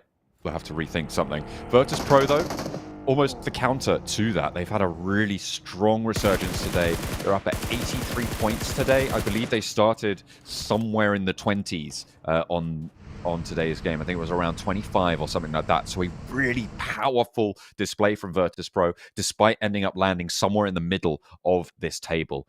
Next circle, going to pop, and my God. Okay.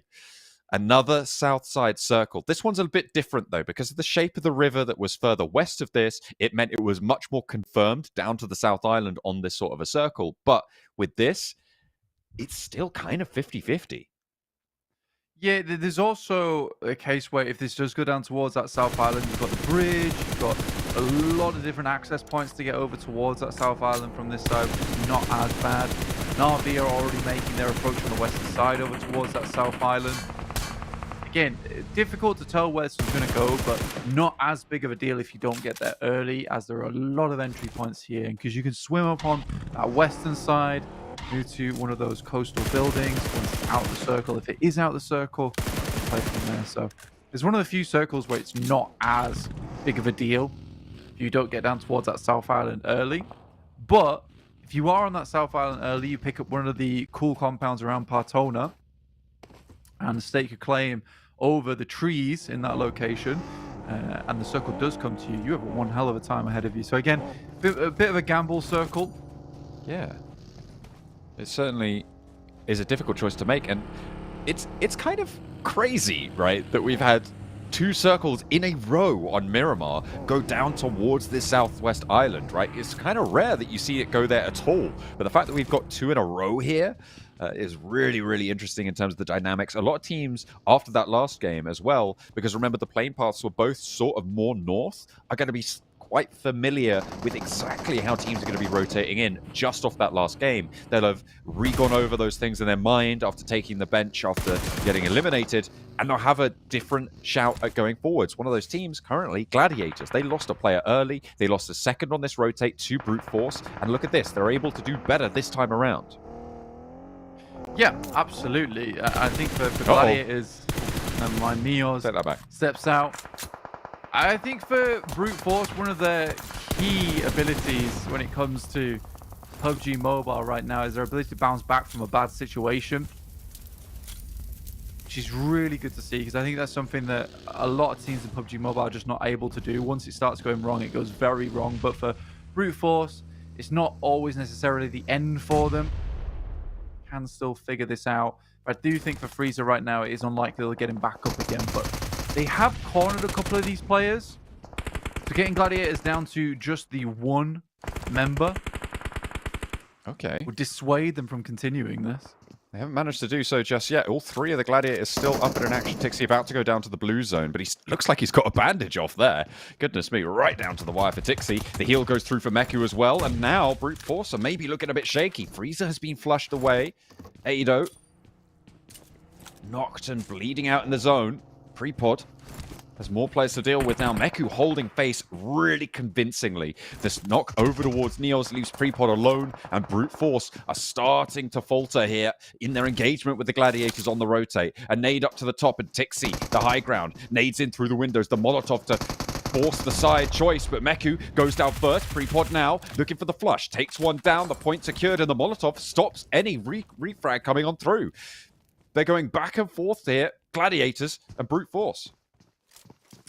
Pre-pod had to time that pretty perfectly. I think the Molotov just stopped ticking as he ran across. AZ stops that first aid kit from going through, and he jumps out, tries to take him down, but AZ will figure out what's going on there. Pretty furious barrage of bullets over towards him. Being Gladiators at this point in time, I'm pretty frustrated. Like constantly getting caught out by Brute Force on this rotate. But this time they do end up coming out victorious there. 4 elimination points though for Brute Force, so not the end of the world. However, certainly not what they'd like. Moneymakers have lost a player on their southern rotate as well, which is not ideal given that they're going to have to try and force something on this east edge fairly soon. The circle has shifted much more up north. So a lot of those teams on this mountainside now are going to be safer, and we're not going to see that mad dash cliffside swim scrabble that we saw on the previous match. KAOS, one player goes down. Yeah, with the circle heading towards that north side, I think there's a big breath of relief that can be heard throughout the stadium right now. Everyone did not want to have to head down towards that south side again. It was miserable, to be honest with you. Only 1 or 2 teams really benefit from it at the end of the day. And I think even those 2 teams would be a bit reluctant to say that they want that to happen again, because it was obviously heads-up rotations, sure, but you don't want to be on that coin flip again where it's a different team taking that result instead of you. Milky Way going down. As Corker and Furia can't quite line up to Dokkan Machine and push him back off that angle. Unfortunate for Virtus Pro, but they do lose a player playing on this west side. Furia dropping the smokes at his feet. KAOS decide that this is a good time to be leaving. Na'Vi have done something fairly interesting here. They left 2 players on that south island. They know they have great vision on the teams out to their west. They pushed 2 people forwards, which means they have a beaching point when they want to all recoalesce to that northern shore. That might pay off very, very well. The hardest southern shift basically possible just popped up as well, which keeps that South Island, which means that Na'Vi can continue to have that cross-river presence, which will allow that forward duo to maintain strength. Yeah, I don't know if I like it, though. I think it's worked out here, but sort of a false positive in the sense that you have the 2-2 split, right? I think it's far better to make a concrete decision either south or north side. And I respect the fact that a lot of teams stayed on the north. This could go further down towards the south, though, John. don't get me wrong. This is a really grim circle once again, but for Na'Vi, it's like you're playing this 2-2 split. I've already lost a player here. They just don't have that backup available. KAOS looking to move across. It is interesting, right? It is interesting, but it's something that looks good in theory, but doesn't really work in practice. They have taken a knock, but the smoke train can come through. They haven't lost him just yet. Foot KAOS didn't commit to go for this flush, and 6 is resable here. So if they can maintain that forward duo, still maybe a glimmer of hope for it. Difficult to get up there, though. 6 is going to have a dangerous crawl ahead of him. Doesn't have much time to do it either. Na'Vi trying to hold out, but in the meantime, Team Spirit pushing in on the northern edge against the Gladiators, or the remnants thereof. Effect finds AZ, and that's an off angle, potentially? No, yes, it is. The Virtus Pro team spot out Tixi. From the top rope, though, Kitsune does go down, as the third parties continue to ring on out, and will be flushed away. Kitsune taken out, and that's 3 players remaining now for Team Spirit. Yeah, IWNRX really getting stuck in over towards this engagement. Some good shots that come back there. I don't know if that was Nomi who was able to hit him. Great shot if he does. Yeah, it was him taking down Zedwolf from underneath. And that's a perfect opportunity for Team Spirit to start to move over towards their location whilst they're preoccupied potentially with the res. And because Zedwolf's so far on the outside edge, they can isolate Frozen. This is a really cool play coming through from Team Spirit here, John. They've got Frozen dead to rights, and Naomi's not going to waste any time. No messing with that one. Straight over the ridgeline, straight in with the shotgun. Looking for more as well. Pressuring back off this ridge, but 2 players fall, and immediately it's up to Naomi. But this is one hell of a player. He's MVP material, and he wants to keep that title going. Nade from Zedwolf, though, takes half his HP bar off. Zedwolf now in a 1 versus 1 in this scenario. Kind not close enough to give backup just yet. Rotating in furiously as fast as he can, but it's not fast enough to save Zedwolf. Naomi caught on the cross, and it's 3D Max with the third party rotation on the northern side to take down Team Spirit. Nomi was just warming up, but they dunk him in ice there. 3D Max put a spoiler on Team Spirit. Honestly, starting to really show up as the best player in this lobby by far. Like, it looks so easy for him. If it wasn't the fact that 3D Max goes for a cheeky little third party there, it feels in that scenario that Nomi's going to clutch that one out. Crazy stuff from him. Really impressive. Players coming on through. Finally, we go a little bit further up towards that north side. And I imagine now we're going to see Na'Vi start to swim over and regroup onto that northern shore. A lot of cliff faces around where their northern duo holds right now, but they can play 2 up, 2 down a little bit closer by. I wonder exactly how they're going to position. Are they just going to maintain this 2-1-1? I'm not sure entirely. Again, it's a weird play. And I kind of like it. See how it. You do? Yeah, I mean, it's fun if nothing else, but I think nobody's really going to push out down towards that northern duo. They can help out if and when Na'Vi want to move that duo across that south coast. I think now that they are right on the edge and potentially winding their way across that coastline, could have a little bit more power. Ray-Z goes down to Falcons, and 3D Max want a third party this one as well. They're going ping pong back and forth, left and right, west to east now, as they find the back of Falcons and start to put the pressure on. Gaith goes down first, need to follow it up. 3D Max has really had to be the big day for them, right? Or the big match for them. Desperately need some points to bring up that average end of the day. CEO later though, happy. Pick up some of these points coming through from RCB. This is all the way on the eastern side right now. A long lob on the grenade, and something tells me that's kind of on target. It does a little bit of damage, but that'll be it. Just kisses the edge there. Gets a little touch of damage on board. Robs goes down and flush. Falcons have got their response. They're not going to get third party that easily. They do lose a player, but they do dish it out in response.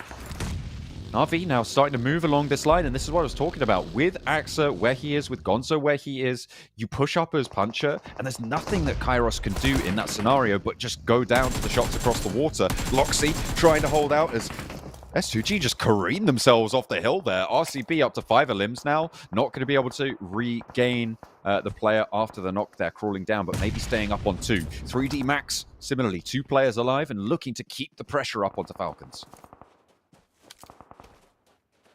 Falcon.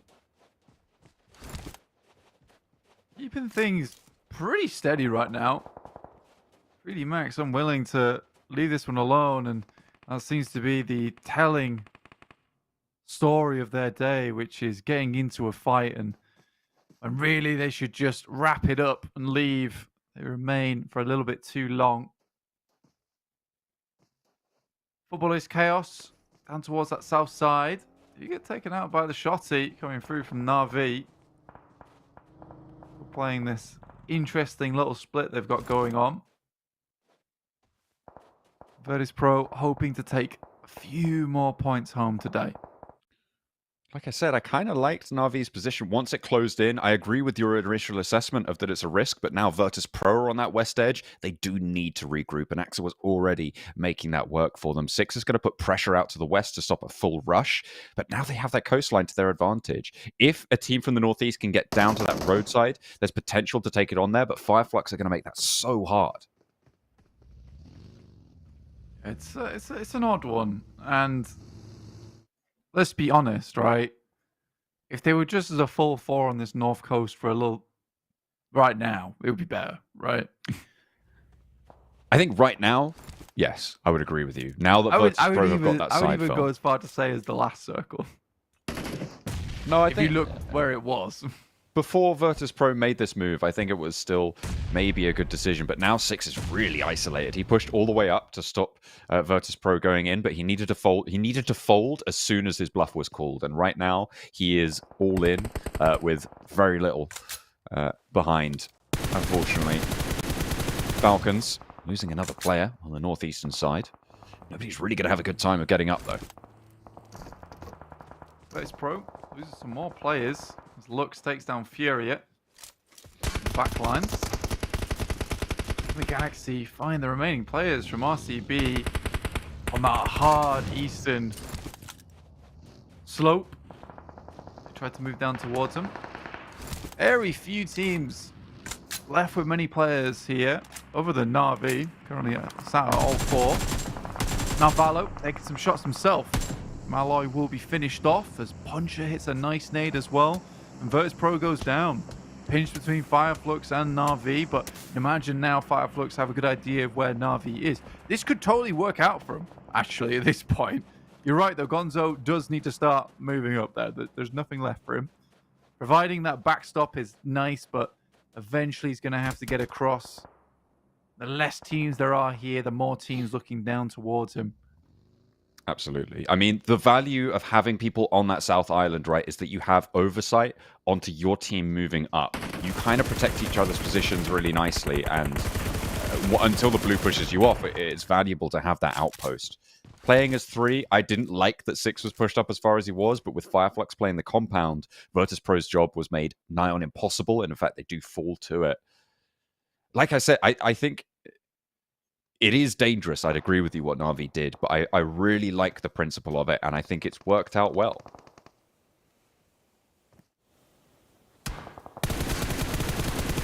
Greedy Max still going. I didn't think they'd be still going at this point. To be quite honest with you.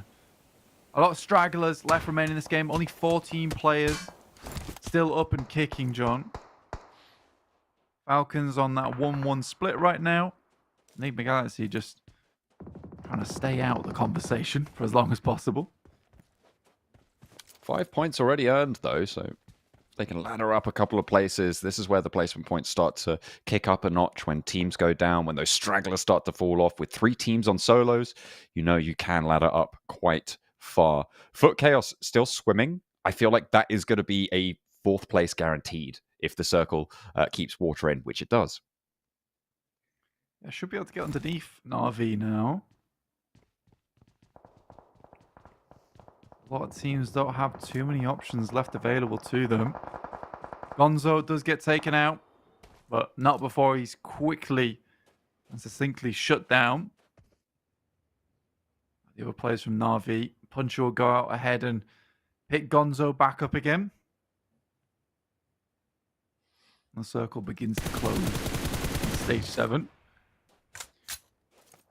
It looked like the knock was sent back over towards Digital Athletics, but it was just a super tiny sliver of HP. But now into the water he goes, and yeah, it's going to be really, really difficult to resurface here. You're playing the swim game. You're becoming the fish in that water, which is bad news for teams like NIGMA Galaxy and for Narvalo as well, because it's likely that they can survive a lot longer in the water than he can on a crash down the hill.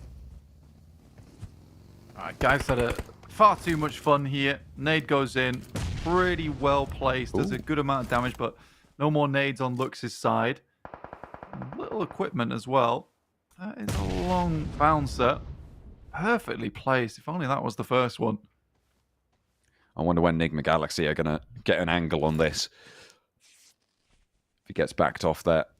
The Molotov to stop the forward position. And they keep on pressuring. Pushing him back out into the open. Soulcate taken down by Gonzo. He's unfortunate.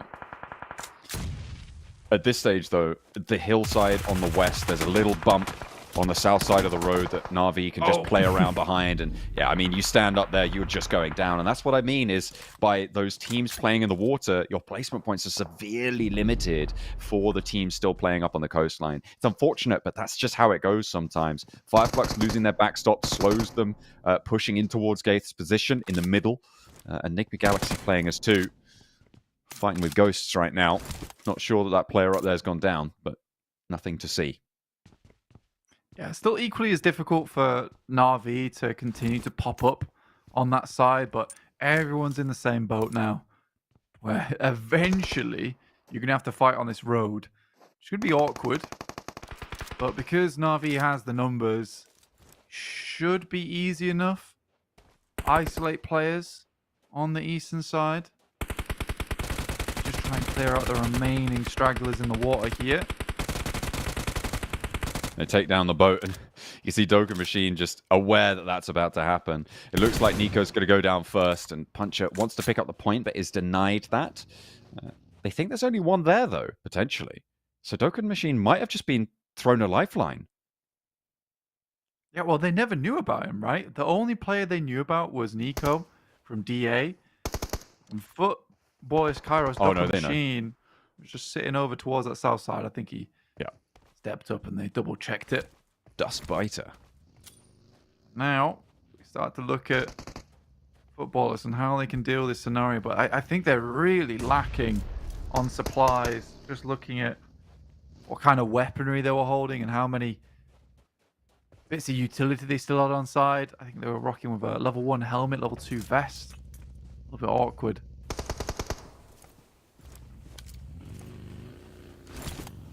FLUX mounting their offensive. They need to take control of this north side of the road under bombardment and aggravation from Na'Vi. They're looking to frustrate that supply line for FLUX, try and control that ground. He's in there, but okay, I didn't even realize that the Koops was going to hop up like that, but he does. He knows there's a player there. I think the Galaxy, you can't count them out, even in these scenarios either. Yeah, he double checked it. I like that. He's made a similar move himself. One grenade on Lux. That'd be a good one. Axa nading over towards NIGMA Galaxy. Koops and Lord. A terrifying duo to come up against in these scenarios. If you can take them down with nades. Really, really valuable pickups there. You can see how worried Axa is about having players push in on this flank. So worried, in fact, that they're looking to swing around and backfill, playing up with 2. Lord, aware of this, will suppress the ridgeline. Spray potentially coming in through the smoke from Koops as well as he breaks out wide. Spots Axa, gets the first shot, looking for another spray, but in comes Ketch for a sideswipe. Puncher, though, moves out through the smoke, unaware that there's a player right underneath his feet. Na'Vi need to rally around this. FLUX have an opportunity as well. 2 knocks sent over towards the Na'Vi position, and now 6 has to rotate, decide where he wants to go. Axa crawling back, tail between legs. Na'Vi just got humbled. Yeah, I mean, they weren't even worried about that flank. They just have nowhere to go, right? And they assume that there's less players on the eastern side, so they push to there first. They were always going to be first to face with this circle onto the roadside. but I don't agree with the 2-2 split. I think they should have fully forced onto NIGMA Galaxy. It's still doable. Still doable. NIGMA Galaxy down, 2 players there now, just one Na'Vi laid bare on the roadside. It all goes the way of FLUX in the end. They have a good cap to what has been so far a slow start to this tournament. A good turnaround there, playing from a compound, playing up the road when NIGMA Galaxy stood in their way. A really, really skillful display. Yeah, I mean, for FLUX, that was just nice team play, right? And again, for Na'Vi, you're on that coastal side. It takes you a little bit of a while to get set up, but being forced up onto that road is always a difficulty. And a lot of times the circle is going to move away from that water eventually. It's just, again, awkward. It could have gone either way, where the circle's slightly further down towards the south, in which case it's FLUX and NIGMA Galaxy has to force a way through there. Again, very, very good ending of the day for both Na'Vi and FLUX. You desperately needed that. But always keeps reminding us that he's got what it takes to be the MVP. Absolutely does. Great stuff coming through. 5 eliminations from him, topping the tables this match. Lord with the highest damage. So NIGMA Galaxy having an impact on this match, certainly, from that location. It's been quite an interesting day with some changes, some resurgences. Na'Vi getting a good result. FLUX getting a good result. 2 great responses to being right low down on the tables. NIGMA Galaxy also posting some decent numbers there after falling down the tables a little bit to try and stay in that competition. Yeah, I mean, it's overall, it's been a good day today for some teams, and it's been a nice resurgence for others. I think for Team Spirit in particular, it's been nice just seeing them being consistently good overall. There's our match rankings for match number 6. IWNRX, only 4 points. Again, I think it's been a great day either way, for a great couple of days for IWNRX anyway. Still proving themselves to be very strong, despite having a slightly slower day, but it was still nice plays in terms of third parties, etc. But the one that you highlighted the most, John, Virtus Pro, wonderfully good comeback today from them. Absolutely. They felt like they were more cohesive. I mean, the roster previously known as De Muerte, who then joined up with the Virtus Pro org, they have a lot of power. They've got some really, really strong players on that roster. So it's great to see that they have taken their best foot forwards as we take a look at who was able to get the chicken dinners today on all 6 of our battlegrounds so far. You can see it's still 2 Moneymakers chicken dinners today, and some really strong performances from a lot of other teams mixed in amongst all of that. But really, the fact that they are still getting 2 chicken dinners on a day is really, really incredible stuff. Yeah, it feels like they're quite quiet. A lot of other games, when it comes to their chicken dinners, they confirm them very well. Yeah, very nicely. So for the Moneymakers, hot when it counts and cold most of the other times. Let's take a quick look at the overalls right now. Check where all these teams do end up in the grand scheme of things, with Team Spirit firmly ahead right now still. Moneymakers making up for that with their 4 chicken dinners they've been able to put on the board, but those 103 elimination points from Team Spirit, man. Damn. That is quite impressive. Over 7th place just on that alone. And look at that, Virtus Pro on the front page as well. Look, they're creeping on up with only 12 matches played, remember, to a lot of other teams' 18. That is great stuff to see. 85 points over 12 matches. Not the strongest team in the tournament right now on points, but with a bad first day, coming in with a strong second day like that is got to be a good feeling for Virtus Pro. They'll be very happy to review what's happened today, try and internalize what they think has changed and bring it on through. As we pop down to the second page here, you can see Gladiators have creeped out of the bottom 4, but not by much. Not by much at all. Power Esports, they come back in. Al-Haji still brings the pain. FLUX, 12th place, like I say, 60 points. It's not too bad for them. Gladiators, with that 1 win, that was really the thing that's carrying the most. I think you mentioned that earlier today, that 51 points looks good for Gladiators, but it really is that 1 chicken dinner where they've got the majority of their points from, and Twisted Minds still sadly at the bottom. That is pretty unfortunate with all 18 matches played so far as well. They are going to have a real tough time of it. it's just unfortunate. I think Heroic there, by the way, what was that, like 49 limbs or something right at the end? Was pretty crazy stuff coming through from their record. Obviously, they're not playing today.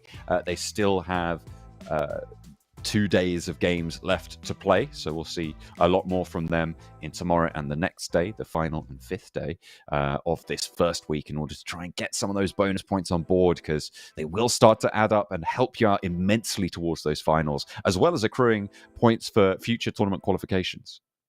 Yeah, it's really important to get those bonus points, and if you can accrue a lot on that first week, it's going to help you, give you that buffer going into week 2 and week 3, just in case you do have a pretty rough week. Maybe you can't figure out what's going on, but at least you know that those points are going to still be there going for you into those finals. We're going to take a look at the MVP. If you ask me, I mean, it's up between Team Spirit and maybe Virtus Pro. I don't know how strong on the numbers Virtus Pro have been, but it's going to be really tough to take down Nomi, right? Yeah, I think this is really, really tough to take down Nomi. I don't think anyone can really do it, to be honest with you. But yeah, we'll see. Okay. Malloy was able to do it. It was from Virtus Pro. The really strong performance. 17 limbs? Really? On the day? That's quite a lot. That is incredible. And like 3k damage, near enough. That is quite wild. I didn't quite expect that. And we have just had word that the choice of the TDM opponents from Malloy will be Na'Vi. That's the option that they've gone for, which is quite an interesting choice. I think the Na'Vi haven't been performing that well. You just go for it, right? Yeah, maybe that's the case. We're not sure, but I do think that Na'Vi, after that last game of the day, maybe not the best choice. Maybe they're getting their groove back. Who knows? Well, they'll have to try and unleash the beast tomorrow with Monster, the sponsors here at PUBG Mobile Super League EMEA. We are going to be looking forward to what we have in store tomorrow from that TDM, from what these teams can carry through, because they will be playing their hearts out, and they'll be using the INFINIX GT20 Pro, the official smartphone of the PMSL EMEA. And that is, of course, some of the best equipment on the market. So make sure you guys are checking that out if you want to play at the same level. And if you want to make sure you know exactly where to find us, check us out on our socials, which you can find right below me, just there. Yes, indeed. But we'll be back again tomorrow. Absolutely. We are going to be tucking in for that. We've had quite a long day here with a couple of rehosts and stuff, but we kept going through it. We've pushed all the way. Thank you so much for joining us, guys. I've been John Allen. With me has been Blank. Do you have any closing thoughts on anything that you've seen today? Oh, bedtime. Bedtime. I think that pretty much sums it up. We are going to be going to take a little bit of a nap now. So we'll see you guys tomorrow, well rested and ready for another day of unleashing the beast here at PMSL EMEA.